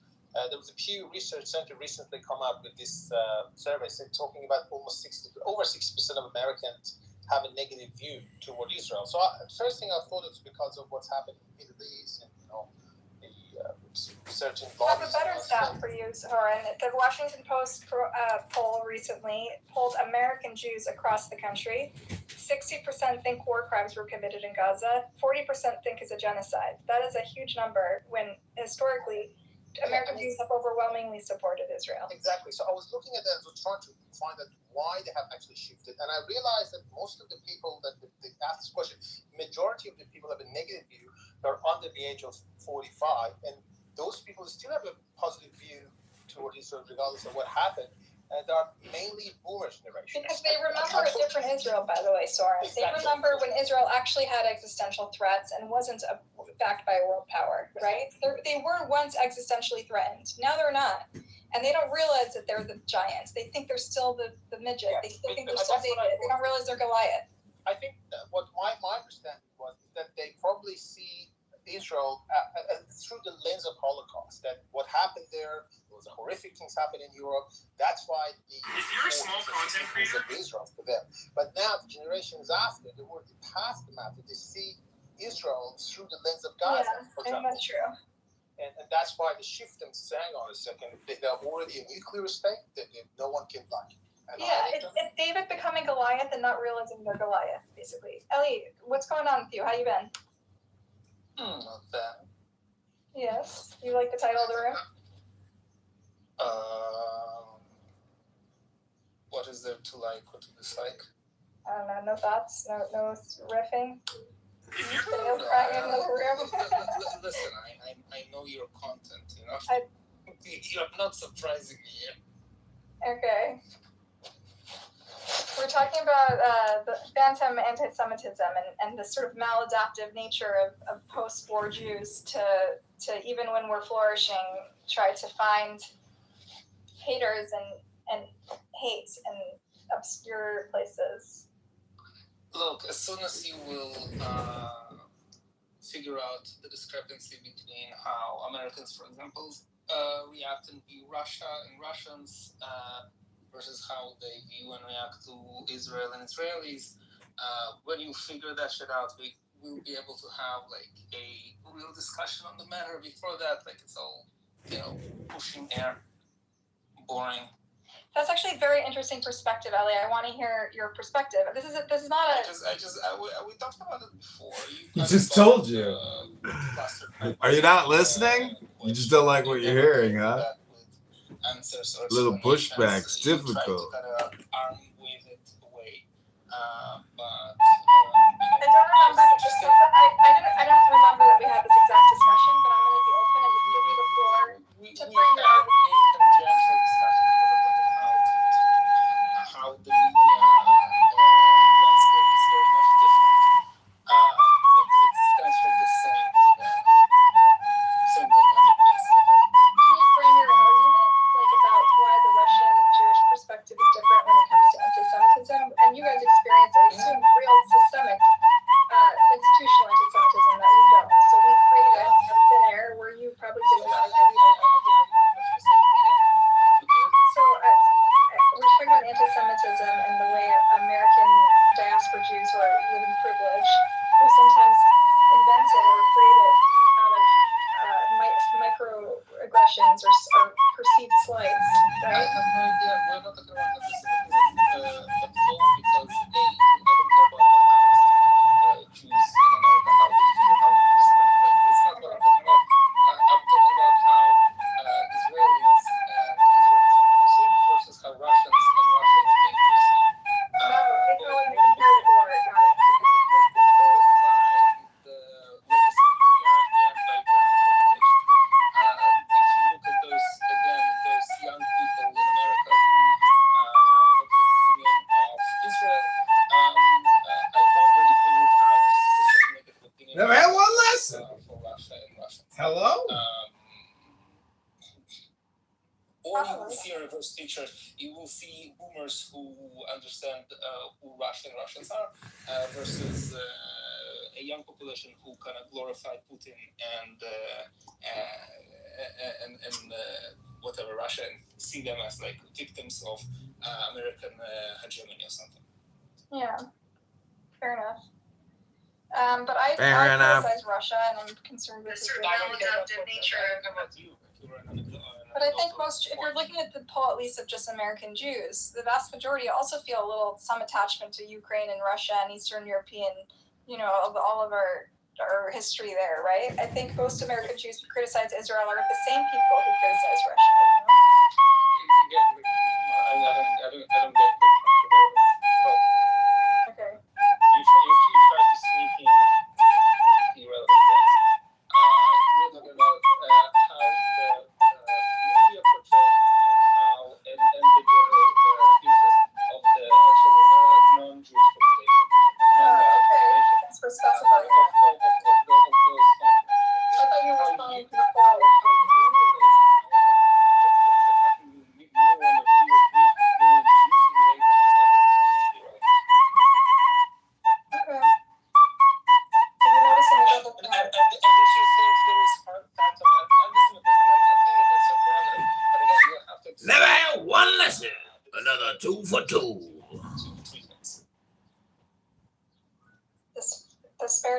distance in the media between Russia and Israel?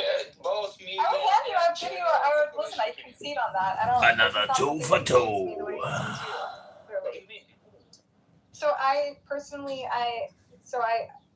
as much as I love Ukraine and have roots in the Eastern European region, I'm more emotionally invested in the story of Israel-Palestine, right? But again, you are a Jew, okay? So you can claim that you have some whatever. I'm talking about the fucking average American that you said, like, Pew Research shows that their relationship, their relationship to Israel changed. Let's say, okay, I'm saying, okay, how do you explain the fact that Russia had like several cities in Ukraine turned into much worse condition than, for example, Gaza? Okay, they killed God knows about how many people. They killed fucking God knows how many of their own population at this point. And those same people do not give a fuck. This is the criticism of the media's airtime and the ink that's spilled on Israel versus Russia and other conflicts. I mean, South Sudan is also a way more horrific shit situation that nobody's talking about as much. Again, you can excuse the South Sudan by it being like in a place where nobody cares. Okay, you can say that you can compare Israel and Ukraine and the fact that both are kind of world powers. I'll hand you that. The portion you can criticize the amount of. She's gonna hand you that. She's gonna hand you that. Similar like horror stories, right? And I think that's a valid point, Ellie, right? But that's just that doesn't change the criticisms, right? It has no relevance. We are not talking about the criticisms. You know that I'm on the side of Israel and I'm on the side of Ukraine, okay? So for the criticism, you can have whatever criticism that you want. That's not the point. No, you're talking about shifting public opinion, and you're saying it's because media shaping your projection alert.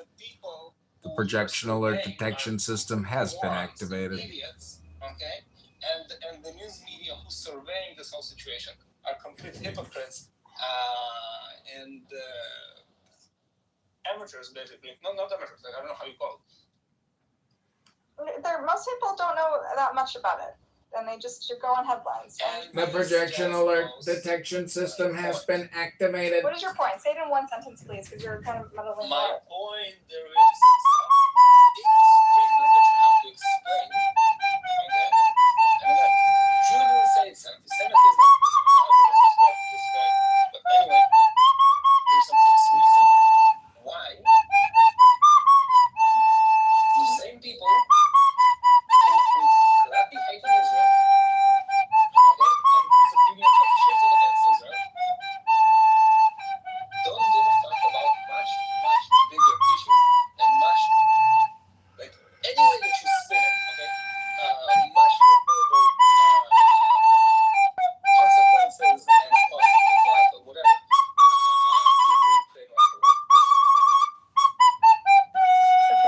And you have to explain this with something. You don't subscribe to anti-Semitism. Subscribe to anti-Semitism. Think of something else. Wait, What is the reason? What is the reason that this is started? Is there an interest in one war versus another? Yes. And why there is a moral duplicity. Never had one lesson. Another 2 for 2. We've had this conversation before, and I'm not discounting the fact that Israel. I told you that we had this population, and you never come up with an explanation that satisfies either it's logically consistent or whatever. Another 2 for 2. Life is not logically consistent, Ellie. Okay, like people have taken interest in what's for different reasons. I'm telling you that Jews Israelis claim this is anti-Semitism. If you do not subscribe to that, do you see that as anti-Semitism? No. I told you many times what I think it is. What is it? Political.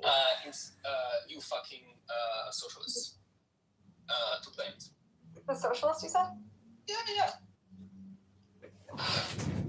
Well, okay, how about the media? It's in the Southern Fascist Socialist Alliance, basically.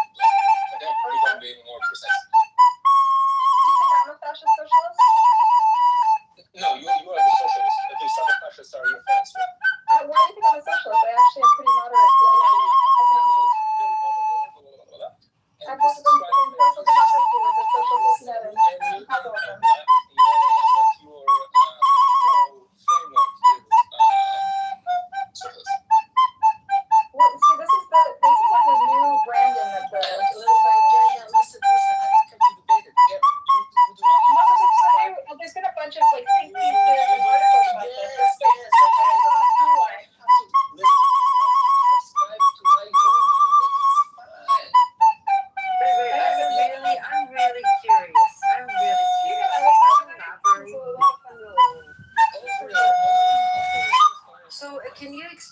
Islamofascism to me? No, I don't care to. Why? She asked me like, because she asked Oh, we me. try to be nice. But I'm your fellow Jew.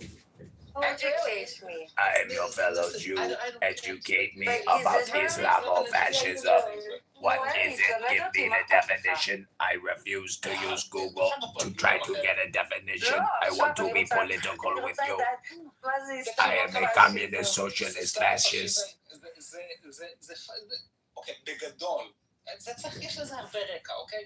אבל נגיד, תחשבי, אוקיי, את יודעת איך האוקראינים קוראים לרוסים? תמשיך.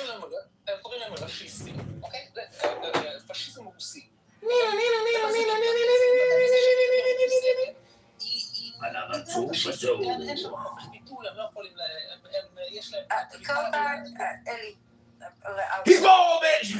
I know all about Islamofascism. I know all about the Green Belt. I'm just really curious in here because I was surprised when you say I don't label it anti-Semitism. That was curious, but that's my bad because I should have expected you to attack it from the Islamophobic angle. So that's your argument, Islamophobia.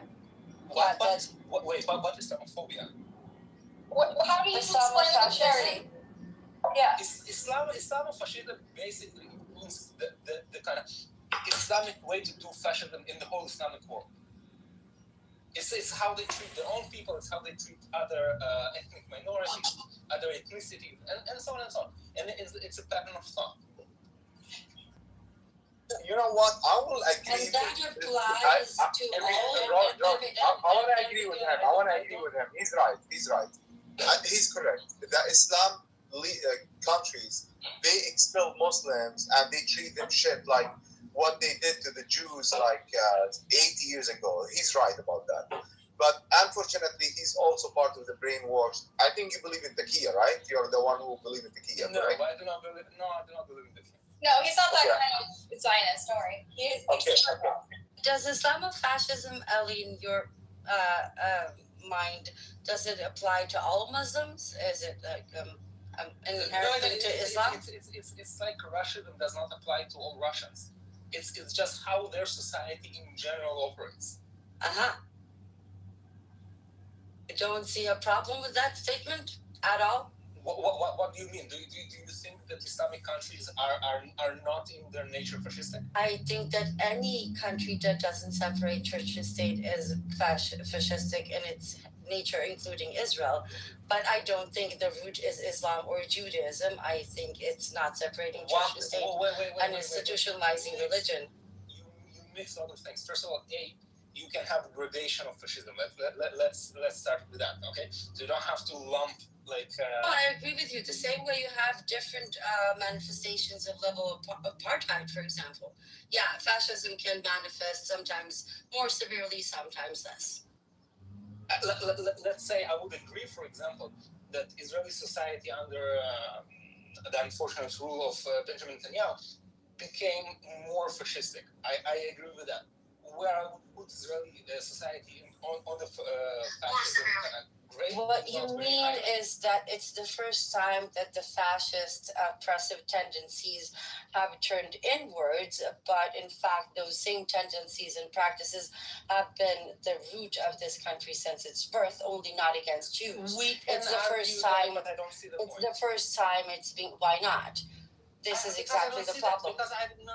Because again, this shifts the conversation. The Islamofascism. Why not talk about Jewish fascism, aka Zionism? Because this is not the point of the conversation, and AKA I do not agree with that. Why? You claim that Islam is in nature fascist. Wait. If I understood you right, you said that their societies. Didn't you say that's how their societies? I said that Islamic countries manifest themselves today. What do they have in common? What do they and that? That thing they. That thing they and that. That thing they and that. That they are the fascists. That the Zionist Jewish fascism versus that Islamofascism. They don't know what that they doing. Are labeled fascistic. Hello? First of all, you have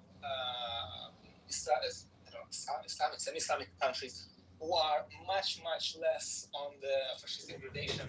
Out of But when I asked you, does it apply to all Muslims? You said, well, that's what their society is. That's what they say. They don't know I that. asked you, does that apply to all Muslims? You said, well, that's what all their society. That's what they say. Point to the least fascistic Islamic country. Turkey.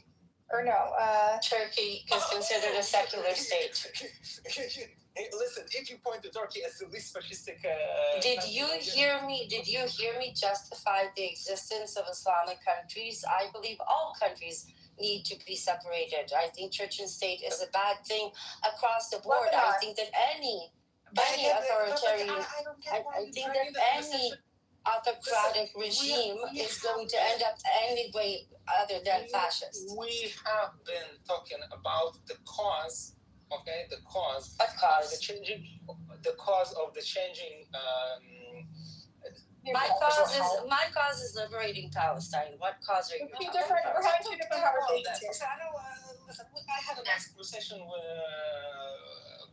Buttercup. Like you tried to pull the conversation to something that it's your. Are you not interested in having a conversation with a fellow Israeli?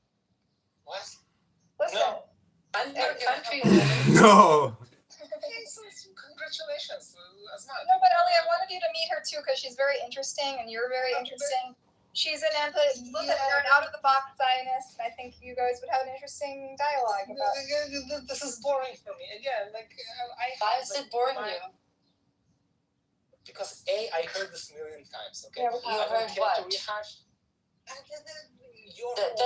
The what? What shtick? What is my shtick? About all Muslims, such a separation of church and state. So first of all, and by the way, your tendency to kind of subscribe me to things that I haven't said and do not believe in. Like, come on. Okay, approaches with both sides. Is boring, not interesting. And the fact that Baraka has to defend. What is my shtick, Ellie? You had been subscribing me. Okay, to whatever notions that you like have. The classic Zionist narrative talking point. No, I literally repeated your own words. When I asked you, does it apply to all Muslims? Your response was, well, that's what happens in their societies, right? I specifically asked you. You could have said their countries, and I told you that they manifest fascism. So again, you did not make the distinction and say, well, some Islamic societies can become fascist. Exactly. So you're inherently relating Islam and fascism to be one of the same. No, I told you. How no?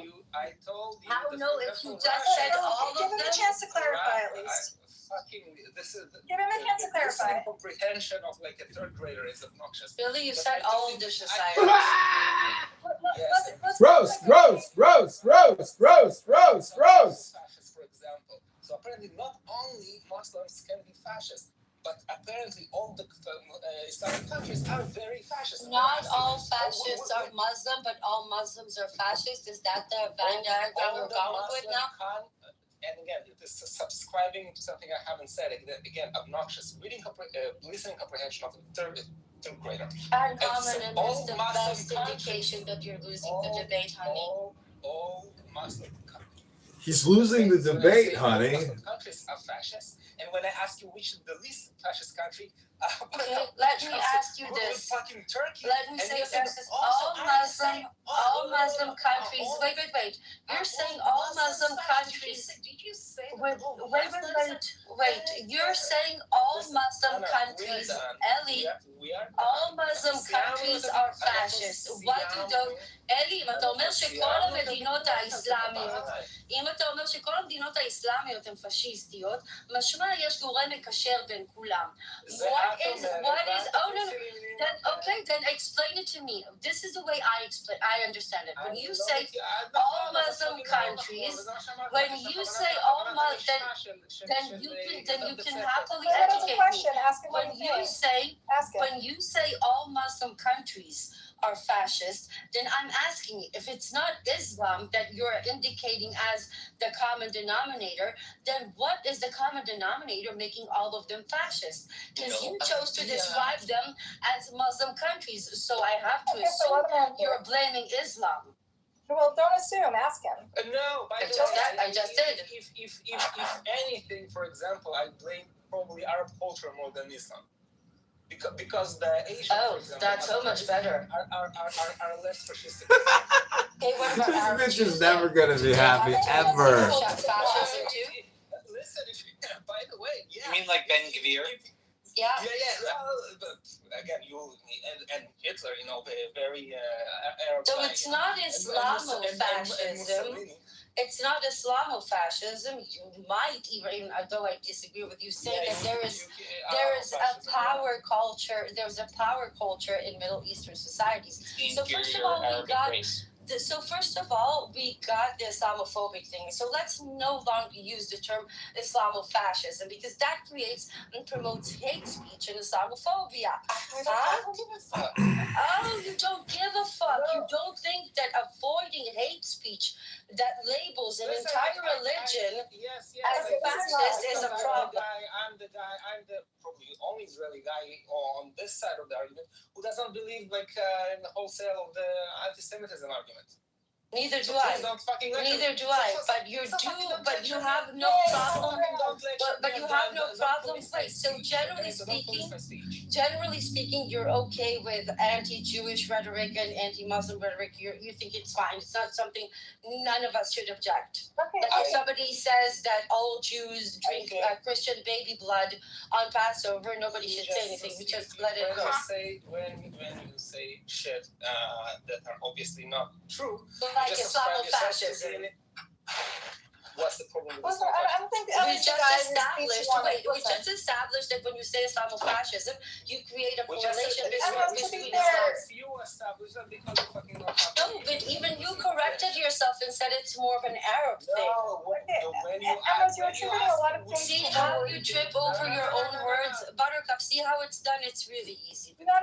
I think Great work, Ambrose. Wow. Great work. She said Daniel's in the other room crying, that she made Daniel cry. It's not okay to use it because you attributed a bunch of beliefs to him based on a word he used, and maybe he misused it or meant it a different way. So he just corrected himself, but then and day. He's allowed to clarify what he means. But then again, he clarified. Again. Okay, maybe it's more of an Arab thing. But then when I said, hello? I said that if you ask me which is, you wanted me to find a correlation, okay? You said all Muslim I think we've actually found the most annoying person in the world. All Muslim countries are fascistic, and we agreed on that. Okay? No, we didn't agree on that. Fascistic country is fucking Turkey, we didn't agree on that. I just didn't engage in it because that's not the conversation I'm interested in. Do you want to engage in it? I want to know what is the common denominator between all those countries. I want to know what is the common denominator making you group them together. Which is the less fascistic country than Turkey? What is the common denominator? Ali, 1 second. 1 second. This conversation when guys here a less fascistic country than Turkey. Okay, listen, let me say something. I think that there, as you know, because you're both really smart people, that there are many geopolitical reasons why I don't know about Ambrose here. Fascistic, right? And so contributing to one cause is overly simplistic. We're not gonna right now solve why specific countries are or not fascistic. I don't think it's constructive. Okay, at least he doesn't know why. But I think it's we don't have to solve it. You can't, and you certainly can't attribute it to one factor. That's that's what he does when he says Islamofascism. That's what he does. And that's what he clarified. He walked it back. I didn't walk it back. There you go. He did walk it back. Ellie is like a libertarian who wants to use whatever words when he says Islamophobia, it's no different than saying any other blood libel about Judaism. And allowing it and letting it go unchallenged is the same thing as letting blood libel against Jews go unchallenged. I'm sorry, but it's not a word that is acceptable to be used. Okay. You're labeling 1.8 billion people as inherent fascists. Listen, earlier today we were hung up on the fact that Mamdani used the word monsters to describe AIPAC, okay? When we get stuck on one word... Monsters doesn't use Jews, Muslim, Christians, or Buddhists in it. But he uses Islamofascism as an acceptable term. And it says that every Muslim country is inherently fascist. Just look at their societies. Do you understand what that type of rhetoric leads to? I think we're missing the... No, I agree with you. We're missing the forest despite the trees. We're whitewashing, and this is exactly how... Do you have this expression in Hebrew, missing the forest despite the trees? It's like you're missing the big picture here, right? And no, I don't agree with you. I think it's exactly the kind of small things that we let slide that end up being the root of all the decay and all the rot that is so obviously prevalent in the society, because we ignore shit like that. We allow them to label Arabi Tov Zarabi Met. We allow them to say that shit. We get away with it. We say it's just a song. No, that's how it starts. That's how you dehumanize and demonize an entire culture and society.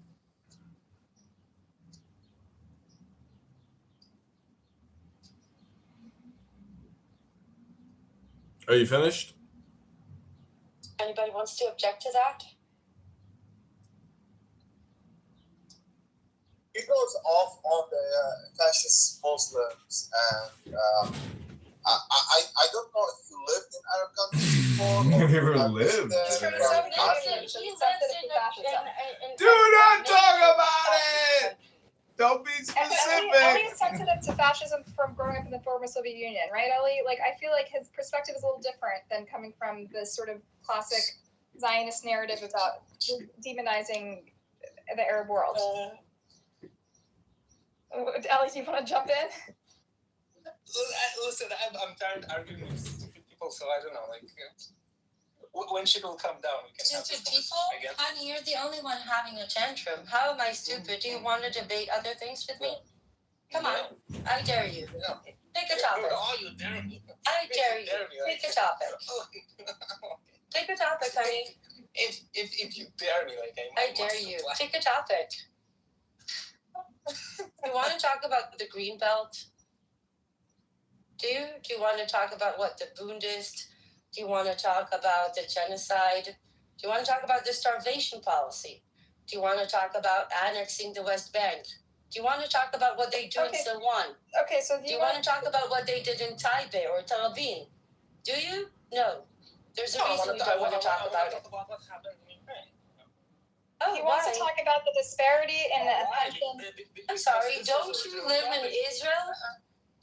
Are you not aware that there is a genocide happening in your name? So, okay. That's what you think? No, that's not what I think. It's what the scholars and experts think, not me. Oh, it's scholars. Okay. Yes. Yep. You don't want to talk about it. Why? We've debated it many, many, many times. I do not want to talk about it with you because you're stupid, and I don't see the point talking with stupid people. Okay, no ad hominem. Having to explain this for like the third time. Again, when you go to an ad hominem, you're showing to the room that you lost your argument. Stop it. You're embarrassing yourself. Expressing my preference to who I want to speak and to who I don't want to speak. Your argument for not wanting to speak with me is you're stupid. Like a 4-year-old. Argument. I'm just giving you my reason. Saying you're stupid is the reason of a 4-year-old. You kind of need a better reason than that. Anyway, I think the point Ellie was trying to make is he gets confused. He's been long confused about why people who have negative views of Israel are not similarly fixated with Iraq. You're being confused because you don't have your own. My own what? Theory. Theory about why people are more fixated on Israel. I do have a theory. You want to hear it? Yeah, thank you. Okay. So historically, if you follow Jewish history, Jews have always been news. And since the founding of Israel, the story of Israel is a very riveting story, which is why listen, I work in the media and I know what makes an interesting story. And the Jews are an interesting story, objectively, right? These people who are chased out of, persecuted and murdered and chased out of every country, and then by some miracle created as a state and have been like by some miracle survived all these attacks from people, from their neighbors, right? And because we spent billions of dollars as an extra on their weapons in the last couple of years, add an extra layer of their relevance to the lives of people in the West. Okay. So it kind of sounds like what you're describing. Actually, that's a good. To be fair, we give billions also to Ukraine, right? So it should be similar. Yeah, no, but what you're But saying. in the case of Ukraine, we're giving it to the victim. In the case of this, we're giving it to the perpetrators. You understand the distinction?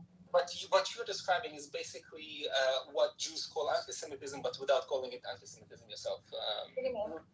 Being fixated on Jews is finding us interesting. We are interested. Hold on, but just Ellie, Buttercup, I have a suggestion.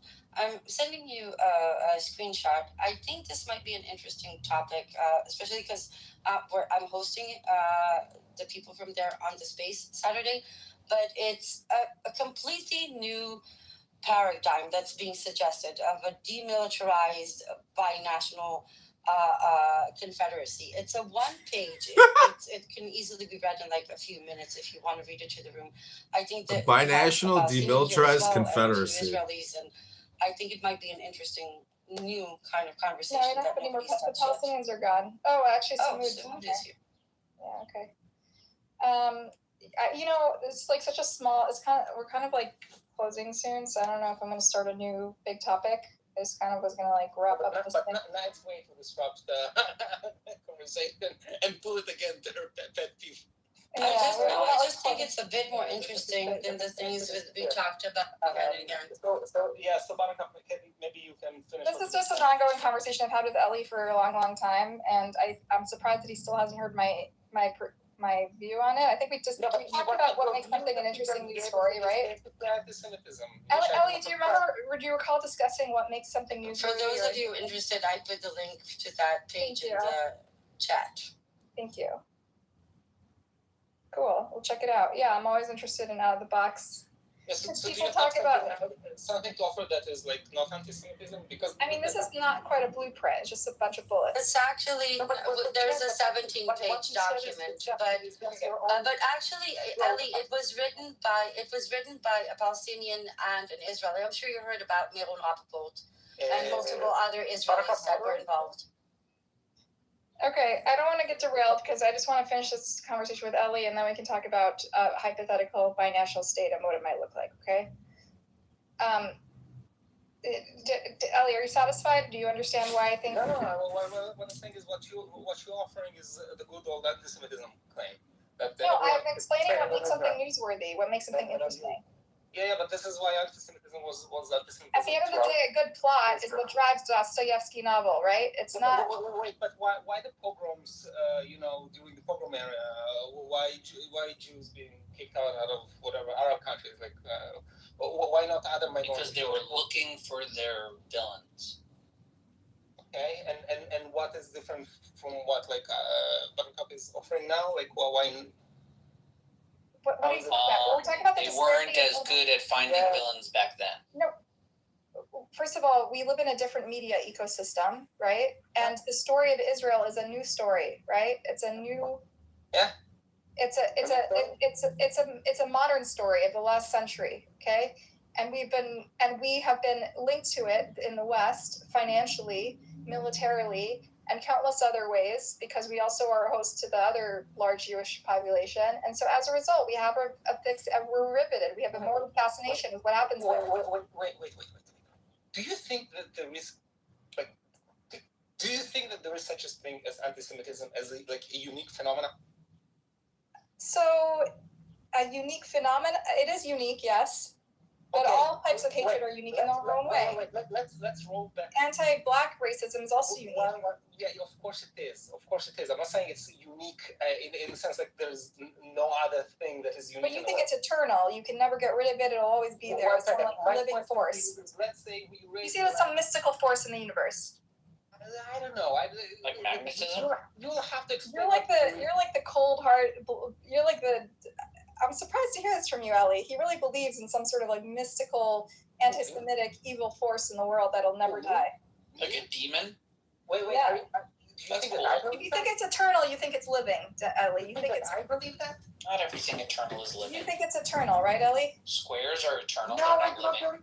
Listen, no, I'm just trying to figure out what you believe in. I don't believe in I anti-Semitism. think there are social contexts for anti-Semitism. One was the Protocols of the Elders of Zion.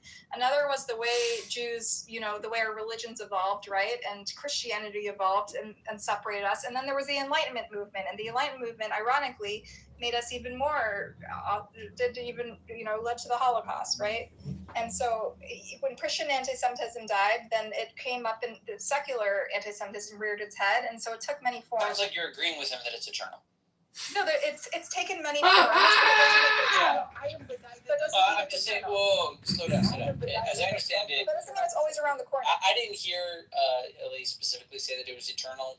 I think he was commenting. All right, now what do you think, Ellie? Go. You said it was some kind of long argument you've been having. I heard you say it's definitely not eternal. Then I heard you explain how it's been around for as long as humanity has been aware of the Jews. The guy So not subscribe to the whole anti-Semitism argument at all. This is not my topic. What is the whole anti-Semitism argument? Why do you ask? What? Yeah, so people who I don't understand, Buttercup. It sounds like you're saying it's eternal. Stop talking. I wasn't asking Eli. I was asking you. Okay, so when I ask Buttercup about why people are fixating on Israel, okay, I'm assuming that she does believe. Why not? One second. That she does believe in the concept of anti-Semitism, not because I believe it, because I think she does. Okay, and my question to her when she dismisses, she said, "Oh, today it's not anti-Semitism." Okay, I'm asking, okay, what is it? Okay, and what she describes to me sounds awfully what I'm Jews morbid believe anti-Semitism nation is. with this story and a country that we are enmeshed with financially and politically. You're not realizing that what you're describing is how Jews describe what anti-Semitism is.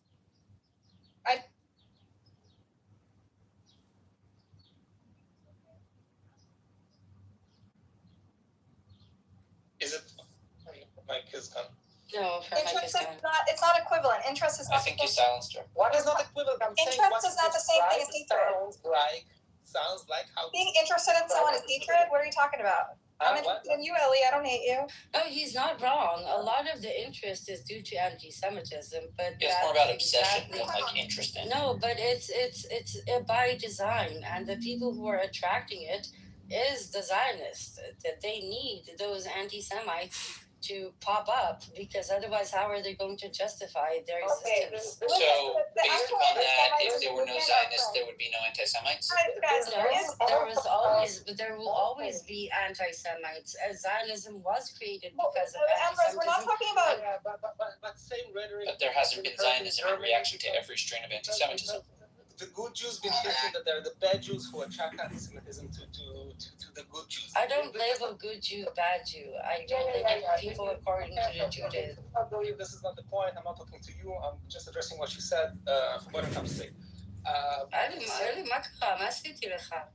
את מתקממת ואת לא חושבת כמו שצריך, ואת לא קונסיסטנטית, את מכנסה מילים לפה. אני הכי קונסיסטנטית, פשוט ככה איך להתמודד. Honey, I know I'm difficult. Honey. לא כיף לדבר איתך. I'm not fun to talk with because I have truth and facts and No, it's because you're a highly annoying person and an extremely annoying person, honey. And your facts are all propaganda and lies. I'm here to shame you. I'm here to shame you. I'm not here to make you feel good. I didn't say save you, I said shame you. שיימי, כפרה, גם זה עשו לי, תאמיני לי, שום דבר חדש. תתבייש. מה האמת על זונה עם זין, בקיצור, כמה? Did you just admit it to being a whore? מה? Nothing. אבל אתה נשמע, באמת. כן, מאיימת, איך מאיימת על זונה עם זין תופס פה המשפט הזה, נו באמת, אלי. אין לי כוח אליך. מה קורבן? כמה אני צריך להגיד לך? I know. תודה. I ruined your fun. All right. Moving on. Thanks, Luke. I think we got an understanding. Oh yeah, we really got somewhere. Yeah. Anyway, so Buttercup, Wait, why are you so repelled by Emerose? I'm curious. What is it about her that's so repellent? Not The smell. Do you know any sort of the anti-Zionist, I don't care. This is boring. This is a boring conversation. This is a boring topic for me. It's not what I'm interested in. Yeah. Okay. Then what are you interested in? I was to talk about what I'm interested in, and you interfering. I tried to be part of the conversation, and you yelled at me.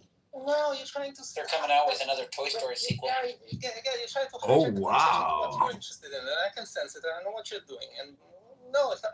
No, I actually. All right, well, you don't be so antsy about it. Let the conversation flow. Wait for your angle, and then jump in and and I take whatever dropped you it. want. I Just that she didn't did. push my topic, right? Anyway, but You're so whiny. I'm getting back to the fact The that Jews are whiny.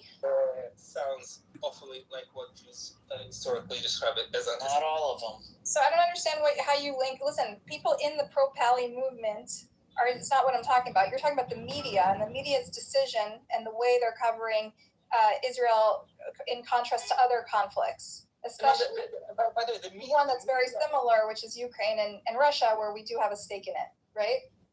Listen, the media just does what brings money mostly, be it. So I work in the media, and as I've explained to you many times, Ellie, but I think it's going one ear out the other. This is not the point. Ellie, you know there's a church and state.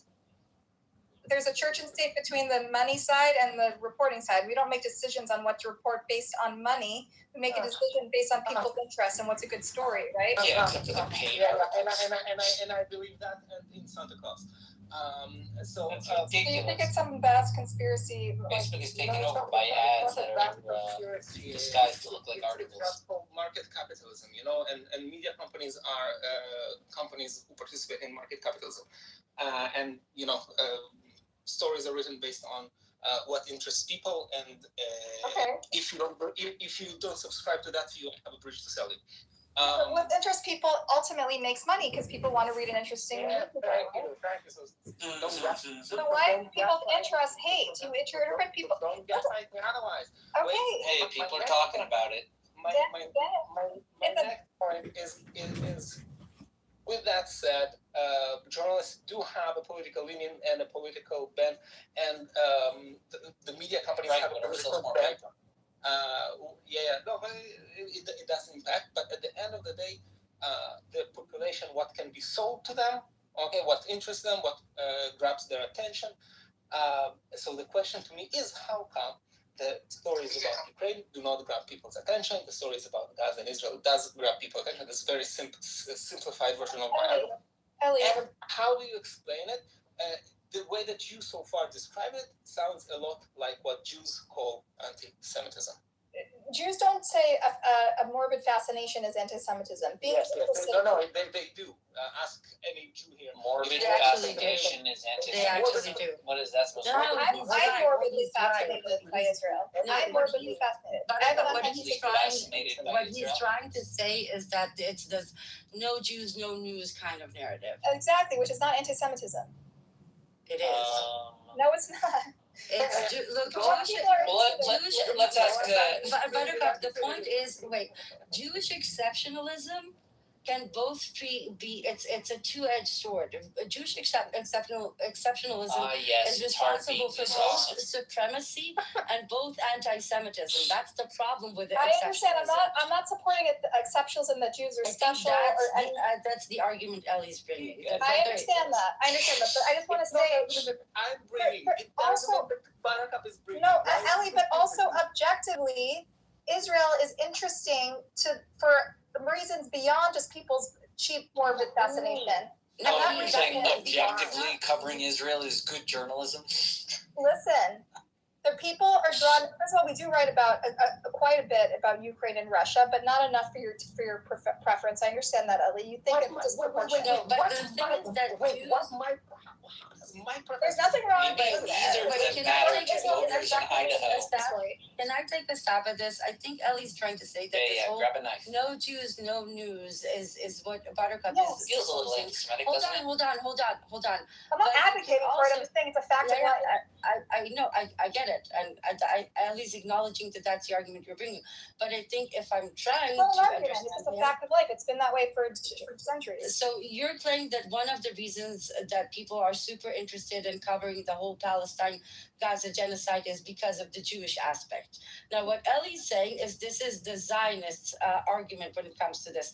But he, I think, is claiming, and on this I will agree with him, that it actually roots in many other reasons, like Islamophobia, like anti-immigration, like white versus brown, West versus the global South, not necessarily the Jews versus the Muslims. That's exactly the point I was making, Emrose. I said Okay, so I think objectively, this the is what story. Ali didn't under. I know this is what you think. This is why I kind of went on a Otef road, because I think he doesn't understand that that's what you're trying to say. I think The story of Israel is objectively an interesting story for one, geopolitical reasons, two, our domestic policy and politics reasons, three, just the story of the Jews is genuinely a moving story of twists and turns and drama and peaks and falls. And but it's not because of that. Because Israel is considered to be look at it as a gladiator battle.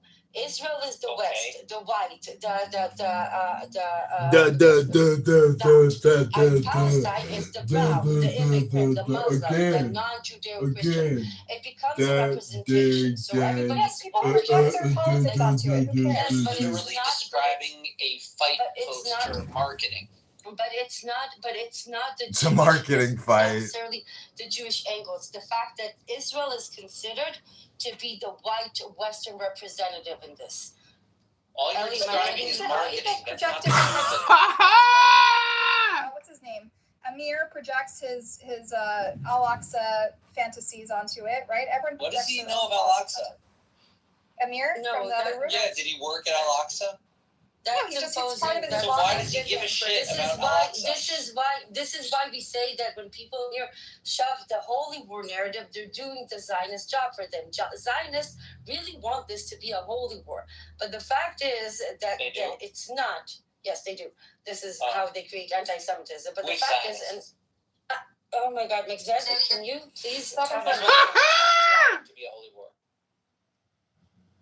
Okay. I think what Ellie was trying to say, and Ellie can correct me, is that this Palestine-Israel genocide occupation is often looked at as a representation of a battle between white and brown, West or global South, so on and so forth. But that's just marketing. He's interested in why we care more about Israel than I hate when you try to say what I'm trying to say. You are so fucking atrociously awful. All right, just explain yourself, Ellie. Go. The mic is yours. What? The mic is yours. Go clarify. I'm sorry, the Islamo-fascist alliance with the Marxists, with the socialists, and again, I'm talking about the general. Okay, so he's saying it's capitalism versus social communism representation. Let him finish his point so we can get moving forward. Love for you. It tears in my heart. All right, we killed it. We beat a dead horse. It tears in my heart. My love for you. Islamo-fascism. I love you so much that it tears in my heart. And you should not allow it because it promotes hate. I love you so much. It tears in my heart. It's like the Islamo-fascists and disavow. Disavow.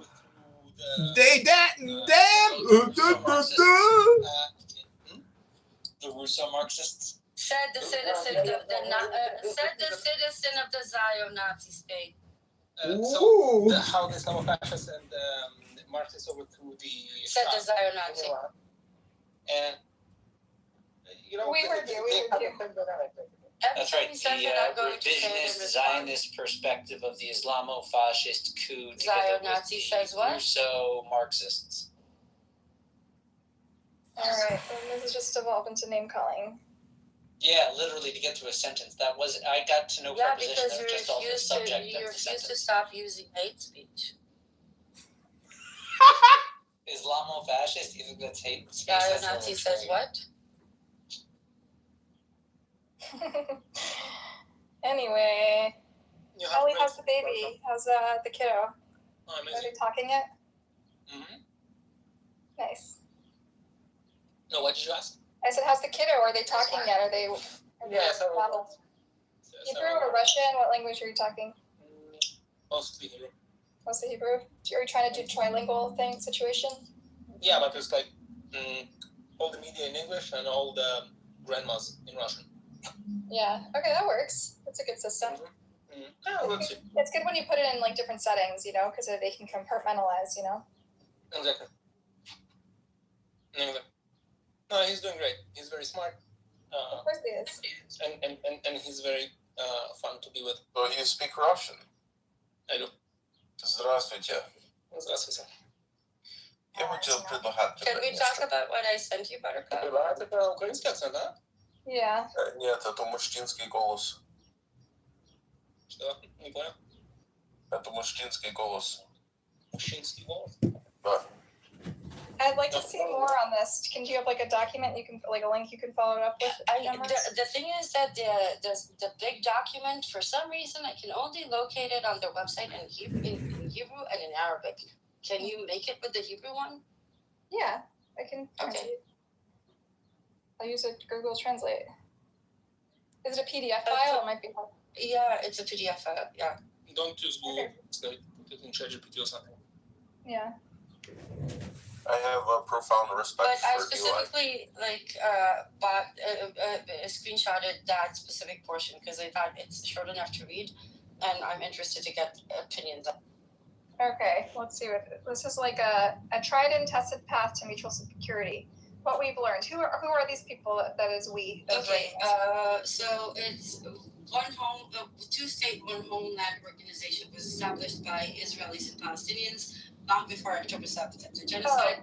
And this is their shortened bullet point about mutual security, that specific topic. Okay, this group is called A Land for All. It's a joint movement of Palestinians and Israelis who share a simple but transformative vision.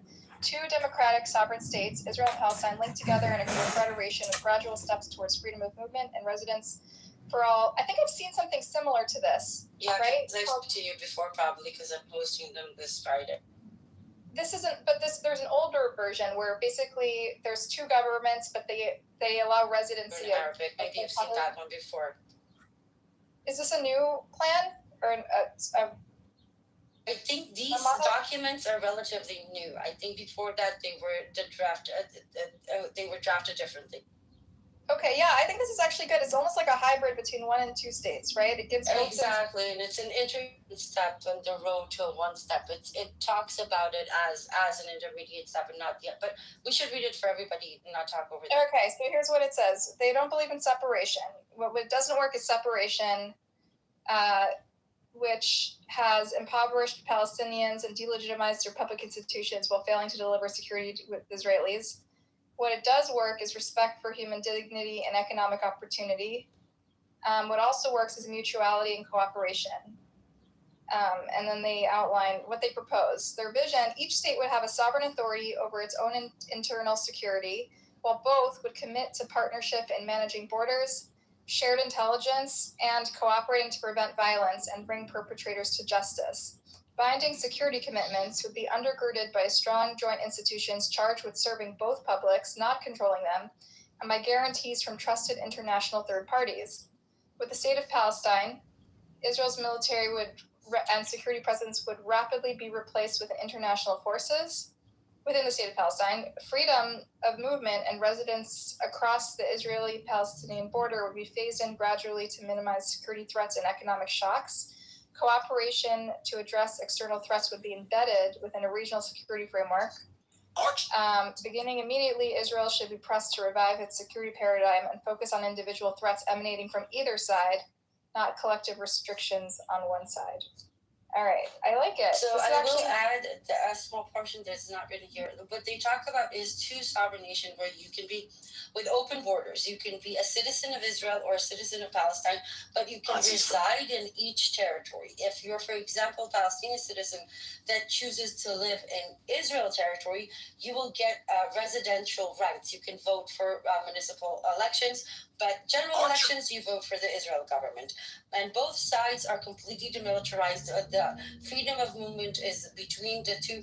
Nobody can tell you where you can or cannot live, which take away displacement of settlements and all that thing. And of course, it includes a full right of return. Actually, it sounds beautiful. Can we talk on the topic of Islamism? Rody was the one who introduced me to this, and I didn't even know this was out there. But it's been I will floated say in the past. I will say that one of the most important to me parts in this that doesn't appear in this specific portion is at the very beginning where they talk about mutual recognition, which effectively means that we all recognize, and even though I think that's a bit of a stretch, but it's a compromise I'm willing to make, that both Palestinians and Jews have a right to live in their ancestral land. Even though I dislike the symmetry being portrayed here, it can appease Zionists enough, and it might be a price worth paying. I'm not sure, but that is. And the other problem I have with them is that I did not find the part where they talk about actual justice being applied. But generally speaking, what do you think? Okay, so here's my question for you, Emrose. Is the reason you're bringing it up because it's gaining some traction? Because people have brought this up before and it was seen as unrealistic, right? Yes. And Omar so Barto now- dedicated an entire chapter. Remember the last chapter in the book? Okay. This is exactly the Confederacy he's talking about. Their Okay. initiative. He's That's like a viable path forward, a pragmatic path forward. Yeah. Is it getting traction beyond the Omar Bartovs of the world? Like in Israeli? The guy that I'm posting, actually made a comment on one of the Standing Together political party posts saying that they're going to endorse it. So if that's the case, that changes the entire paradigm. This is why I'm trying to collect opinions. Yeah, interesting. Yeah, thanks for flagging it. Very cool. Yeah, I mean, I heard about this and I was like really because Rody just start getting opinions if you can. I'm really interested to get. Okay, you can talk to Rody. Rody's like a Zionist, but he's like Rody, but it's impossible to pin him down. But he's the one who told me about this plan, even though he thought it was like a little bit of a little bit of a long shot, right? But he a little bit is like the understatement of the year. Listen, at least it's a plan. I think it's something that the international community can get behind and impose on Israel. You think so? Yeah, I do, Ellie. You really don't understand how much people hate us right now. You have kind of misguided understanding what the international community cares for. You have to go straight to insults, Ellie. Come on, try to be a little more gracious. What was insulting? You just insulted her intelligence. Please be nicer. Thanks. No, he's right. She's delusional.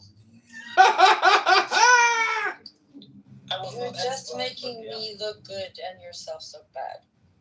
Yep, that's what's happening. We're in the Yehudim Neged Retzacham room, okay? So just behave yourself accordingly. They don't even recognize the genocide, and they probably celebrate. Who are you talking to? Who's this? Not you, Val. Who's Val? They're drama queens. They're talking to the audience always. Okay. Who's Val? Val is a guy named Michael. He's used to be Seymour Butts. He's just an idiot. Is he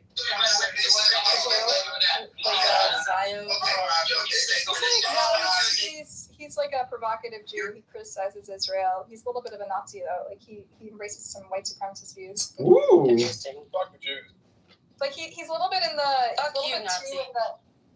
he's just a little bit too on the internet. He's a little too online, so he absorbs a lot of conspiracies about Jews, but he is critical of Israel and thinks all the Zios are like he kind of doesn't care about the rules. No. Let me. Let's It's not a coherent point of view. I am what I believe to be a proponent of me physically in the natural world that we live in today. Oh my God. I'm a proponent of America first. Oh dear God. Spiritually, emotionally, am Israel high, okay? But I live here. I was born here. I was raised here. This is my house. This is my home. Makes sense. America. So, but yeah. All right, thanks for stopping. Are you against the genocide? That doesn't sound like a Nazi. No. Are you against the genocide? Am I what? Against the genocide. We define genocide. Are you against what's happening Creating in Gaza? conditions of life aimed at the destruction of a population in whole or in part. Are they indigenous? Okay, so he's one of those. He's one of those. You can't even communicate with him. I mean, it would be interesting if this plan gets traction. That would be cool. Oh, it's going to get traction. I'm sure an international peacekeeping force will be descending upon Israel, a conglomeration, a confederacy of a demilitarized binational occupation force. You're either against the genocide She's or delusional. you support it. That's the box. You're either with us against humanity. or against us. You're either an anti-Zionist or a Zionist. You're one of those. Then you're one of those that we live. You're one of them. You're part of the problem. Yes. What if I don't even know what's going on? What if I'm not intelligent enough? That's right. Your ignorance is part of the problem. You're an ignorant problem maker. What if I am not intelligible enough to make a decision or to have an opinion for those? You just did. Well, then you're just ignorant and explainable because of your stupidity. You're a stupid, ignorant troublemaker. Didn't you just say Israel Chai? He did. Like a stupid, ignorant It's troublemaker. not inherently offensive to say Jews should live. No, but you know exactly what that stands for, so that's why I continue to ask. I'm sorry, one second. Am Yisrael Chai is offensive to you? In order to make sure, I asked him about the genocide. Did I or did I not ask you about the genocide? You figured it out. Did I or did I not ask you about the genocide? Is that a dog whistle then? Yes. You're either against the genocide or you're not. Some people are just morons, okay? Some people are just allowed to be morons if they want.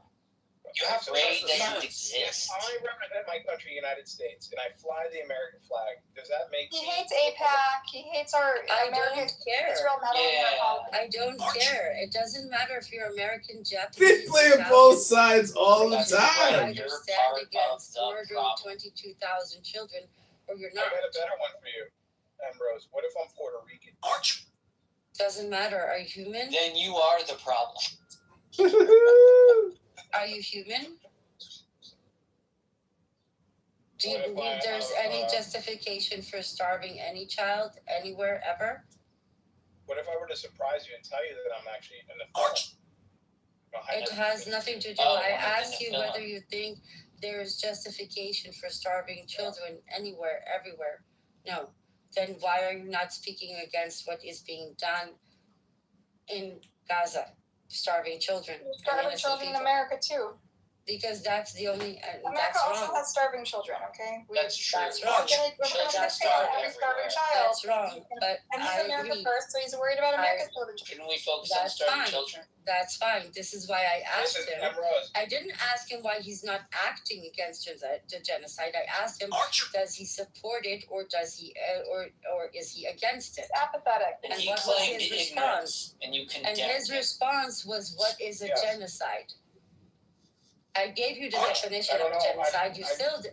You still didn't answer me. I'm borderline retarded, so I have no idea what's going on. There we go. True. So you see, This is I mean, you said that earlier. You said that you were stupid. Being very straightforward. This is how I fit. No, this is how I fit you in a You box. still condemn him. Because when I talk about genocide, starving children, and 22,000 dead, murdered children, you talk about Nephilim and jokes.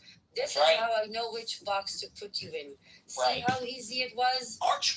Wow, good one, Ambrose. You got him! I think she condemned you. Were you picked up and held? You're in the box that would be quiet when the Jesus was in the gas chambers. The same way you're quiet when other people are being starved to death. Just because He already told you he's in the retard box. No other boxes, just the retard.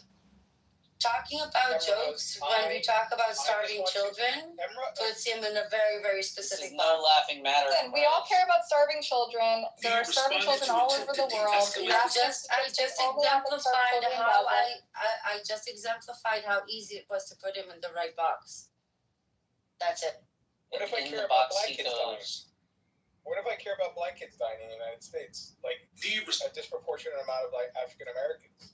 That's very good.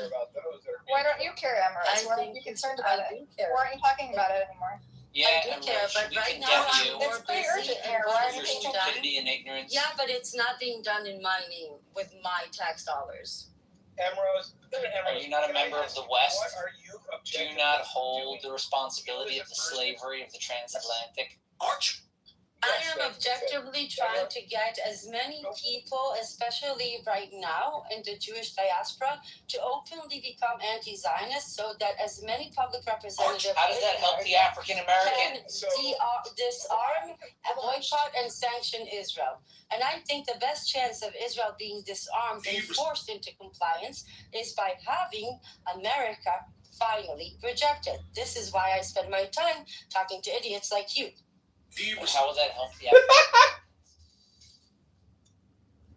Is that a good enough answer, Bow? That's a perfect answer. And you're like berating him for caring about his own domestic issues. No, I didn't. That's I was berating him for mocking a genocide and asking what is a genocide. Then I asked you, are you against it, or I asked you, are you against it? And you asked me, what is a genocide? I answered you, and you still didn't say. He's a trans maiden. Listen, you thought hyperfixation on Israel's anti-Semitism a minute ago, okay? Bao is not hyperfixated in Israel. He only cares about his own shit, about America's shit. What? So he doesn't talk about Palestine. Buttercup accuses him of Nazism. So he doesn't talk about Israel-Palestine at all? He kind of doesn't give a shit, no.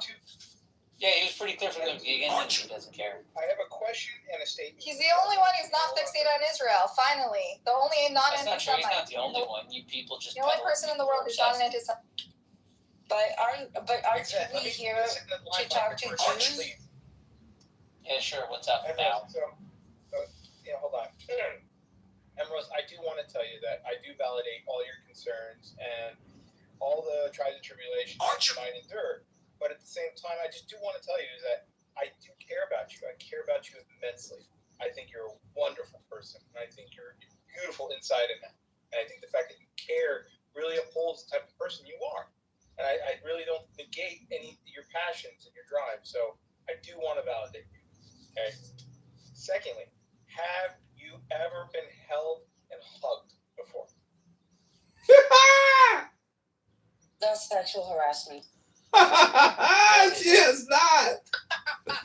Holy shit, Bronstein's roasting that bitch, buttering her up for the fatal fate de compute. Emerald, like I said, I am always here. Jesus Christ is always here. If you ever need him, 22,000 children were murdered on behalf of your faith or ethnicity or 22,000 slaughtered babies for your Zionism. He's half Jewish, half Catholic. The October 7th genocide. The Jews reject him. The Catholics reject him. Yeah. He's a reject, but he did just roast you. So what's it like getting roasted by a reject? Very quickly and fully. Israel.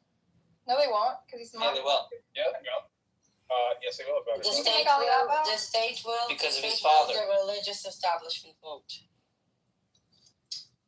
Yeah, I'm just trying to highlight to you the concerns He's of Jewish individual enough. they don't He's talk Jewish about enough to be part of whatever the social standards you get demographic from that. majority, but his kids won't be Jewish enough to be part of the So demographic bizarre. majority. Yeah, bro, they're gonna find a nice Ethiopian, Stucker. No, you will still be forced into conversion. No, get a Cuban and say that she was a crypto. You won't be allowed to get Like your married dad in the did. state. Because it's a fascist state. My mother has never like espoused the fact that nothing about being crypto anything. That's fucking weird. I know, just like throw it in there. Listen, if you move to Israel, backstory it up. She's a crypto. There's so many hybrids in Israel. It's insane. Like a ton in the Americas. The Spanish pushed them out just as the Americas were discovered. So a lot of Jews ended up in the Americas,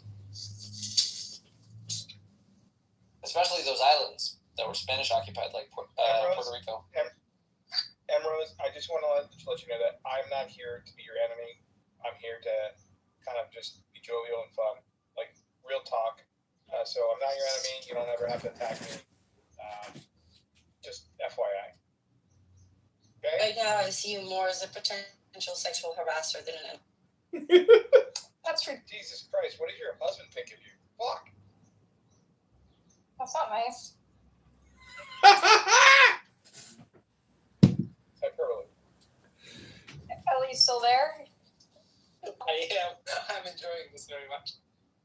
The roast of Emrose. While doing my house chores. So Probably do you agree that ultimately God was always the only non becomes that anti-Semite in way. the world because he doesn't give a fuck about Israel? Whoa. I Yeah, you're don't boxing. subscribe to the. I do not subscribe to the whole You're boxing me. topic. You're boxing me. In the spiritual sense, I believe Israel has a place in my heart. Manipulation tactic. There we go. But again, objectively now, here and now, my current concern is America and where we are going from here. Did you ever visit Israel? Yeah, many times. So effectively, you can't say that you are not a part of this because you took advantage of your ability to come to Israel at the expense of people who are denied returning to their homeland. You took advantage of your own Jewish supremacy and privilege by coming here. So effectively, you are part of this. So if you have taken advantage, because this is dangerous, because I was born here and I have nowhere else to go. Hence, I am still a beneficiary of the occupation and I have an obligation to fight it. So if you had a chance to leave, would you? No, if I had a chance to leave, I would. Because of my daughter, by the way, not because of me. If I wasn't a mother, I would stay and fight the occupation until my last breath. But that doesn't change the fact that when you say that She's gonna fight the occupation to her last breath. That's not true because you have actively used your Jewish privilege at the expense of the Palestinians that are now Jewish being privilege. genocided. So Oh, look, YouTube disabled one of my live streams again. Oh, YouTube can't handle me. Over and over and over again. YouTube gives me community guideline strikes, deletes content. It's not even me saying shit. It's what people are saying on the internet. How about I join your side and whatever organization you're part of right now that you're actively campaigning with, I will join you arm in arm, side to side, you and I together. You and I will parade in the marches and in the crowd, like you and I. What organization are you part of, and like what group of people do you belong with? Like, who can I join? I can give you a list of organizations you're welcome to support. So you're actually actively like outside parading and like It's none of your business what I do. Okay, so do you sit on Clubhouse all day, or are you outside and about? Like I'm very. Do you think that this is the trap that I'm going to fall for? I don't know. I'm just curious because I will. You think you're the only one who tried? You think you're the only one who tried? I mean, that's not an interesting line of questioning what I do in my private life and how I advocate and act, what type of an activist I am. Right now, I'm an entity talking to you. How I'm sorry, not? I'm interrupting. It is private. Do you see my full name here? No. Melanie. Did I choose to be Melanie! anonymous? And it is private. Then by asking, Nothing's. what are you doing? It's like saying it's a secret. It's It no longer a is. secret if I tell you. It is. No, it's no longer a secret. Yes, it You is. being outwardly public no longer it invalidates, it nullifies everything about you being private. Like wholeheartedly. Like you out here. The fact that I choose to have an anonymous persona online doesn't change my activism in real life. And I am under no obligation to provoke.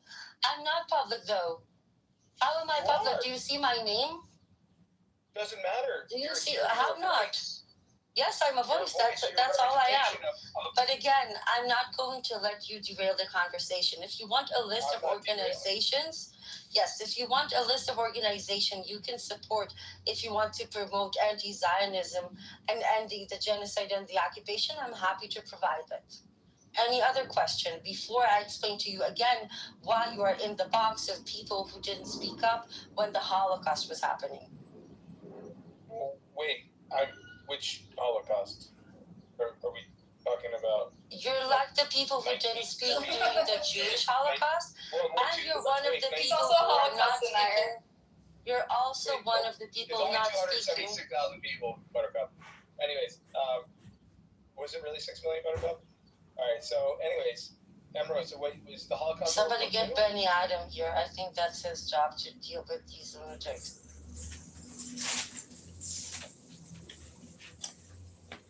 I'm serious. Somebody DM Benny Adam. That's his specialty. Danielle came back to see you, Emerald. Oh, you came back for another one, honey? You really have a self-subjugation problem. Well, you know, I heard projection alert! By the way, it was very funny. Projection alert! Self-subjugation! Projection alert! Aw. This is the room that keeps giving. The I giving room. I wish you the best in your endeavors. There was one casualty in the Montreal shooting. I wish you well in your endeavors, and I wish you well and many successes with all the things that you're doing. מיכאל משה מזרחי נרצח במונטריאול.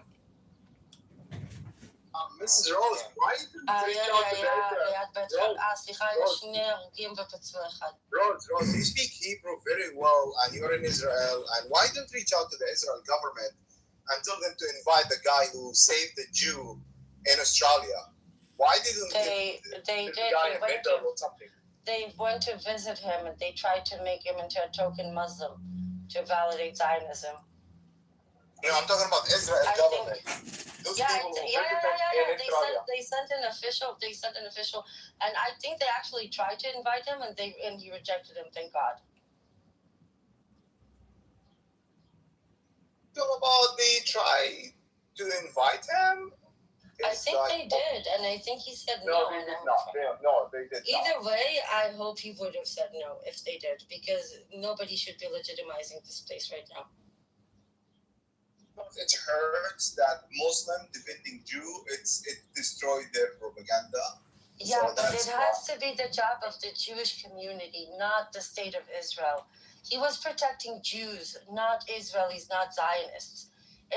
Israel has no business promoting this person as if he was defending Israel or its policies. He was defending innocent people that also happen to be Jewish, because he didn't see a difference between one person or the other. He just saw somebody doing something bad. So Israel doesn't get to claim him as the Muslim who protect Jews. He's just a good person who did the right thing, and they don't get to use him to whitewash their own crime and hate. Sorry. Don't be sorry, okay? Fuck you. You made jokes This is mental. 22,000 murdered children. I didn't make jokes. I was talking about Yes, you did. You asked me a question. No, I didn't. I have a very good memory. Think about that. Did you feel bad Sounds about like you might be on the spectrum, Ambrose. Have you ever thought about getting like ASD, see if you might be on the spectrum at all, or no? There again, when you go down the ad hominem route, you're only proving that I win the argument, that you have nothing left to say except for going after me personally. It makes you look ridiculous, not me. Are definitely high functioning. No, that's cool though. I mean, look, I'm a little I wouldn't call that high functioning. See, Joe? Well, if someone not human, you cannot force him to be a human, right? Like, that's his decision. Oh, they're human. If he's They're going to be part either of- human or animal, you cannot force him. It's his they're choice human. to be an They're animal. they're just bad human. We're all human, unfortunately. Okay, It's there's called the banality of you can't force them. Honestly, like it's hard. It's hard. Like it's his choice. He want to be a human or animal. He made the choice. So we can't force someone to be a human, right? Or we can't force anyone to be an animal. I think we can't force anybody to behave like a human. They're all human, but they don't behave like it, or they don't see others as human. But I don't label people animals. I just label them bad people for bad people, not bad people, people who do bad shit. But he's right. I can't force you people to have a moral conscience or a soul. If you decide to bury it deep down inside it, beat it down every time it rears its head. Like, I don't know what else to do. They advise, say what you need to say, and that's it. It's his choice. I'm sure he's. But Joe, people are dying. I'm serious. I don't know what else to do. I know. I'm seeing it today. This morning, they just bombed kids and women. This morning in Gaza. 17-year-old child on her way to a final fucking exams, and she was the only survivor of her family. The only survivor, a 17-year-old kid. God, yes, the entire family erased from existence. Her entire family killed during the genocide, but they had to go and bomb her too. But yeah, I keep screaming Am Yisrael Chai. Islamofascism, bitch.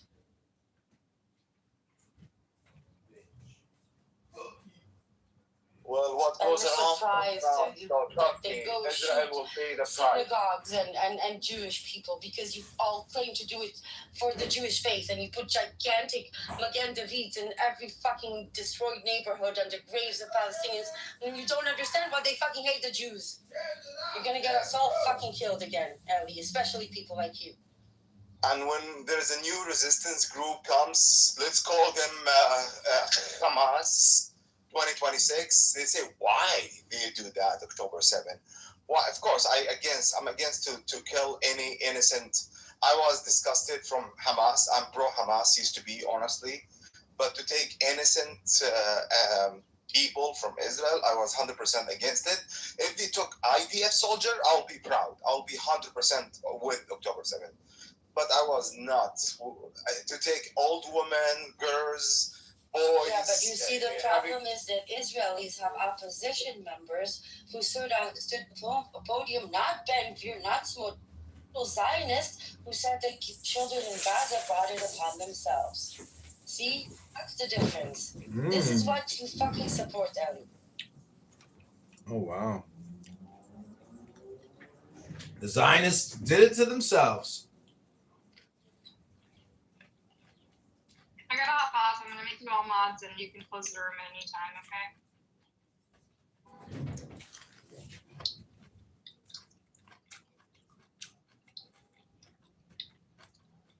We'll see what you guys can. Joe, did you happen to listen to what Buttercup said before about the two state, one homeland initiative? I did not. I'm hosting a friend of mine, Dr. Kyle Aburas, on X on Friday, and we're going to talk about the initiative founded by his father called One Homeland, Two State.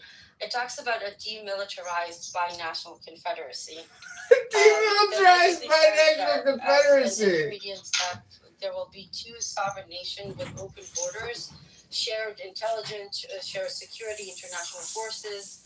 But full recognition of a place for the Jews between the river and the sea as their homeland, as well as full right of return to all Palestinians. But It's not exactly a two-state solution, and I think it's important that there is full right of return and full freedom of movement, but it is a framework that can lead to potential one-state solution. 100% with one state solution, but they would never allow that. They would This is why we're talking have equal about right to this. the Palestinians. I know, this is why we're talking about. With Buttercup, there's a lot of noise coming from your honey. Oh, sorry, guys. Because we know one state is not feasible in the near future, simply because Israel society needs to be de-radicalized and Palestinians honestly need time away from Israelis. But and a two-state solution is obviously dead. But this proposes something, a structure that can actually be something that the international community might consider imposing on Israel. And I think it's a good, solid bone structure for something feasible that can actually lead to a one state at the end, and not the way they always talk about it as a two-state and that's the final the final answer. No, this is a demilitarized, full right of return confederacy that is supposed to lead to a one-state situation. What do you think? I know it's like a utopian to some extent, but generally speaking. I have no idea, but I know for sure there is no equal right now between the Israel Arab and Israel. Oh, of course, it's more close to a full-on apartheid between the river and the sea. If we don't do something quick, there will be no Palestinians left within a decade. We need to find a way to stop. Gotta do something quick. Gotta find a way to stop the Zionists. That makes me laugh so hard when every time I talk to them, hey, look, we have 4 million Arab living here. We have equal rights. Equal right, my hand. Yesterday, the first Palestinian 48 that was taken into administrative detention, aka kidnapped, died in Israel torture camps. That's the first time it's happened to a citizen of Israel. Yes, Palestinian, but still a citizen of Israel. That's after 2 of them were revoked of their citizenship because of some bullshit charge. So Palestinians 48 are now also being genocided. To this execution plan they have, being feared the terrorist. Execution just apply for the Arab. Oh no, we need this Confederacy to demilitarize by national statehood.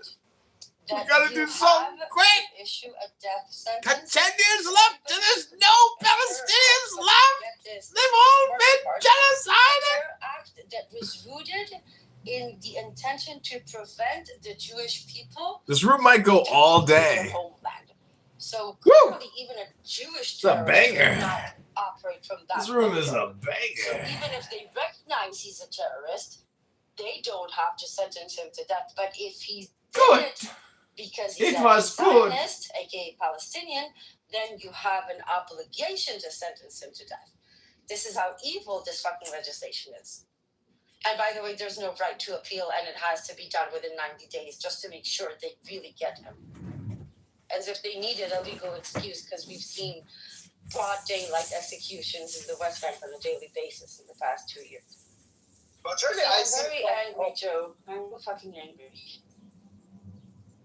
Trust me, I lost a family member in Palestine because of this motherfucker. And I've witnessed their crimes in my own eyes. I've seen it. Like, nobody told me. I've been there. I've seen what they are fucking doing. And they have no respect to kids, women, old men. And even in the checkpoints, such a population, they are doing it in purpose, intent to emulate. They're trained to do it. This is part of keeping the population oppressed and subjugated. Yes, even the old woman, even in the history of fucking the terrorist state of Israel, since they are founded, like in 1948, you will not find a single Palestinian woman over 50 years did a terrorist attack. But guess what? They still treated her as a fucking terrorist. Even the woman never did a terrorist attack in Palestine or Israel. They still targeted and treated as a terrorist. I was treated as a fucking terrorist. I am an American, and I've never harmed a single Jew or anyone. And I've been treated this the Huckabee, this motherfucker, this Huckabee. He's like I'm boiling. He's a truly maniac. What? He's a fucking Israeli agent. This motherfucker, the way how he defend Israel every single moment, it makes me sick, and I want to vomit in his fucking mouth. This son of the bitch, Zionist dirty dog. He care about the Americans. He truly showed Tucker Carlson that he's Israeli agent. He never cared about Americans. Do you know how many Americans killed by Israeli in Israel? Guess what? More than 15 cases. And guess what, Huckabee? He never hold them accountable. He's not a fucking American. He's a fucking traitor, like this son of the bitch who who this guy who was a spy with the CIA. What's his name? Jonathan Pollard. Yes, this fucking dirty Zionist pig. Yeah, but see, Huckabee's not Jewish. It's the Zionism that pushes them into complete psychosis. Like some Arab, unfortunately, like him, there is so much Arab. Not a lot. Did you hear the UAE just hosted an entire delegation of liberal Zionists, including the former head of the Shabak, Ronen fucking Bar, the same guy that sat in the command center the same night that Israel fucking murdered 278 children in one goddamn night. And that's the one that the UAE is hosting with his wife.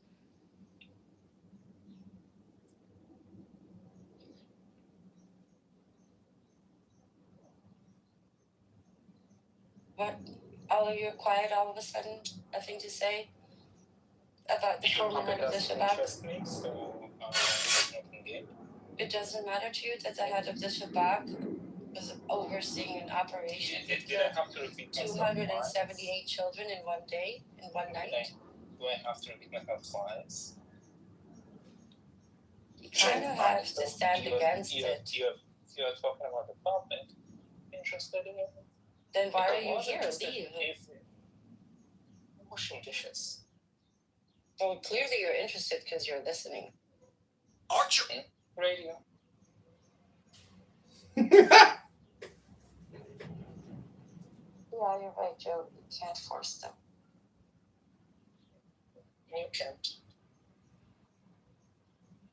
Well, here I've seen those people like him in America, old people. We show them pictures of people, kids in Gaza, and we show them video footage proof what they're doing. They just walk away. They just act blind and just walk away.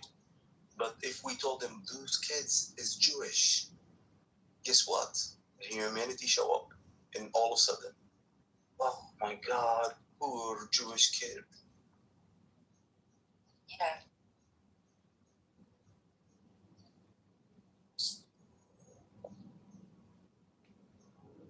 I hope you started to think about what you're going to tell your grandchildren, Helly, one day when they asked you, what were you doing during the Gaza Holocaust? And you'll have to look them in the eye and tell them the truth. You're trying to drag me into a conversation in which I have no interest. I'm just going to say goodbye by saying, fuck Israel, free Palestine.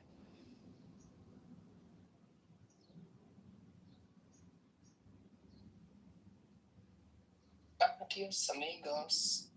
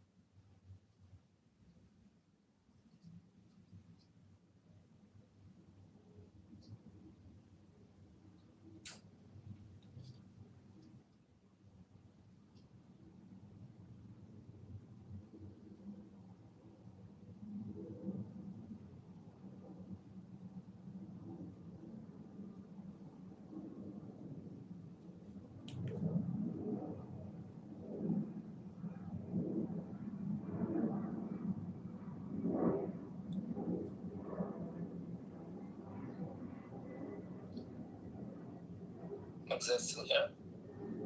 Yeah, what's up? What's that obnoxious bitch? They come in all shapes and sizes. Yeah.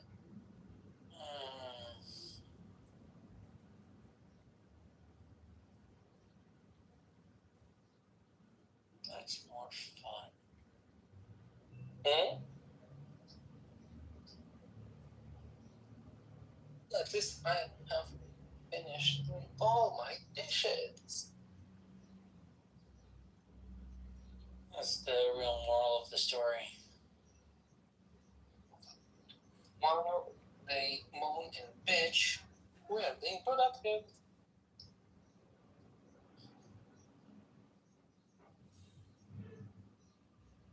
Israel, what's a good secret to children? Arch. Like Israel.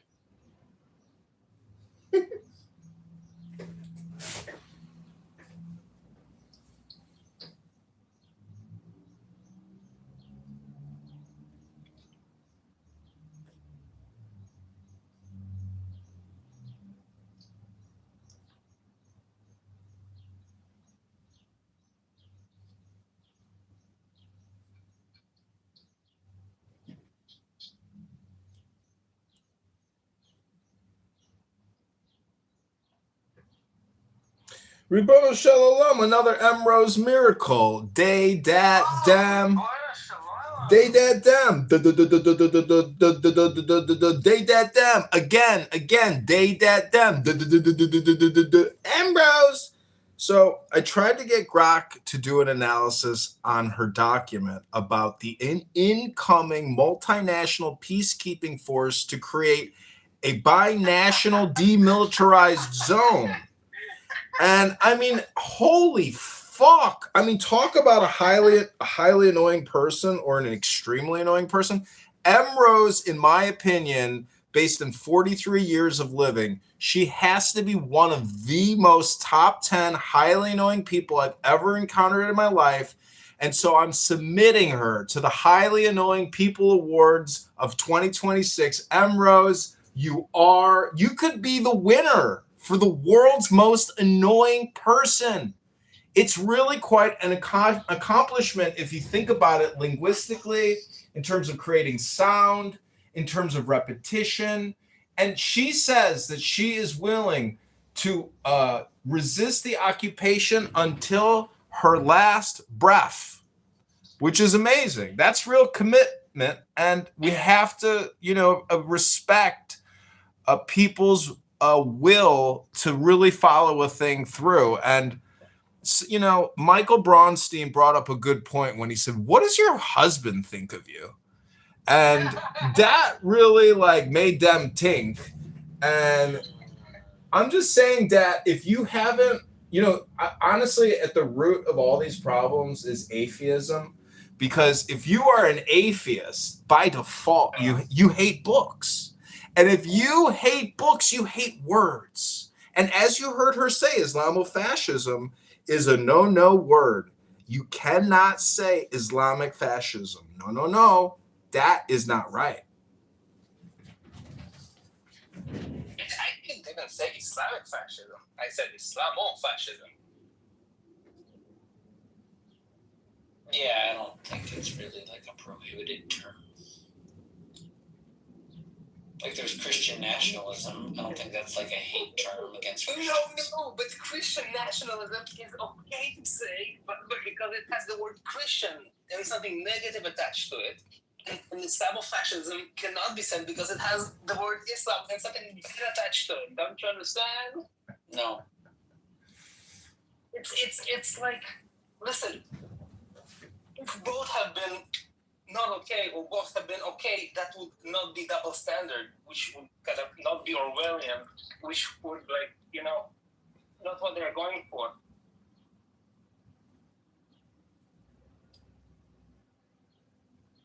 It must be double speak. You speak. Oh, my friend is here. Thank God. Doublespeak, bro. Ellie, I gotta say, man, like, Doublespeak is when you say a word and it means something else. Newspeak. Aurelian was.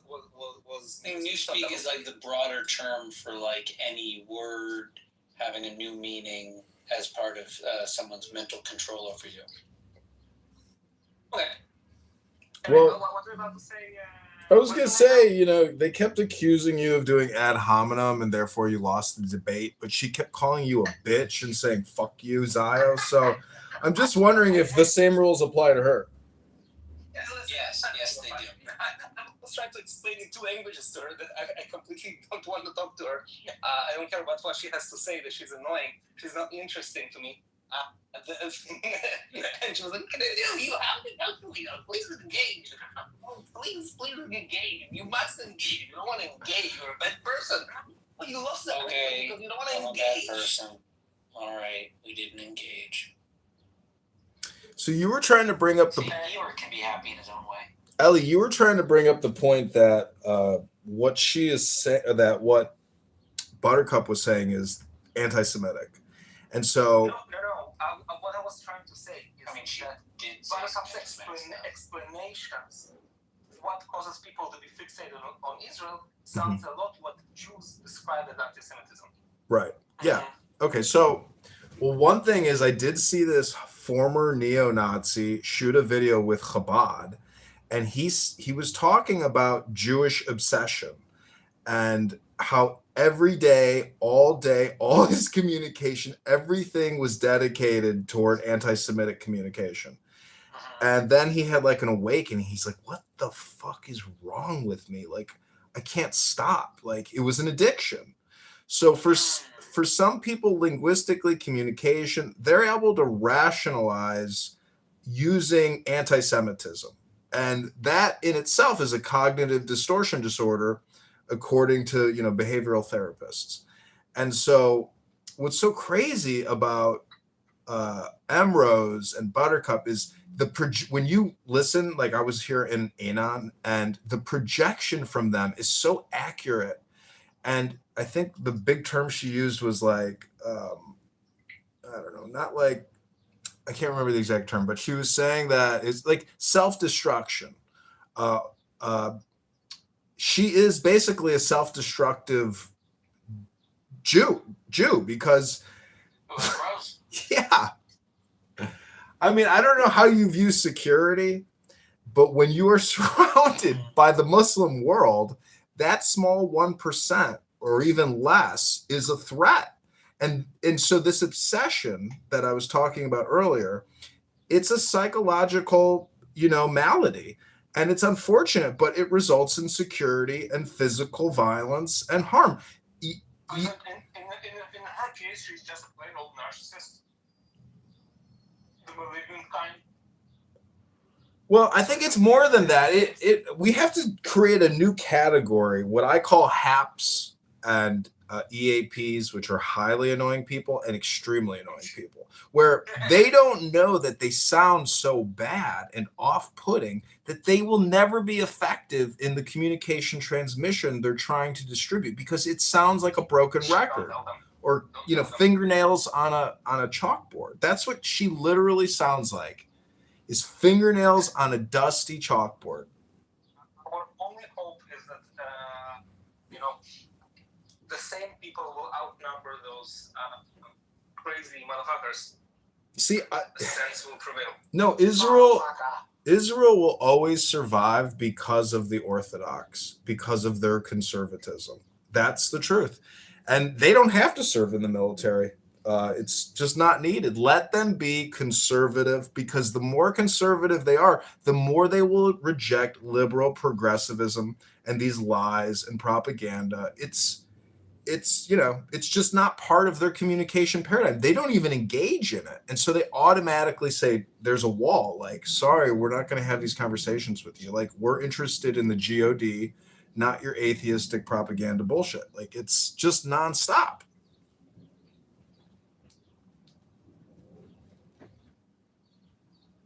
I personally see many issues with the Haredi community that I don't don't think that they are the natural allies of the rest of the Israeli community. See, that's where I differ because I don't think you're viewing it in the totality in the same way that maybe India lets their Brahmins do their weird stuff in conjunction with nationalism. So it's like basically it's the actual natural order to have this priestly class or these hyper-religious people in a nationalistic state, which are disassociated from the power structure. But they're not dissociated. This is the issue. They're not dissociated with the power from the power structure. No, I get that. I'm saying They are not totally dissociated. They are the most effective electoral force in Israel, and like the saving grace is that they're like still in a small enough minority, but they have been hogging the Israeli politics for years now because they have been extremely effective. No, I stand corrected. I mean it in the way that like it appears dissociated because it's not the majority, but even in like the Texas legislature, I've heard that the small Democrat minority in the Texas legislature actually in a way like directs the movement of the caucus, if that makes any sense. So like how does a minority group have such a huge communication impact on the collective network or the collective unconscious? It's because it's basically an organism, environment, organism. But I'm just saying that either way, no matter what, Emrose will always go down in history in terms of my observations as being one of the most annoying people I've ever heard in my life. She is basically like an Eastern European communist cackling, communist, like somebody where like if you're out on the battlefield, she'd still be out there like muttering the party's slogans. Like, do you hear the shit she says? It's so communistic sounding, socialist. It's like so fucking amazing. She blocked me actually, so I haven't heard the shit that she says in a very long time. What was the shit that she was saying today? She was claiming. I assume that her usual shit. Fuck Israel. We only have 10 years till every Palestinian is genocided, so we got to act quick.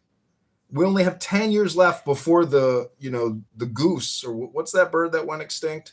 What was that goofy bird? The dodo.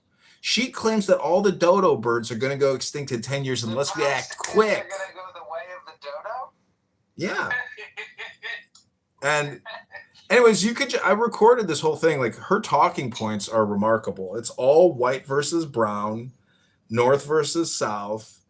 And there's other key talking points that she repeats over and over and over again. I mean, I really do think she has like limited. Crazy Confederacy solution for. Yeah, the Confederacy is coming back to Israel. Yeah. In a multinational peacekeeping force to demilitarize and free Palestine, to liberate Palestine forever. God bless, it's a confederacy and not a federacy. Anyways, her Friday talk, like I've heard her on X Spaces in huge anti-Semite rooms, and but Grok refused to analyze her document for some reason and give me 10 key extracts. Just Grok would not comply with my requests. Bad Grok. It's ChatGPT.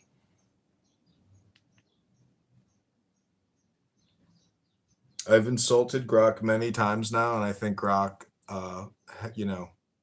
is discriminating against me now. It's amazing. If you insult AI, it will like take a punitive stance against you and not help you get the data or information you're looking for.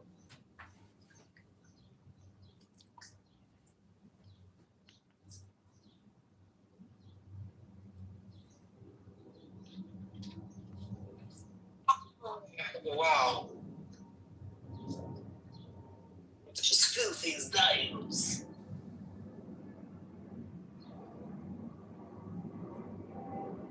You Zion.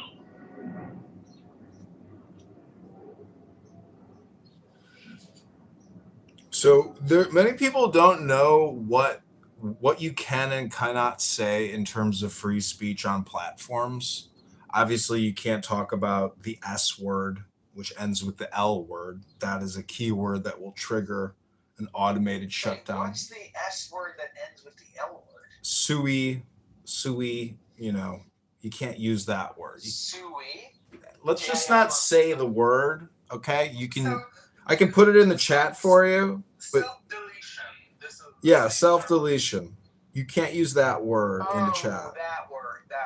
You could have just said the euphemism, which is unalive. Unalive. Oh, unaliving,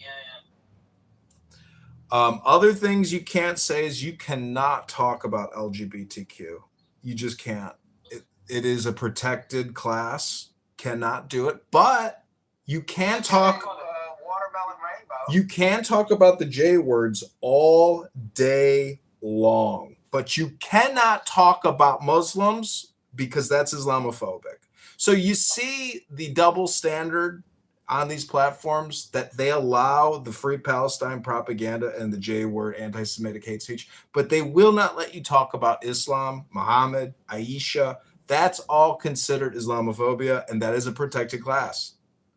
And so the LGBTQ fascism and extremism is amazing because when you talk about double standards, like people aren't out promoting, you know, heterosexual activity and being heterosexual extremists. It doesn't exist because that's the natural order of the situation. But when you call out LGBTQ as being fascistic or Democrat vote organizing or queer brainwashing to eliminate any type of masculinity and totally, you know, feminize young men to make everybody queer, that is considered hate speech.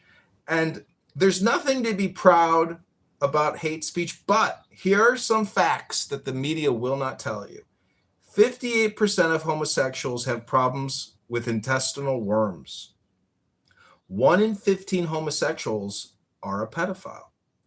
33% of homosexuals have problems with alcohol. On average, a gay man has up to 80 sexual partners per year, and on average, a total of 1,000 over a lifetime. On average, a straight man has 8 sexual partners in his lifetime. There's a perfect... Wow, that's the average, 8 sexual partners in a lifetime? That's what the data says. Perfect. Holy. This is... Hold on a second. Perfect. There's a perfect correlation between childhood rape and homosexual behavior. A perfect correlation, 100%. 47% of gays admit to have being raped by an adult man during their childhood. So how is that 100%? It's a perfect correlation between childhood rape and homosexual behavior. Just let me finish the list. Homosexuals represent 2% of the world's population, but they represent 33% of pedophile rapists. 78% of homosexuals have STDs. 23% of children with lesbian parents have been sexually abused. Homosexuals represent 2% of the world's population, but they have 60% of the AIDS virus. And 51% of cases of domestic violence occur in same-sex couples. So over half of all the domestic, 911 calls, over half are all gay couples. Isn't that amazing? Can't say that on the news. Where is that from? That's from Uranus, a new news agency I recently launched to counter the LGBTQ fascistic, socialistic, communistic, progressive, pluralistic, elite, intellectual propaganda. My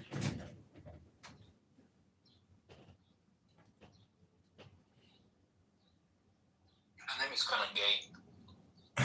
Well, I asked Grok to fact check this infographic that I just read to you, and Grok said, "Silly goose, that's all myths. None of that's true, bitch." I said, "Grok, are you gay?" And he said, "No, but I support LGBTQ and Democrat elite, progressive, liberal pluralism values." I said, "I thought you were supposed to be the conservative AI." And Grok said, "Fuck you, bitch. I am beautiful."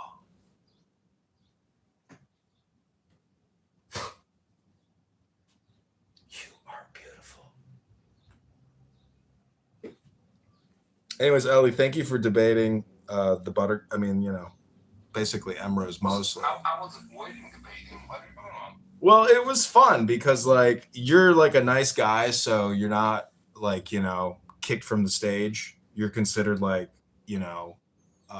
like weak and effeminate. Yeah, like you're considered like you could cross over. Yeah, you're not like, mean is what I'm saying. Like if you were mean, they would kick you. Like I'm not saying that is a weakness. I'm just saying that like yeah, I'm just saying that like let me take back the weak word. Let me just say that you are tolerated. Friendly. Yeah, you're tolerated because they know that you're not going to cross too severe of lines with them, like and make them emotionally like feel terrible, You're somebody that they can fight with and survive. It's because I don't fight. But I love how Buttercup keeps saying, I work in the media. I work in the media. You forgot I work in the media. Well, what is like? Is that a credibility statement? I mean, you got an X account or something? Like, what do you? I mean, who really works in the media is our girl Yael Bird Honks. She's got like the biggest account out of anybody. Buttercup probably was really proud of her blue badge before it became commoditized. Buttercup. It's actually probably the greatest abuse that those people have to go through. Yael. Stripped of the privilege of the almighty blue badge. Yael blocked me on X Spaces or on X. Oh, by the way, I think blocking people is incredibly gay. Well, Yael, Canadian. Yeah, I know. She told me to go seek a therapist. That's it. Projection is a motherfucker when you realize that all communication is projection. I literally have trans gay men on Instagram and on X making death threats to me, and and then on top of the death threats, they say you are a pedophile lover. And I write back projection alert, and then I tag Cash Patel. And when you look at these guys' profiles and they're all dressed up as women and they have beards and shit, you're like, damn, projection is a motherfucker. So yeah, Yael has blocked me on all of my accounts. And you know what I do after somebody blocked me? I say, hey, Grok, add this profile to my block list. Add this account that has blocked me to my ongoing blocked tracker. Oh, she also told me that I'm a self-hating Jew. Another projection alert. It's amazing. Like, I don't know. Like, I don't know. I've never heard anybody tell me, like, you're projecting unless I bring it up, which I find alarming, is that people are so self-unaware that they don't know they're just like in a chronic state of repetitive projection. And how can you at some point you have to realize like, okay, I'm a shameless propagandist, a shameless projector. And as she said, she's willing to die for her propaganda. And it's amazing. Such a horrible lie. What? This is such a lie. It's not able to do anything. And she was very triggered when she started the reaction when she said and about her activism. I'm a private person. Fuck you, bitch. Zion Nazi. Zion Nazi, bitch. Fuck you, Zion Nazi. Zion Nazi said what? Zion Nazi said what?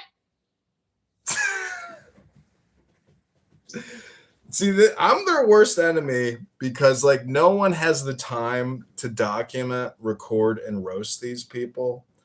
And most people are not willing to like record them and,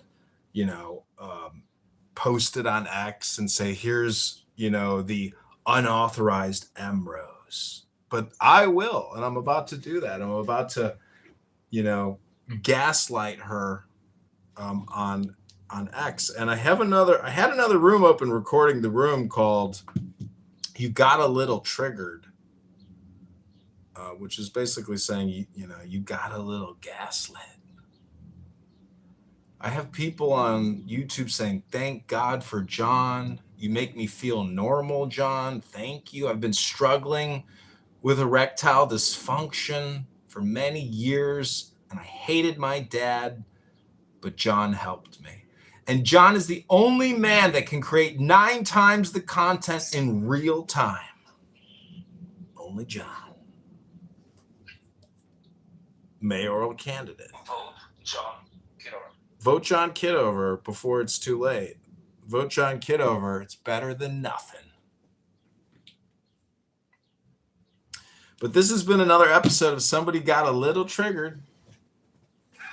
That's the name of the show. You Zio Nazi fuck. You bitch. Like, what is Emrose? I mean, I liked how Michael Bronstein was like, I want to validate everything you said. I support you, and I wish you success in all your endeavors. And I just want to know, like, did your parents ever like hold you as a child and like kiss you and love you and cuddle you? Like, what happened to you is like what he was trying to say.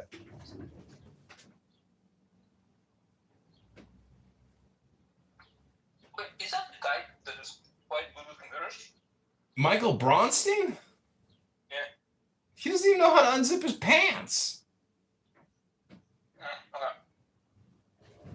Oh yeah, I think he's working in IT, but Yeah, no. Yeah, I think that's what I'm thinking of. yeah, he lives in Boca. He goes by Bow Wow. He also triggers people. I know. I don't find him to be like, a highly knowing person. I think he's